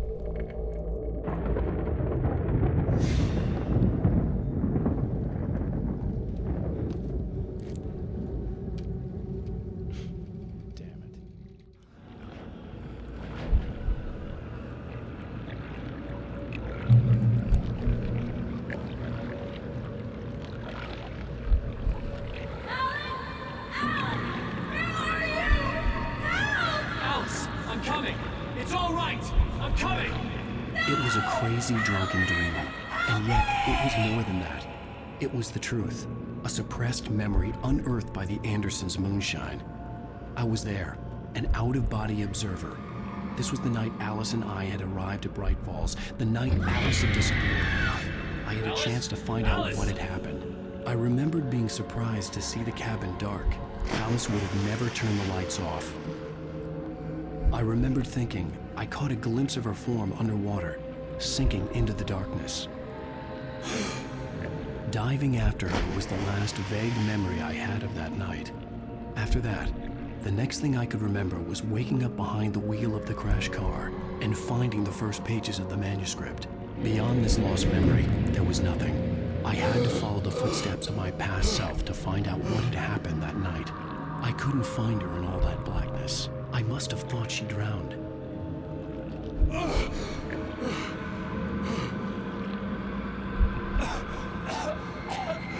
Alice! Jagger had Alice, and so she had me. Alice!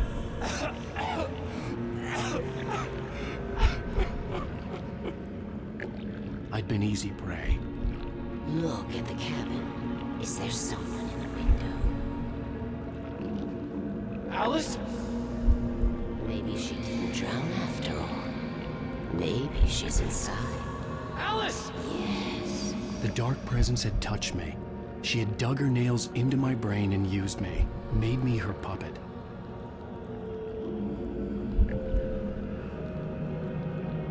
She must be here somewhere. Maybe upstairs in the study. Alice! Yes, that's where she is. You can apologize. Alice! You'll laugh at the whole thing together and put it Alice! behind you. She's not here. You were foolish to think so. No, she's dead. She drowned. No, no, no! It's your fault your wife is dead. You are guilty. All she wanted was to help you right. You killed her. Ah! Oh, hush. There's still hope. Cauldron Lake is a special place. Here, you have the power to change things. She wanted you to write. I will tell you what to do.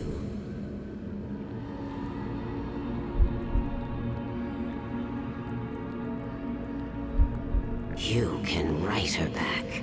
The story will come true, and all will be well again. She had Alice, and the manuscript was the ransom for her.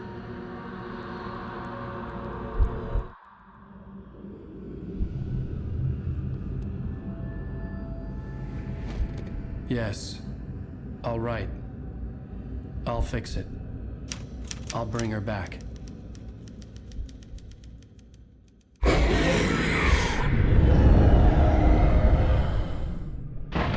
No. I wrote it. I remembered it all now. In the dark, I'd written for days, a week, almost a complete manuscript of a novel entitled Departure.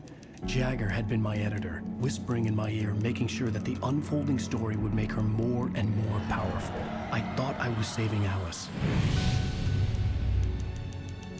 Even with the cobwebs she put in my head, some part of me had been aware enough to write my escape into the story, to bring a light into the cabin to release me before I could finish, to interrupt the horror story before the ending, where darkness consumed everything and everyone. Zane was weak and far away, but I had written him into the story, and his light had been enough to set me free. It isn't here now. I'm here because it was written. I brought the light to set you free.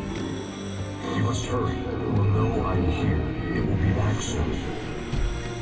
It stole the skin of my Barbara a long time ago.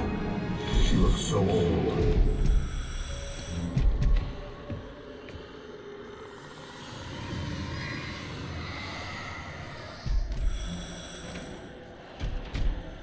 I had woken up, confused and groggy, my mind consumed by darkness and fear. All I could do was to escape.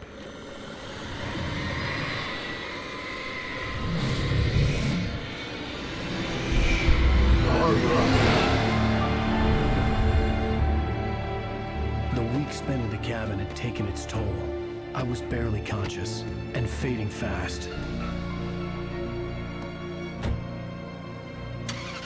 had to have cost Zane terribly, thrown him even deeper into whatever dark place he now haunted. But he had managed to weaken the dark presence, kept me safe that night.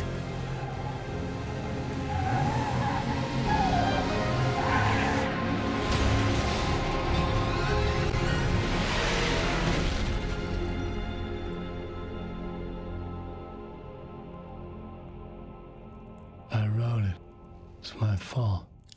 That's right, James Joyce. It's your fault, and you're gonna pay for it.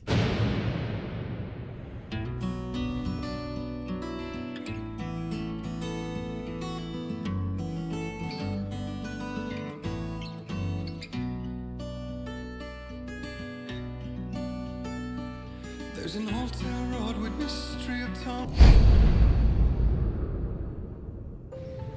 Well, we're expecting a record crowd from the neighboring counties. Naturally, we hope to break the record set by last year's Moose Fest in our neighboring town, Watery. Ladies and gentlemen, some people have asked me, what's the big deal about Deer Fest? And I think that this sums it up.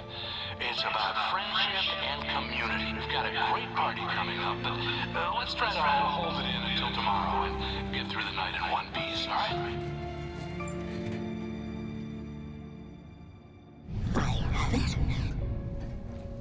Someone will come for it when the time is right. Thomas said so. He wrote it. The key is insurance. It's my job to keep it safe. Safe in the light. Always in the light.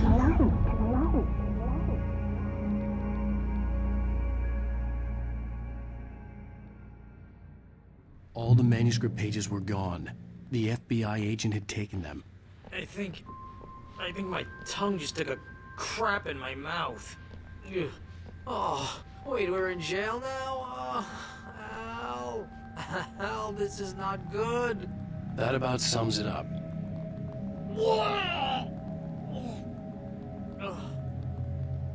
Oh, I am never drinking again. I need to talk to Weaver. She's the one in the song. The Lady of the Light. What, the crazy lady? Ugh, whatever you say, Al, but we're stuck here. They're not gonna... interview, Wake. I had some reading to do first, Sheriff, and let me tell you, it was an interesting read. Well, I've got you now, Raymond Chandler. It's all here. All the evidence, including conspiracy to murder a federal agent. There's no way you're walking out of here. You hear me in there, Bret Easton Ellis? Huh? Agent Nightingale, I want to talk to your superior. Well, we all want things, Sheriff. I wanted my... Look, that's not possible right now. Agent Nightingale, I insist.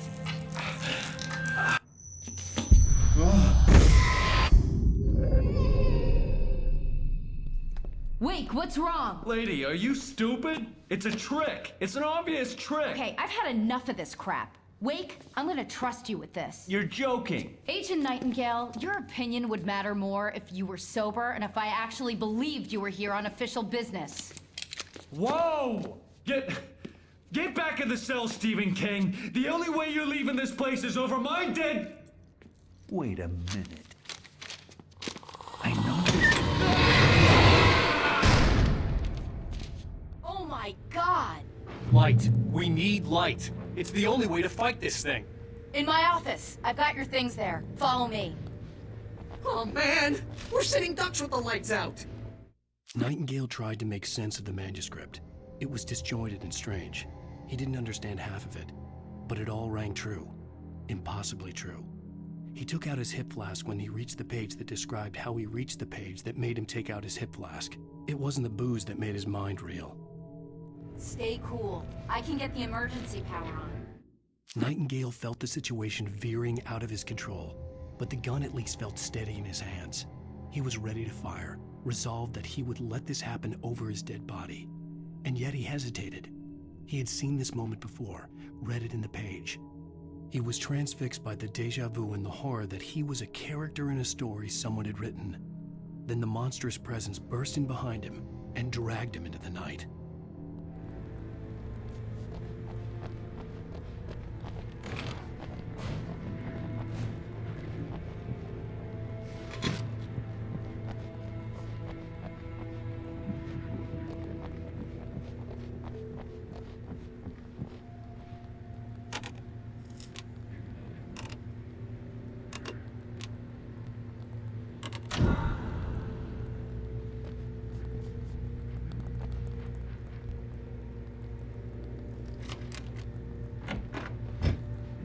Here are your things. Wake, what do I need to know? What do you need from me? They can be hurt in the light, only in the light. And I need to find Cynthia Weaver. She can help me stop this. Light. Check. Cynthia. She lives in the old decommissioned power plant. I can get you there pretty quickly in the rescue chopper. Come on, let's get back to your friend. Wheeler, I need you to stay here. What? No! We're going to fetch our ride, but I have friends who need to be warned about this, and I can't be in 2 places at once. I need your help. Well, okay. Here's a list of people and phone numbers. I need you to call them and tell them you have a message from me. Night Springs, okay? They'll know what to do. Night Springs? Like the TV show? Gotcha. Oh, hey, that radio guy is on the list. Maine. Who's Frank Breaker? He related to you? My dad. Hey, is this like a secret society? Can you do this? You'll be safe here. The backup power's on. These guys need to be alerted, just in case we don't come back. You'll come back for me though, right?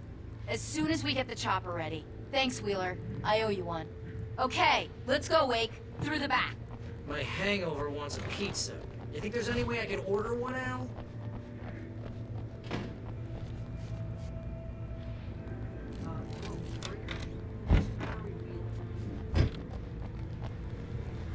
Oh, hell. Whatever took Nightingale must have broken the gate controls. We can't reach the gate's control box from here. We need to get to the other side over the rooftop. I'll go. I'll open the gate for you once I'm across. You stay here in the light and cover me, Sheriff, okay?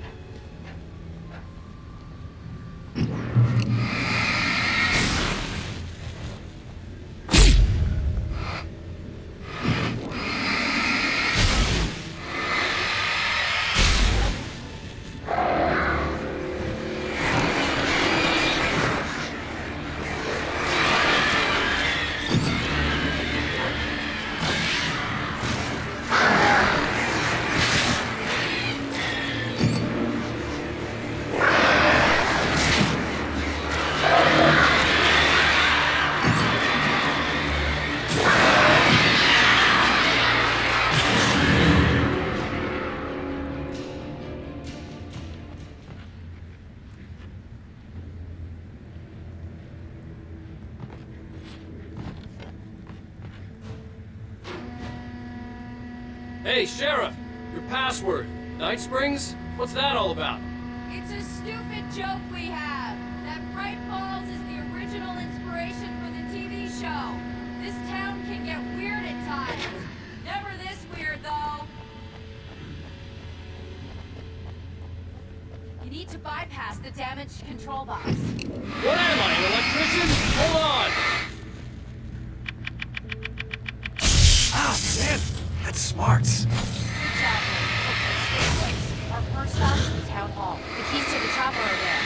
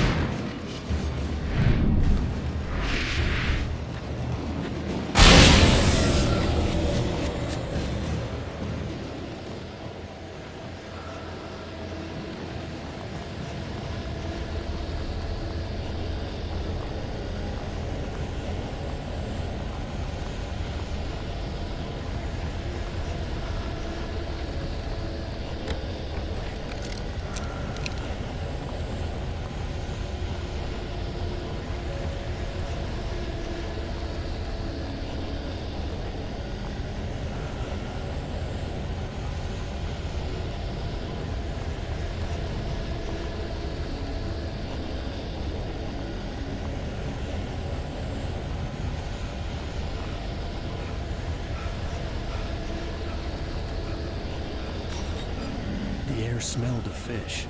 This was Bright Falls industrial area. There was probably a cannery nearby.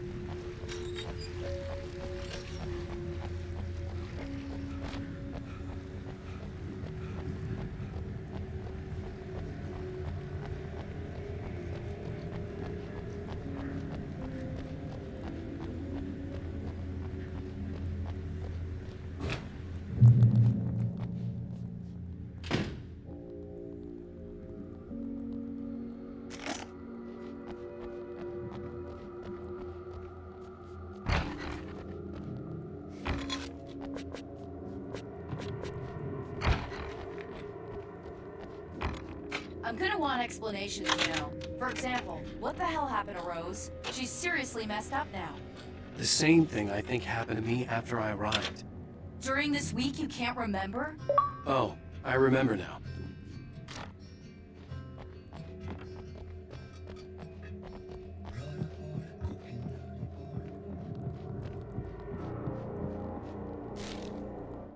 Barry was in his element, making calls, making things happen, even if he didn't entirely know what those things were.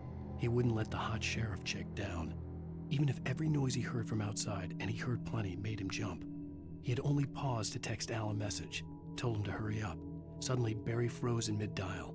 A window broke somewhere in the building, and then the lights went out.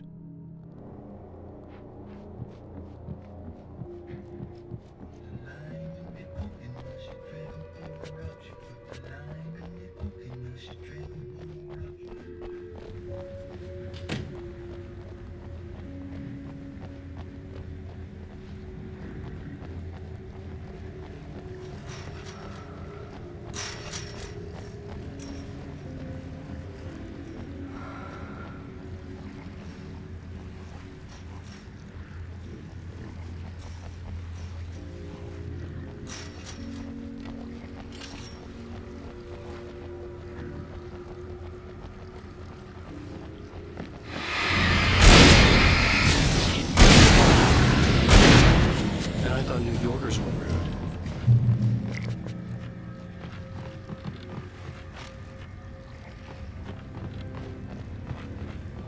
You have the right to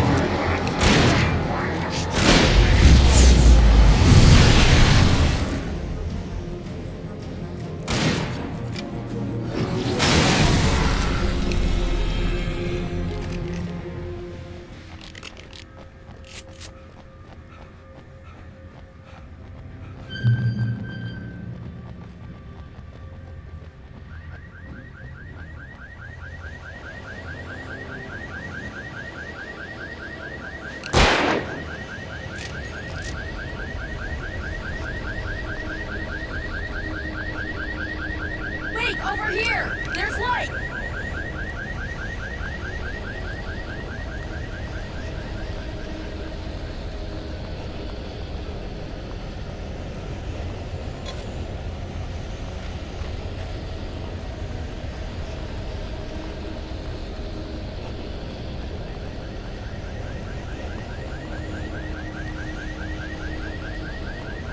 I have a key. Watch my back, Wade.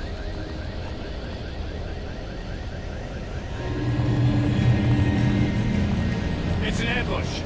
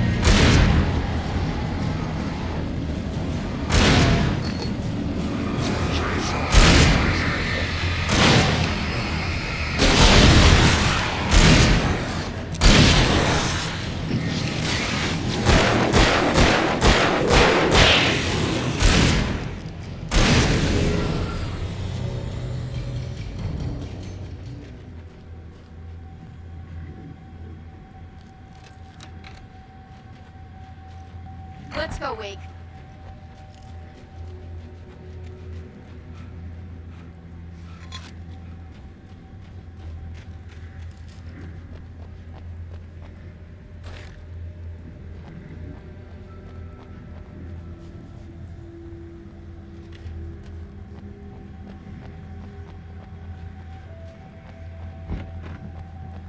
Okay, someone's messed with the fuse box here, but you should be able to jury-rig it while I find the keys.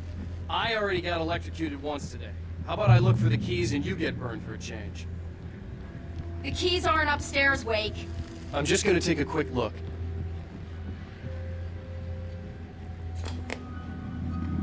Freedom. A fusion of vigilance, conscience, and compromising clarity of vision. A need so fundamental, it permeates our very being. And yet, a man may be brought to his knees in a single heartbeat. In Night Springs. Tonight's episode, taken in his prime. For young Manny, the night hasn't been kind. He's a marked man, selected for a lifetime of servitude after answering an ad in the newspaper. But first, a little field surgery is required. Well, look what I found. Please, no! Yeah, I think you're just about ready for it. Best if you don't resist this, kid. You gotta beat it out of you. What? I don't understand. What did I do? I just wanted to get a job in the service industry. Wow, you're gonna serve all right. No! Please! There it is! It's coming out now. Right between the self-esteem and the childhood traumas. What are you doing to me? It's working. There, I got it. Believe me, kid, this free will thing is more trouble than it's worth.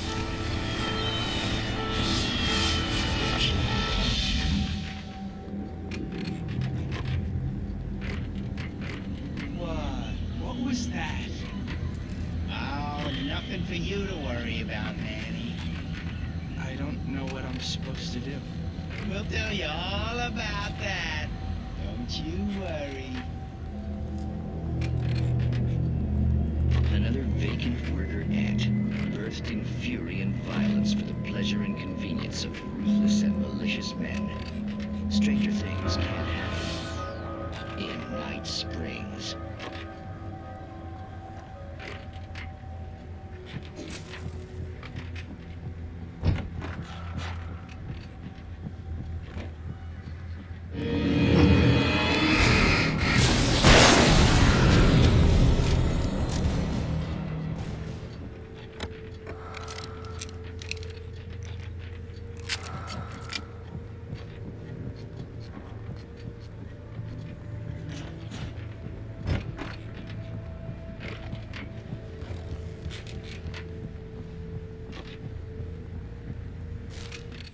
The darkness that wore Barbara Jagger's face was furious. The story in the manuscript had been making it stronger all the time, but now the light had set the writer free and hurt it, weakened it. It was only a matter of days before the dark presence would be strong again, but meanwhile, it would be difficult to recapture the writer.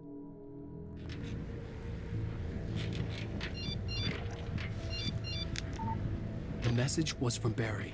He was getting worried at the station. He wanted us to hurry.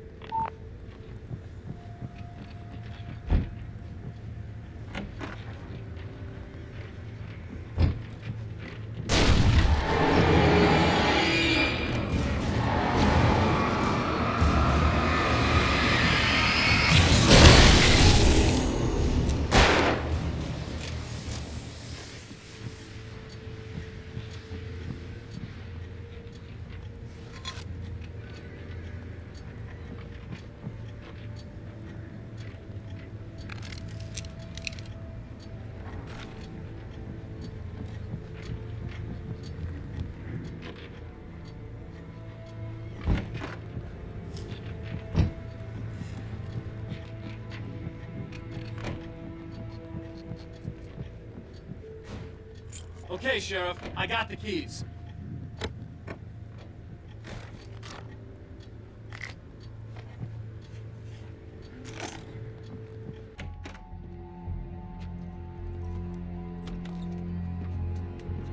Barry? Why isn't he inside? Oh God! Oh God!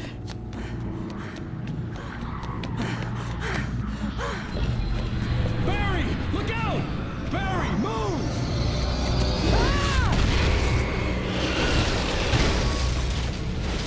Barry! He made it inside, Wake. He's okay. The storefront's blocked. Come on, Wake, let's go around. We can meet him in the back.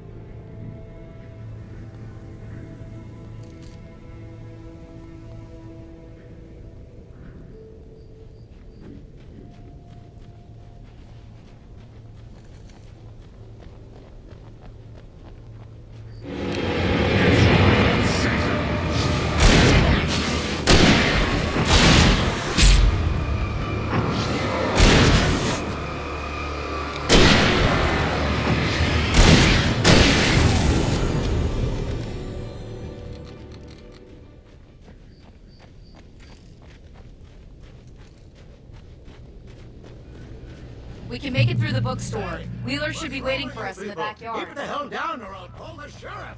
Oh, hi, Doc. I've got it. Don't worry about it. Sarah, about time somebody showed up. All this shooting in the air is idiotic. One of these days they'll kill somebody. And over Deerfest. I know. Go back to bed. He's got a point, Wake. Look, this town can't take this. It's me they want. The sooner I get out of here, the sooner you can all get back to life as usual. I hope you're right. Come on, let me get this door open. Wait, you got the keys to the bookstore? Perks of being the sheriff. A girl needs to get around.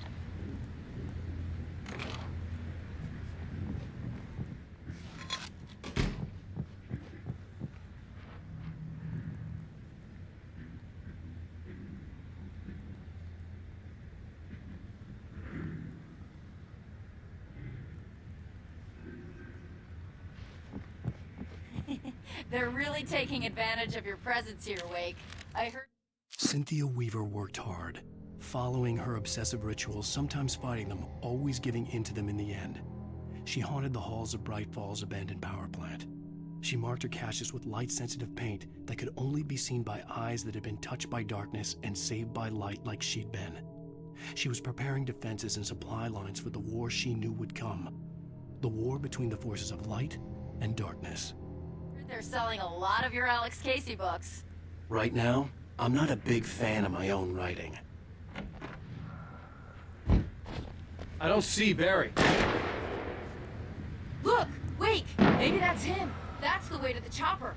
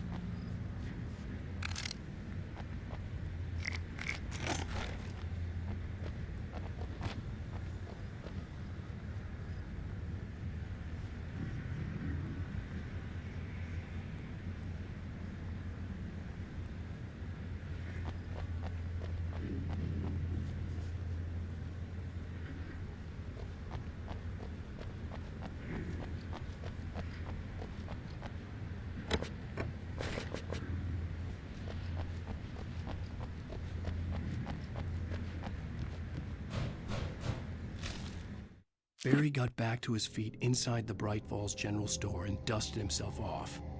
Right next to the cans of baked beans was a locked case filled with flare guns, and yet here was a conveniently placed barrel of crowbars. Barry's smile widened as he realized that this was the classic movie scene where the hero had to gear up and arm himself to the teeth.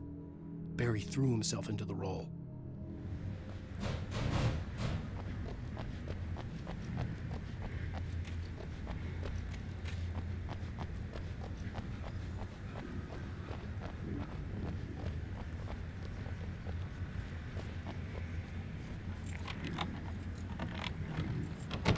I'm gonna give Pastor Howard a piece of my mind about this lock. Ugh, I told him to get it fixed. Here they come. Let's take a break.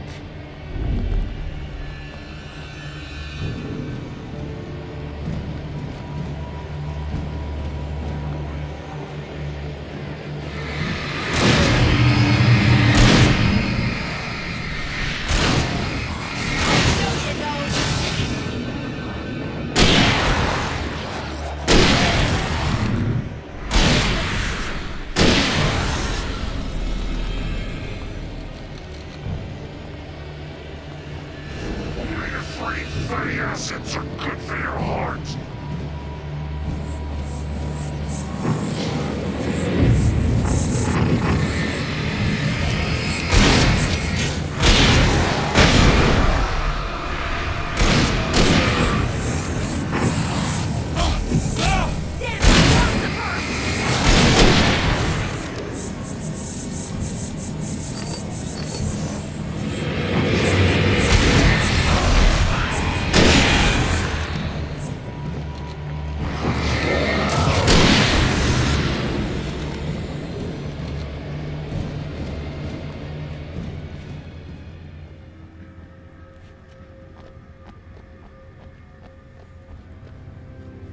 Okay, it's open. Let's go, Wake.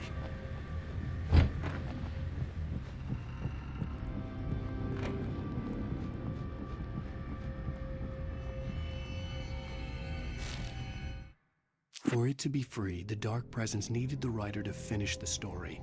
Again and again, the story let it get frustratingly close to the writer without letting it capture him. It was bound by the events depicted in the manuscript, but it could pursue the writer indirectly, put others on the task, and stop those who would help him. It took over everything in its path, made them its puppets, and sent them after Alan Wake.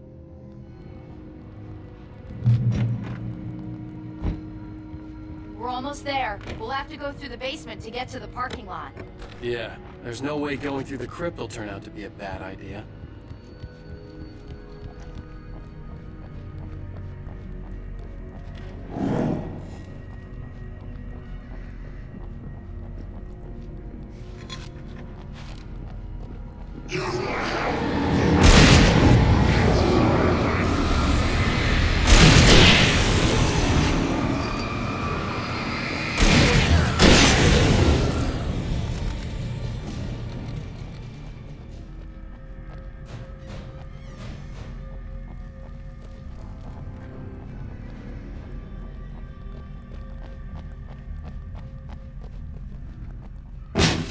Did you call 911?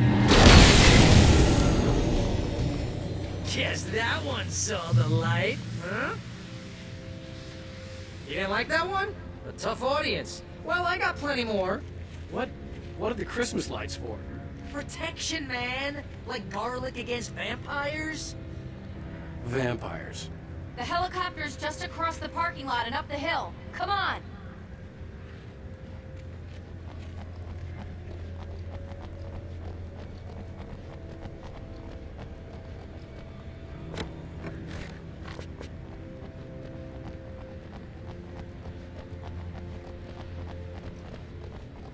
The Bright Falls General Store is now my favorite place in the entire world. See this headlamp? It's like a superpower. I can just look at one of those things and they die. It's my flaming eye of Mordor. I wish I didn't say that. Alice had screamed until she had no voice left to scream. Around her, the darkness was alive. It was cold and wet and malevolent and without end. She was a prisoner, trapped in the dark place. The terror would have burned her mind out, but one thing made her hang on. She could sense Alan in the dark. She could hear him. She could see the words he was writing as flickering shadows. He sensed her too. He was trying to work his way to her. Yeah. Hey, I want a headlamp. Last one. Bastard.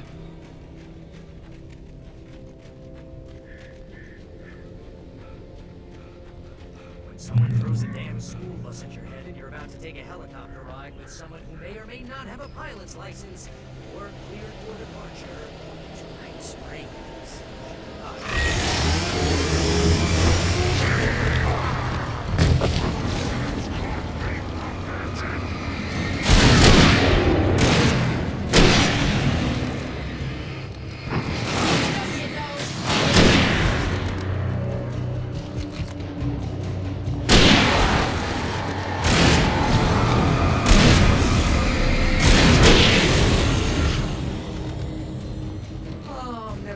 Used to this.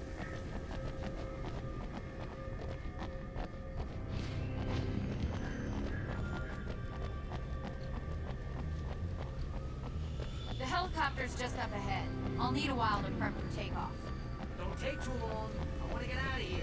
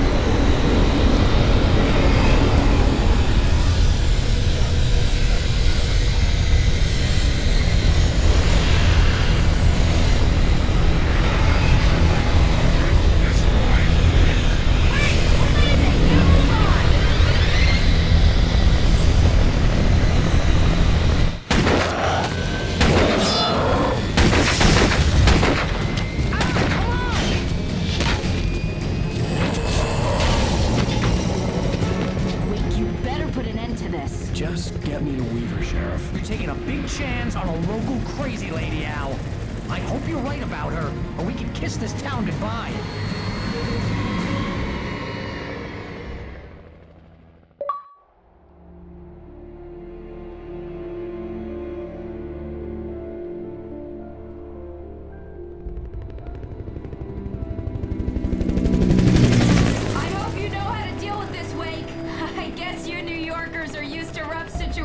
Like this. Right. The city's a war zone. King Kong, mutant alligators, and Alex Casey shoots the place up every weekend. Look, I never even carried a gun until a couple of days ago. Well, my dad used to be a cop there. Tells some pretty wild stories. Stuff like this? No, just normal bad stuff. Kinda like your books, Wake. I used to tease Dad that he was just like Alex Casey. You've read me. Oh, sure. You're a pretty good writer. A little heavy on the metaphors, maybe. Nobody's ever said that before. We're coming up on the power plant. See the lit building over there? And that's the dam further up the river. I can't land here. I'll take her down the road across the river. Just get me there, Sheriff.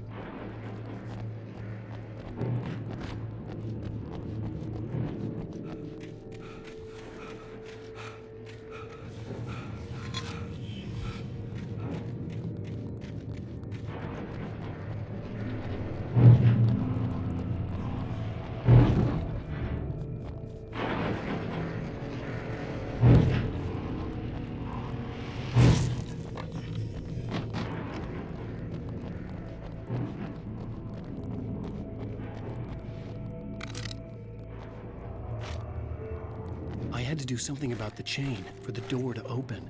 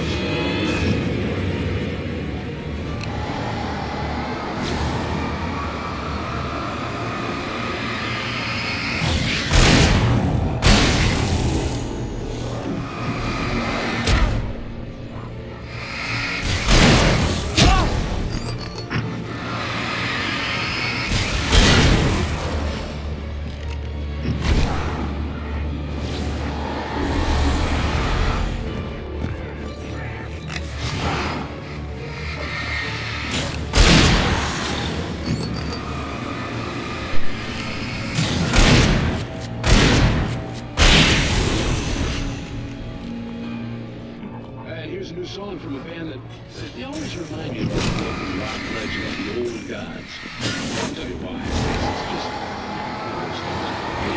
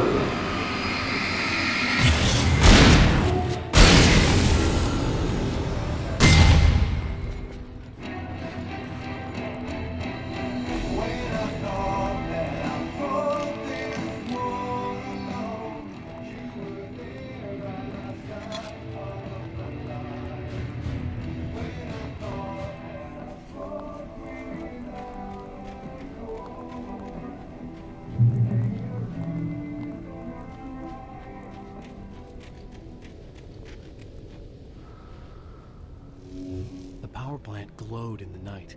It was close, but I had to find a way across.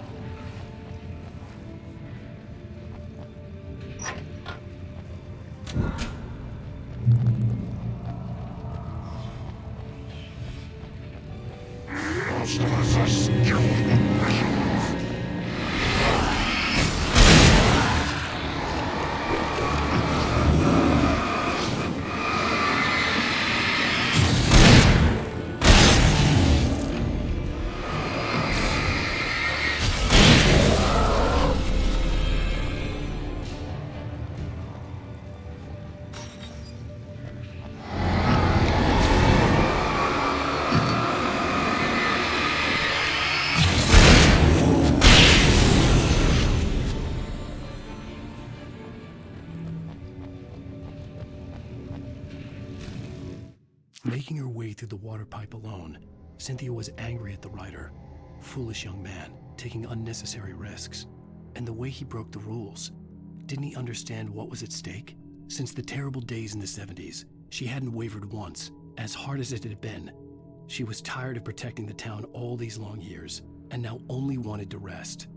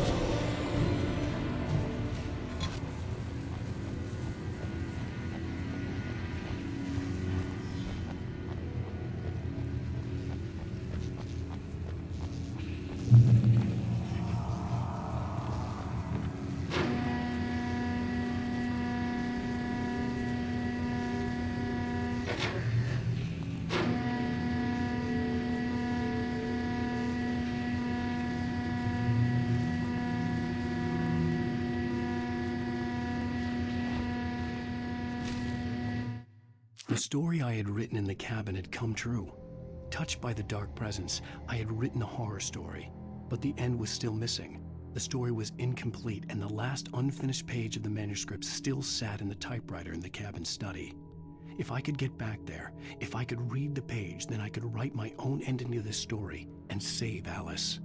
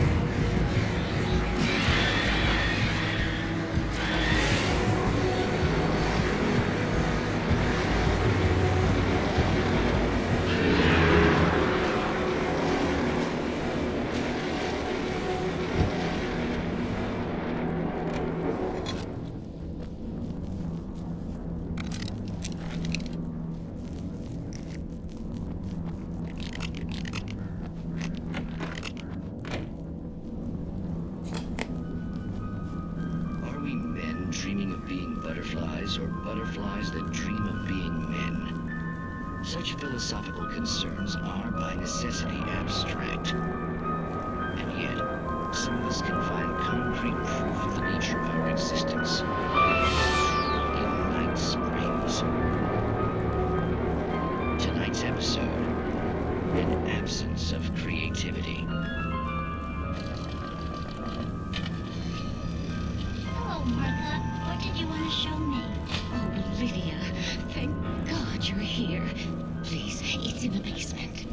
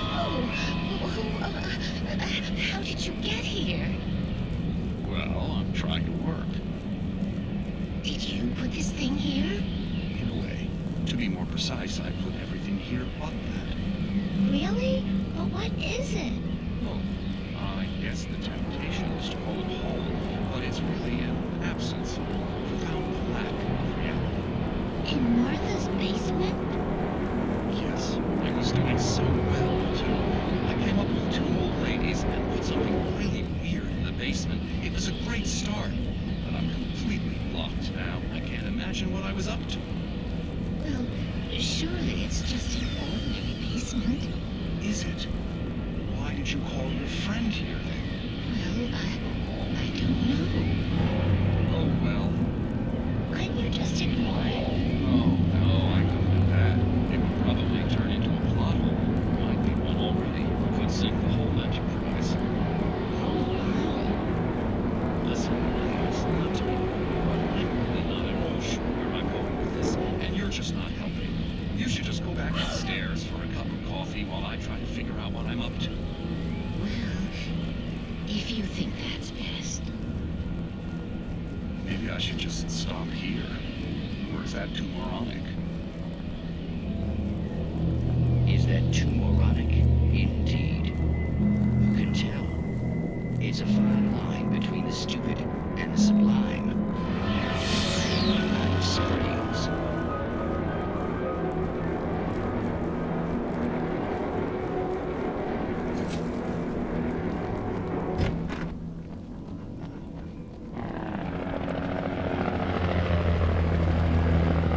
We managed to lose the flock. You're almost at the power plant. Keep going. We'll give you support.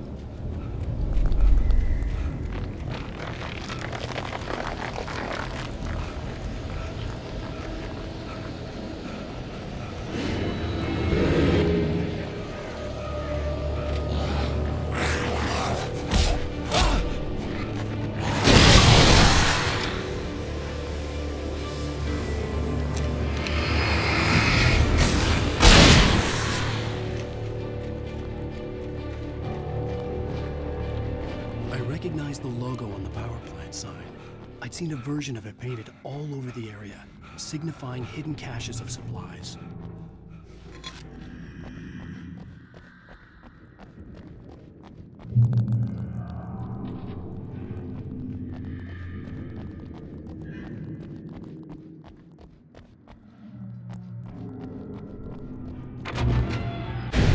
Hold it right there! Miss Weaver, Cynthia, I'm a friend. Prove it!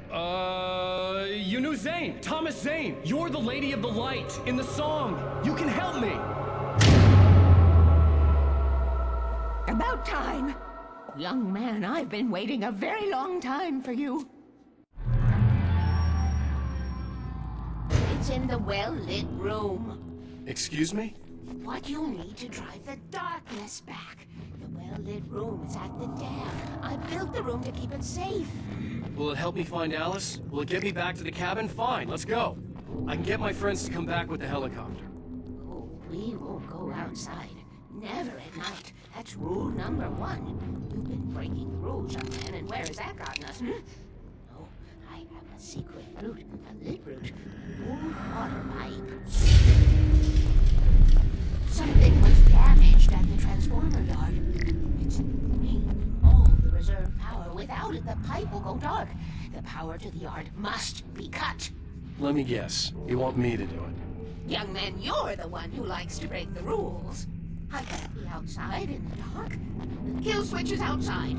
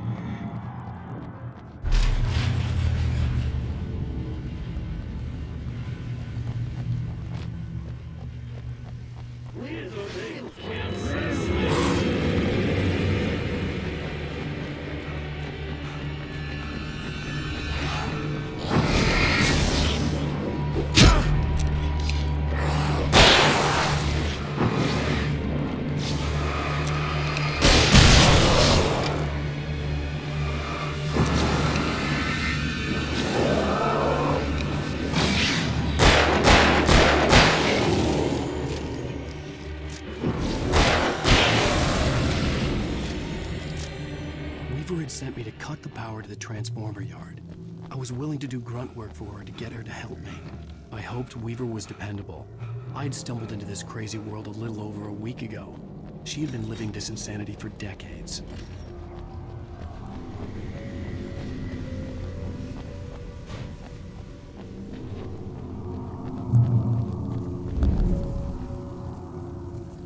I could see the kill switch that would cut the power to the transformer yard. Now I had to find a way to reach it.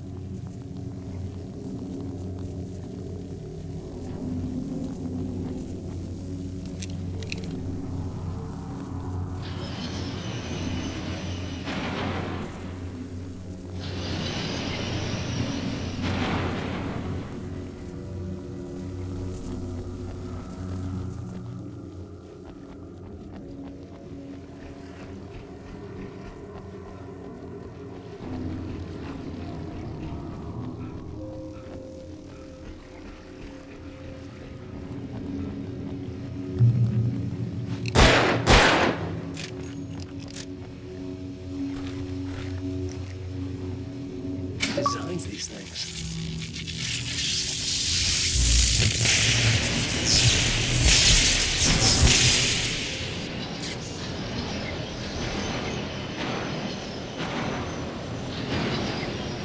The transformer yard went dark and dead.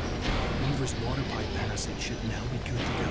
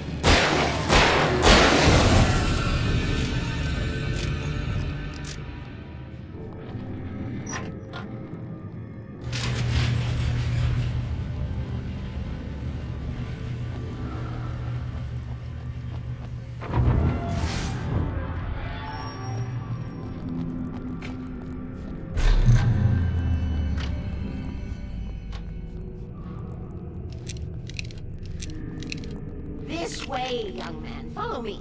Come, the pipe's empty now. We're ready to go. This way. We need to go. I knew them both, Tom and Barbara. I had such a crush on him. Such a beautiful man. I was jealous. There was a part of me that was maybe a little glad when she had the accident. And then Tom started writing and woke the darkness up. He tried to bring her back, but you can't do that. There are no free rides like that. I'm starting to realize that. In that case, young man, perhaps you're a smarter man than Tom was. The witch looked like her, but it wasn't. Barbara was sweet. He didn't understand until it was too late. He tried to undo it, wrote himself, her, everything he'd ever written out of the world. Oh, he was so famous. And afterward, no one knew. Oh, Tom. He left only one thing behind in my care, in case it happened again. Insurance. He trusted me. Or perhaps used me a little. Tom knew how I felt. Knew I wouldn't refuse him. I built the well-lit room and put it there. It's been waiting for you. We are characters trapped in a story you have written, and none of us will survive to see the end. If the darkness isn't stopped, she'll twist the story to her own dark ends. How do you know all this? Tom, that's the way he wrote it. He still talks to me, you know, in television, from beyond, from below. We've both been touched by the darkness, young man. He saved us both with light, but the darkness stays with you. You sustain.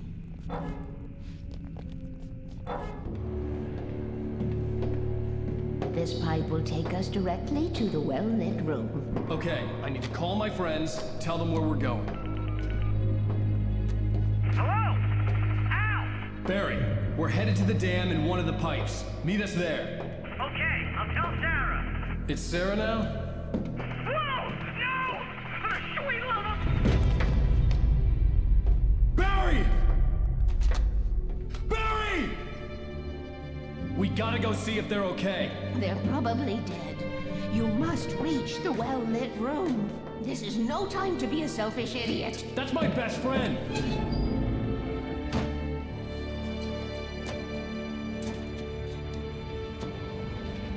Well, be a fool. I'll use the pipe. I'll meet you at the dam if you make it.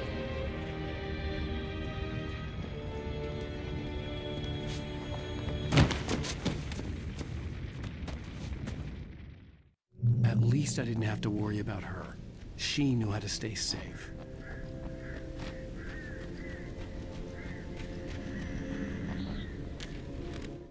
Sarah was almost starting to relax.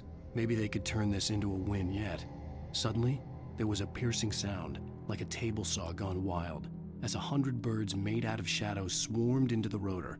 The chopper bucked wildly and the board lit up, telling her what she already knew. They were going down. Barry Wheeler screamed next to her.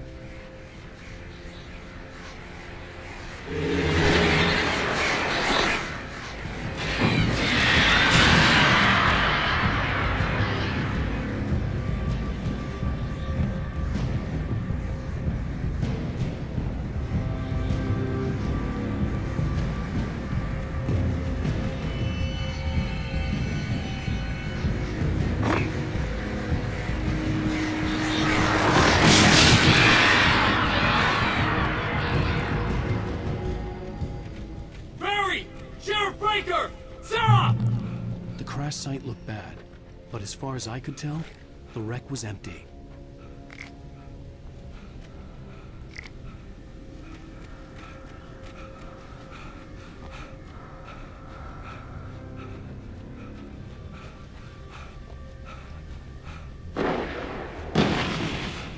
Barry!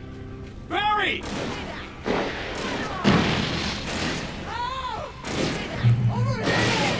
Hang in there, I'm coming!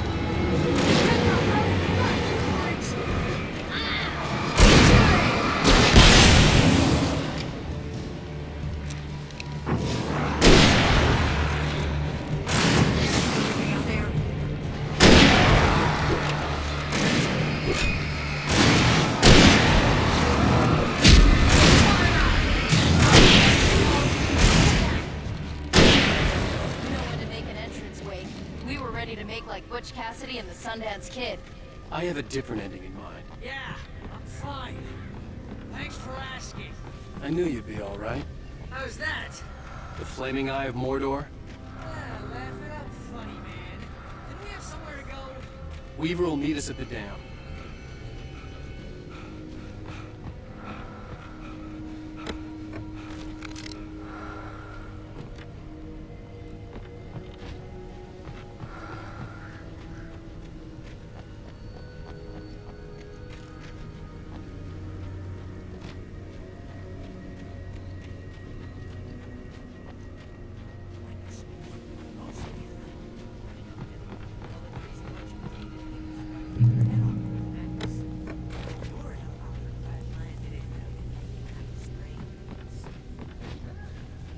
See those lights? That's the elevator we need to take.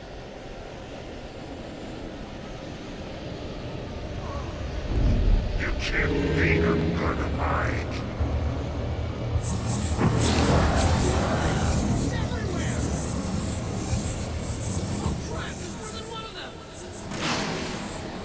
Nothing moves like that. It's impossible.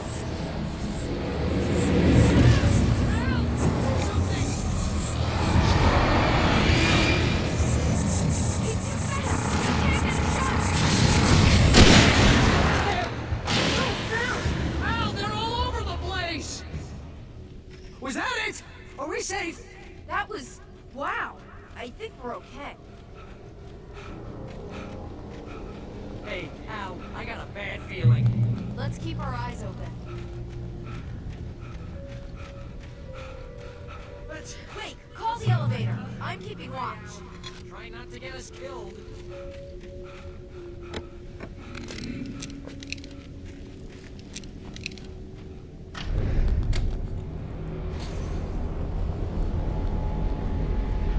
Heads up! Here they come! Oh no! Oh no! They're coming! We have to get them off!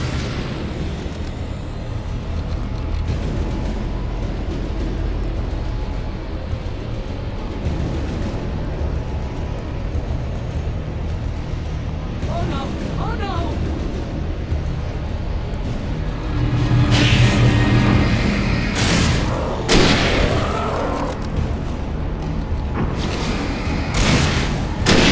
I swear this is the slowest elevator in the world!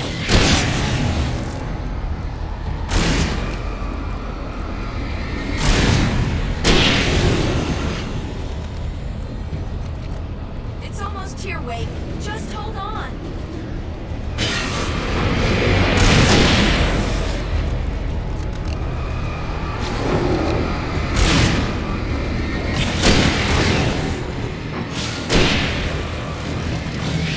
It's here! Let's go!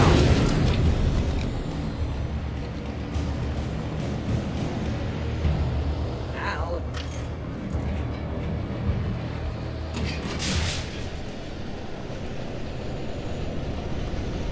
We're almost there.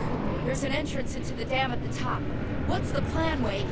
Well, Weaver's crazy, but she's got something Zane left behind. Something to fix this. Gee, could you be a little more vague? Thomas? Zane? Seriously? Might as well be Paul Bunyan or Bigfoot. Yeah, well, he was real.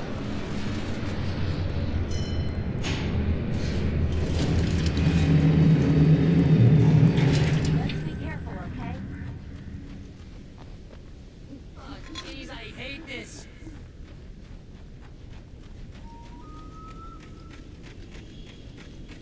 Okay, Wake. There's a button over there that opens the door.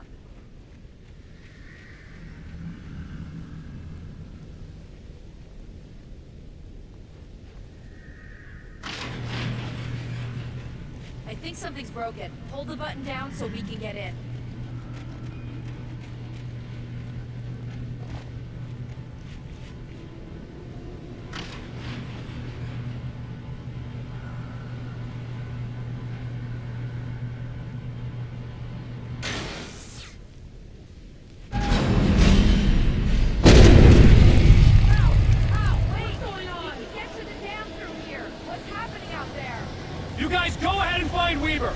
should be in the dam now. I'll have to make it alone through the top.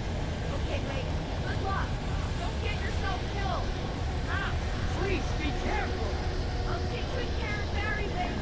You just look after yourself.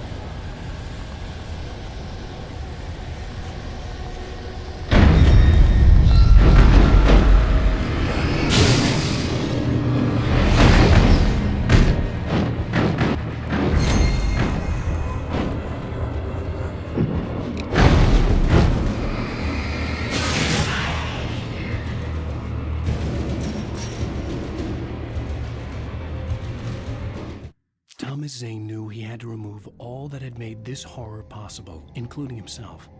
That was the only way to banish the dark presence he had unleashed and now looked at him through the eyes of his dead love.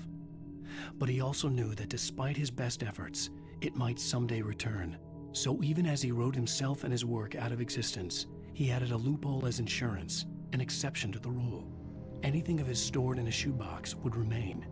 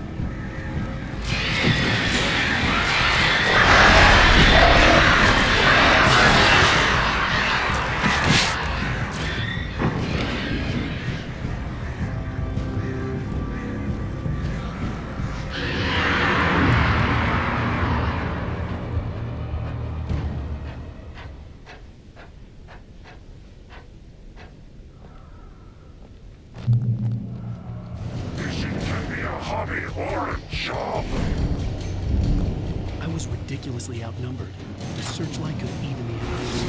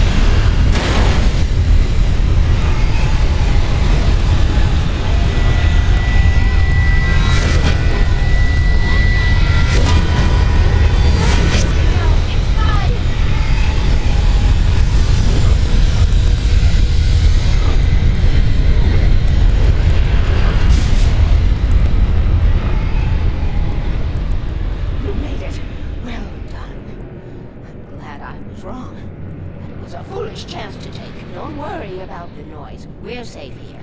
I have looked after the well-lit room for many, many years now.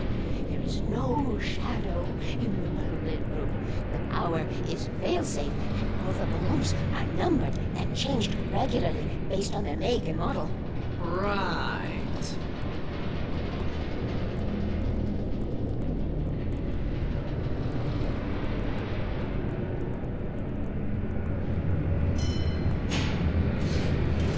There's an old army base at Great Cove Point, north of here. It was active during the Second World War. They operated here back then. They must have built this. Yes, they did. It's my place now.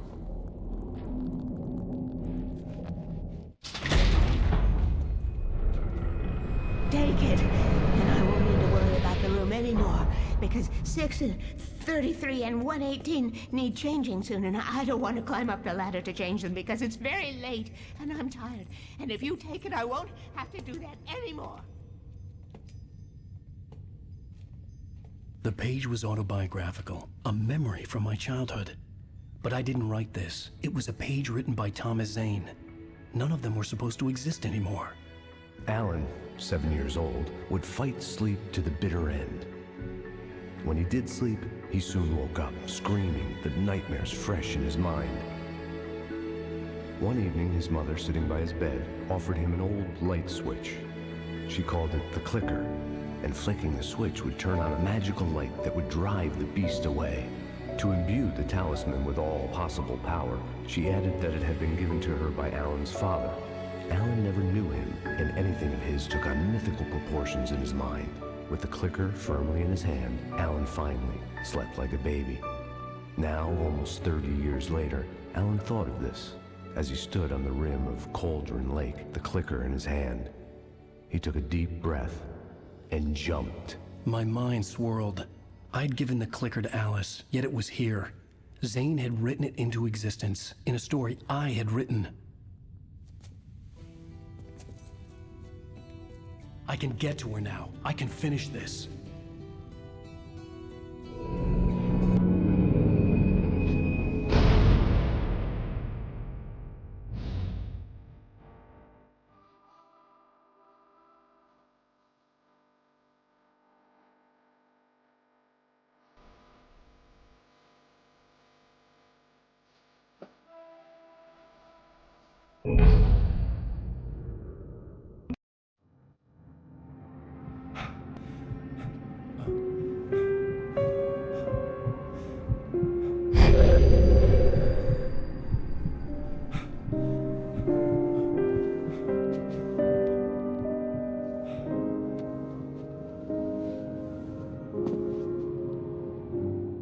I had a hangover. My head was about to explode and the light hurt my eyes. I needed my sunglasses and painkillers to dull the pain. In one of my finer moments of self-deception, I swore to quit drinking.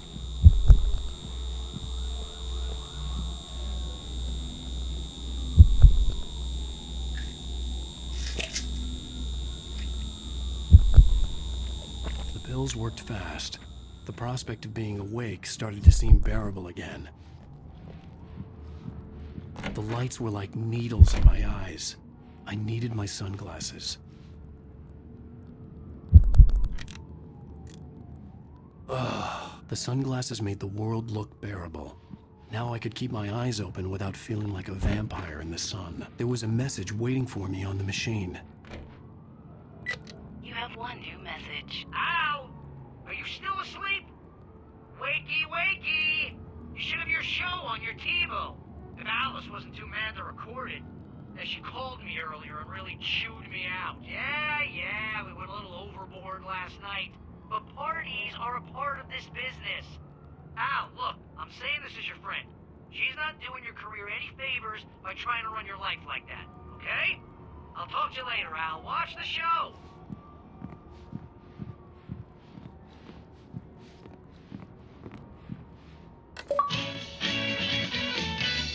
Ladies and gentlemen, welcome back to the Harry Gallet Show.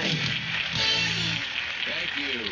Thank you, everybody. We have a great show tonight. I've been talking with the best-selling author Alan Wake about his new book, The Sudden Stop. Yeah, good read. Go buy it. No, it is a good read. Look, I'm gonna be honest here. Is that wise? No, but I'm gonna do it anyway. I got people who give me the lowdown on books. I'm a busy guy.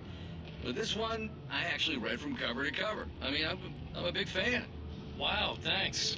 Now, this might be a spoiler for those who haven't read the book yet. Based on the sales figures, the 2 people out there who haven't read the book yet. But this last book is all about the death of the main character, the hard-boiled New York detective, Alex Casey. Now, there's been a lot of outrage about this. Why the hell did you kill Casey? What the hell were you thinking, man? Good riddance. No, seriously though, 7 years and 6 books is a long time. He was a gloomy guy to spend all your working hours with, and it was a good run. But it's time to explore new things. My next book will be a departure from the old for me. You selfish bastard, always thinking of yourself. Well, you've certainly given us a lot of entertainment over the years. And now that you mention it, Casey was a gloomy guy. Never had much luck with his love life with the ladies. Was that autobiographical in any way? Yeah, no kidding. Casey's lady friends tended to die on him. With Casey, it was all about his pain. No, nothing autobiographical about that. I'm a happily married man. My wife is my muse. Well, congratulations. That's great to hear. So, how's the publicity tour been treating you? Good, great. But I gotta say, I'm glad to be back home in New York. Well, you've certainly been on the news a lot lately. Lots of parties and, you got into a fight with some paparazzi. Oh, man. Well, that guy was really in my face. I lost my temper. I know that wasn't cool. You are famous for that temper. Well, I did also write several books. Well, your latest novel is called The Sudden Stop, and it's in bookstores now. Go get it. That means the two of you out there who haven't bought it yet. Ladies and gentlemen, that's all we have for you tonight. I want to thank all our guests for the evening. Alan Wake, Sam Lake. Once more, do the face for a Sam. And our musical guests, Poets of the Fall. Thank you. Good night. At least I'd been funny. I told myself I could live with that. Hey, honey. Did you watch the show? I didn't say anything stupid if that's what you want to know. Okay, Grumpy. You want an aspirin or something? Are you going to start with me about drinking now? You know what? Go back to sleep, Alan.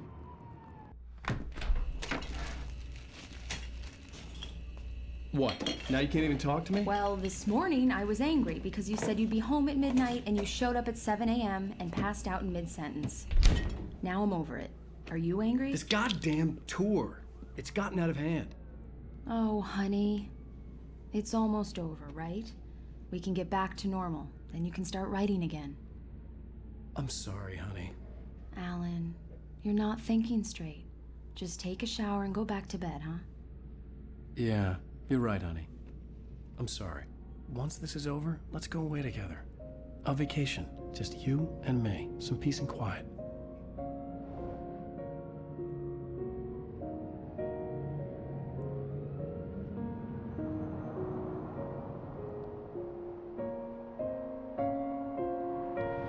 Somehow, the clicker was the key to the cabin. I had to return to Cauldron Lake to save Alice.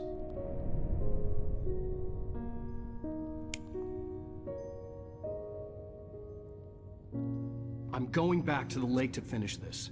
I'm going to write an ending to the story in the manuscript on my own terms, to make it all right. Why can't you just write it here? The last page is still in the typewriter. I need to read it first. Everything needs to be just right. Zane tried to cut some corners, and it didn't end well. Okay, ready when you are. I'm sorry, Sarah, but I need to do this alone. Barry, take her gun. Miss Weaver, close the door when I leave.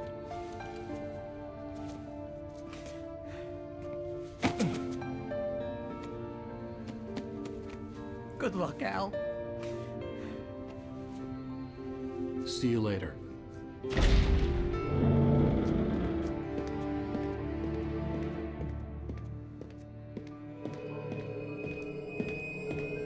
When I got out, it was warm and sunny. I'd flicked the switch of the clicker. Had it done this? I didn't stop to question it. I had to take advantage of the sunlight to get to the lake. On Zane's page, I'd stood on the rim of Cauldron Lake, about to use the clicker. That's where I was headed.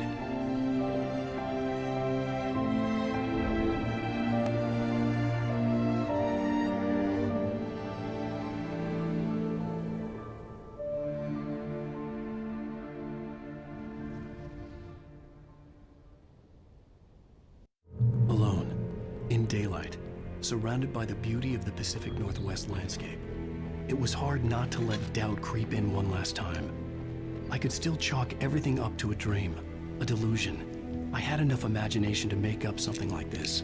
Having been in the cabin all this time, trapped in a story inside my head, gone mad from grief over Alice's death like Hartman had claimed, there would be no way of knowing. I told myself it didn't really matter. My course was set.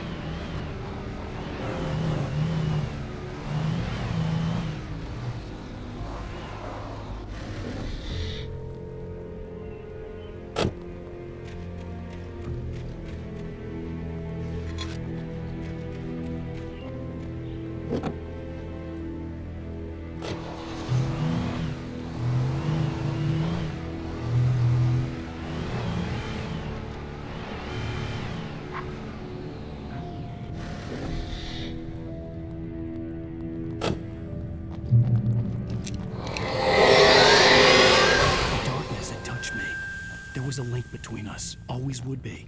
I could feel it.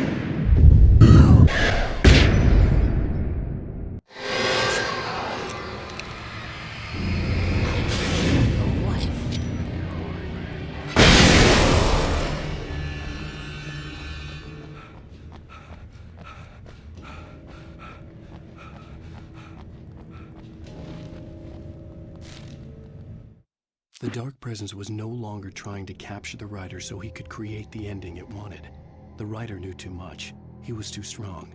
And he carried a weapon left behind by Thomas Zane, something that could hurt it. Now, the darkness was doing everything in its power to simply stop the writer from ever reaching Cauldron Lake and the dark place it came from.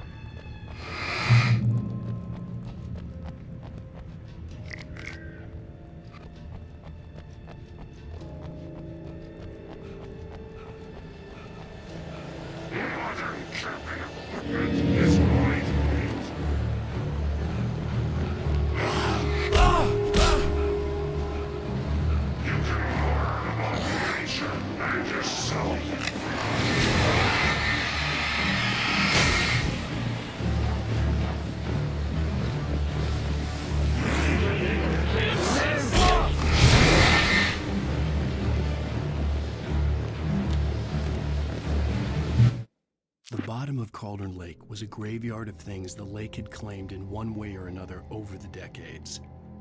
The dark presence brought them up in its wake, scattering the rotten waterlogged hull of an old boat here, the remains of a long-ago crashed airplane there, trees shattered under the impacts.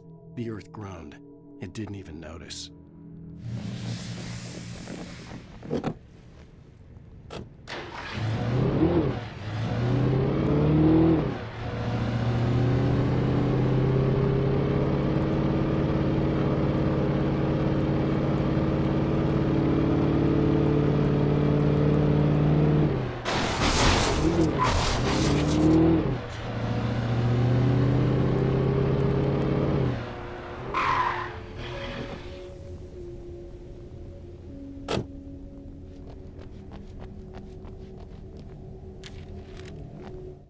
In the end, Barry wasn't going to shoot Sarah. They both knew that. Once she had no chance of catching up to Wake, Barry gave up the gun and sat down on the floor, shielding his face from the merciless glare of the well-lit room.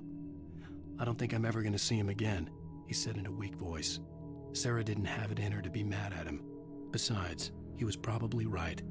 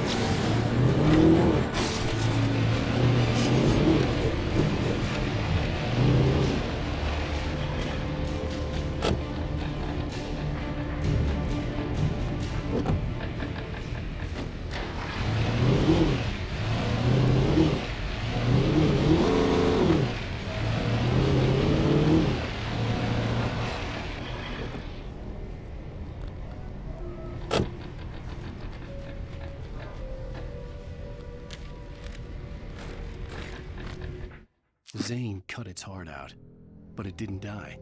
The thing that wore Barbara's face kept crooning sweet nothings sugar-laced with poison. He put on the suit, untied the monster from the chair. The thing in his arms thrashed weakly, but he held fast. He stepped outside, off the pier, and into the dark water, a sinking pinprick of light descending toward a bottom that never came.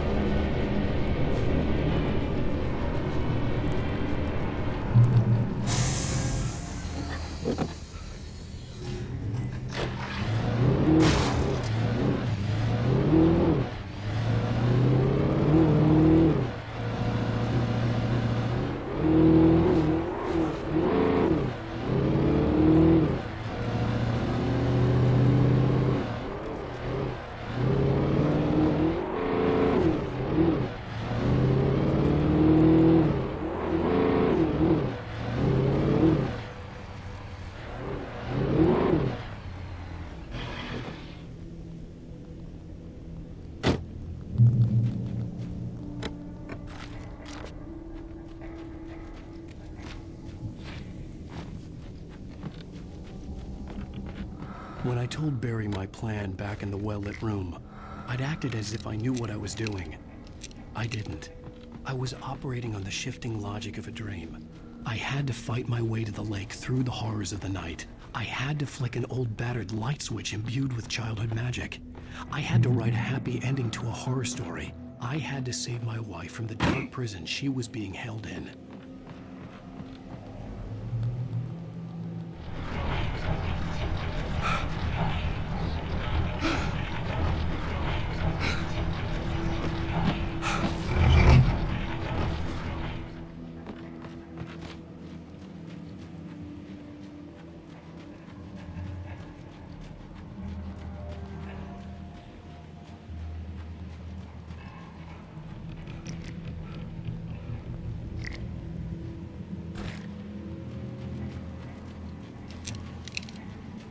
I will never give her to you.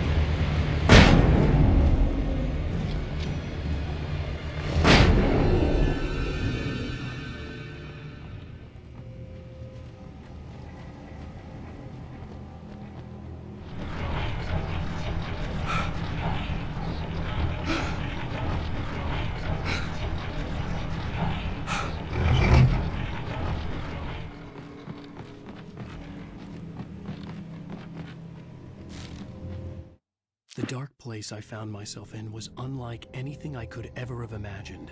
It wasn't solid, it flowed. It was conceptual and subjective. For someone else, an artist in another field, it would have been very different. I could sense the story of the manuscript all around me, the words and ideas floating in the air, poised to become real.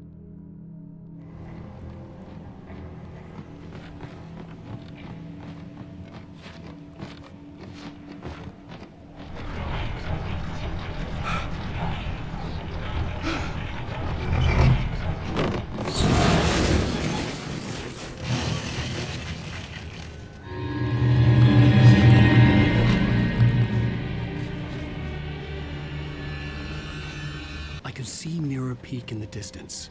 That's where Cauldron Lake was.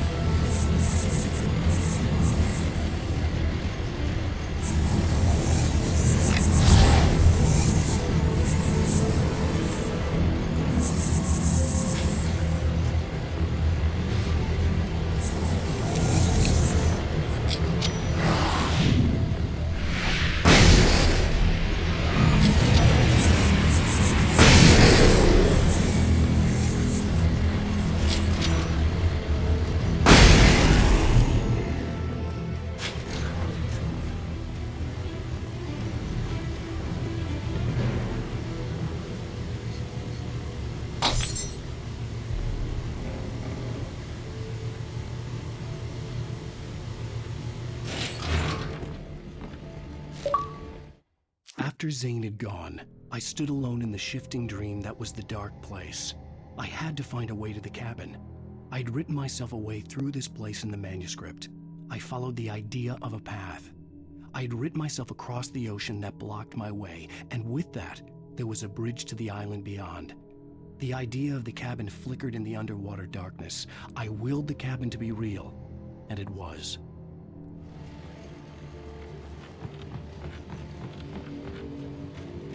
Turn back now.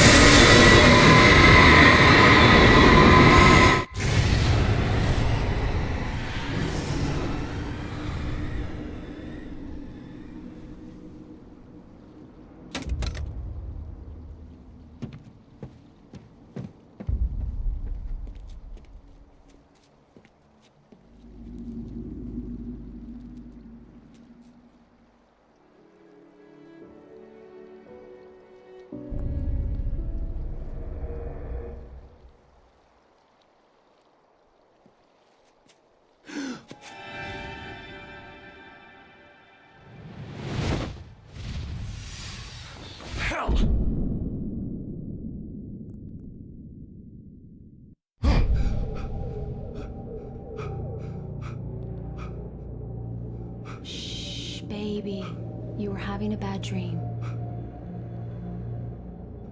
It was just another nightmare. No. Everything's fine. You're home. It wasn't a dream. Everything's fine. Turn the lights on. Turn the lights on! Shh, baby. The power's out. There's no light. Come back to bed and I'll make you forget all about your fear in the dark. My fear? It's your fear. Why aren't you afraid? You're not Alice. Turn the lights on now. Where's the clicker? What did you do with it? Alan, you're scaring me now. Come back to bed. Have you taken your pills?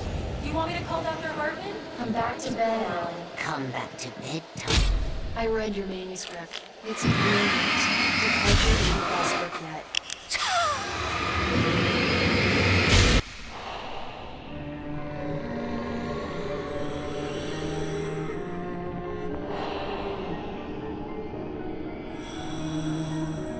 You must find your way way. It won't let you pass. It has no heart. It's filled with darkness. You must fill its heart with light.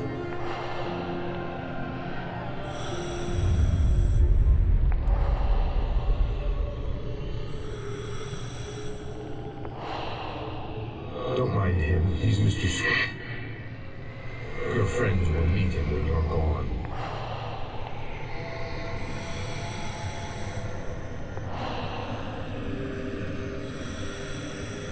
Use the clicker.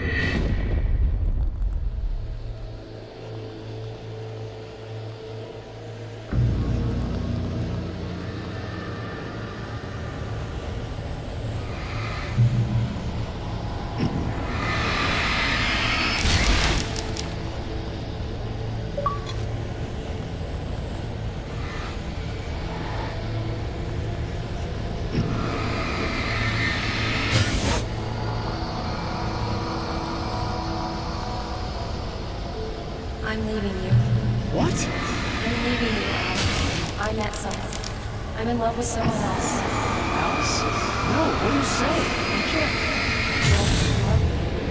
How could you? You don't even love yourself. All you do is torture yourself with work you can't do anymore. No, I love you more than anything in the world. You're my muse. I'm not. Who are you? What have you done with my Alice? Alan? What are you doing? Put the light back on! What are you doing, Alan? Stop! Put the light back on! It wasn't true. Nothing like that had ever happened. You're not my Barbara. Tom, let me go. I promise to be good.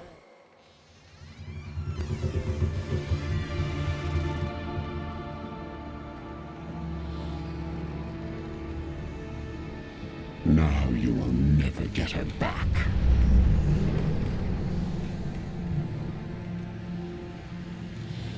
I am much older than you. Older than your first work of art. I will find a new face to wear. Someone else to dream me free.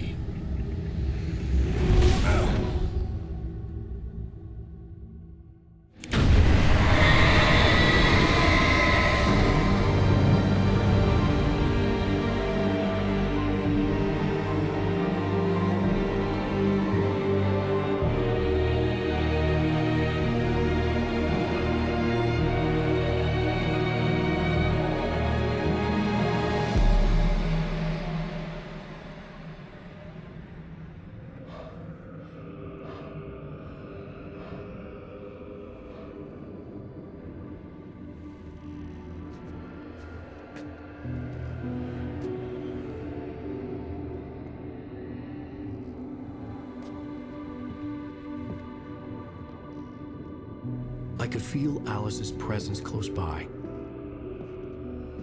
I understood what I had to do now. I knew how to write the ending to Departure. There's light and there's darkness. Cause and effect. There's guilt and there's atonement. But the scales always need to balance. Everything has a price. That's where Zane had gone wrong. There's a long journey through the night back into the light. Alice? Alice?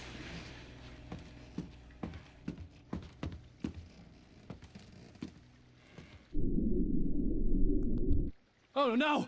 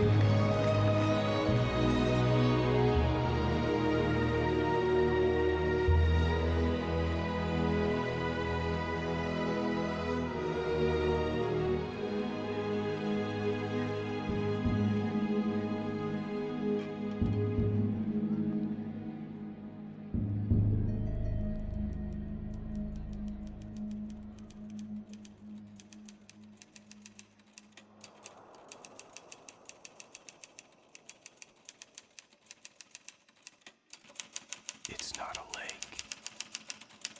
It's an ocean. Alan, wake up.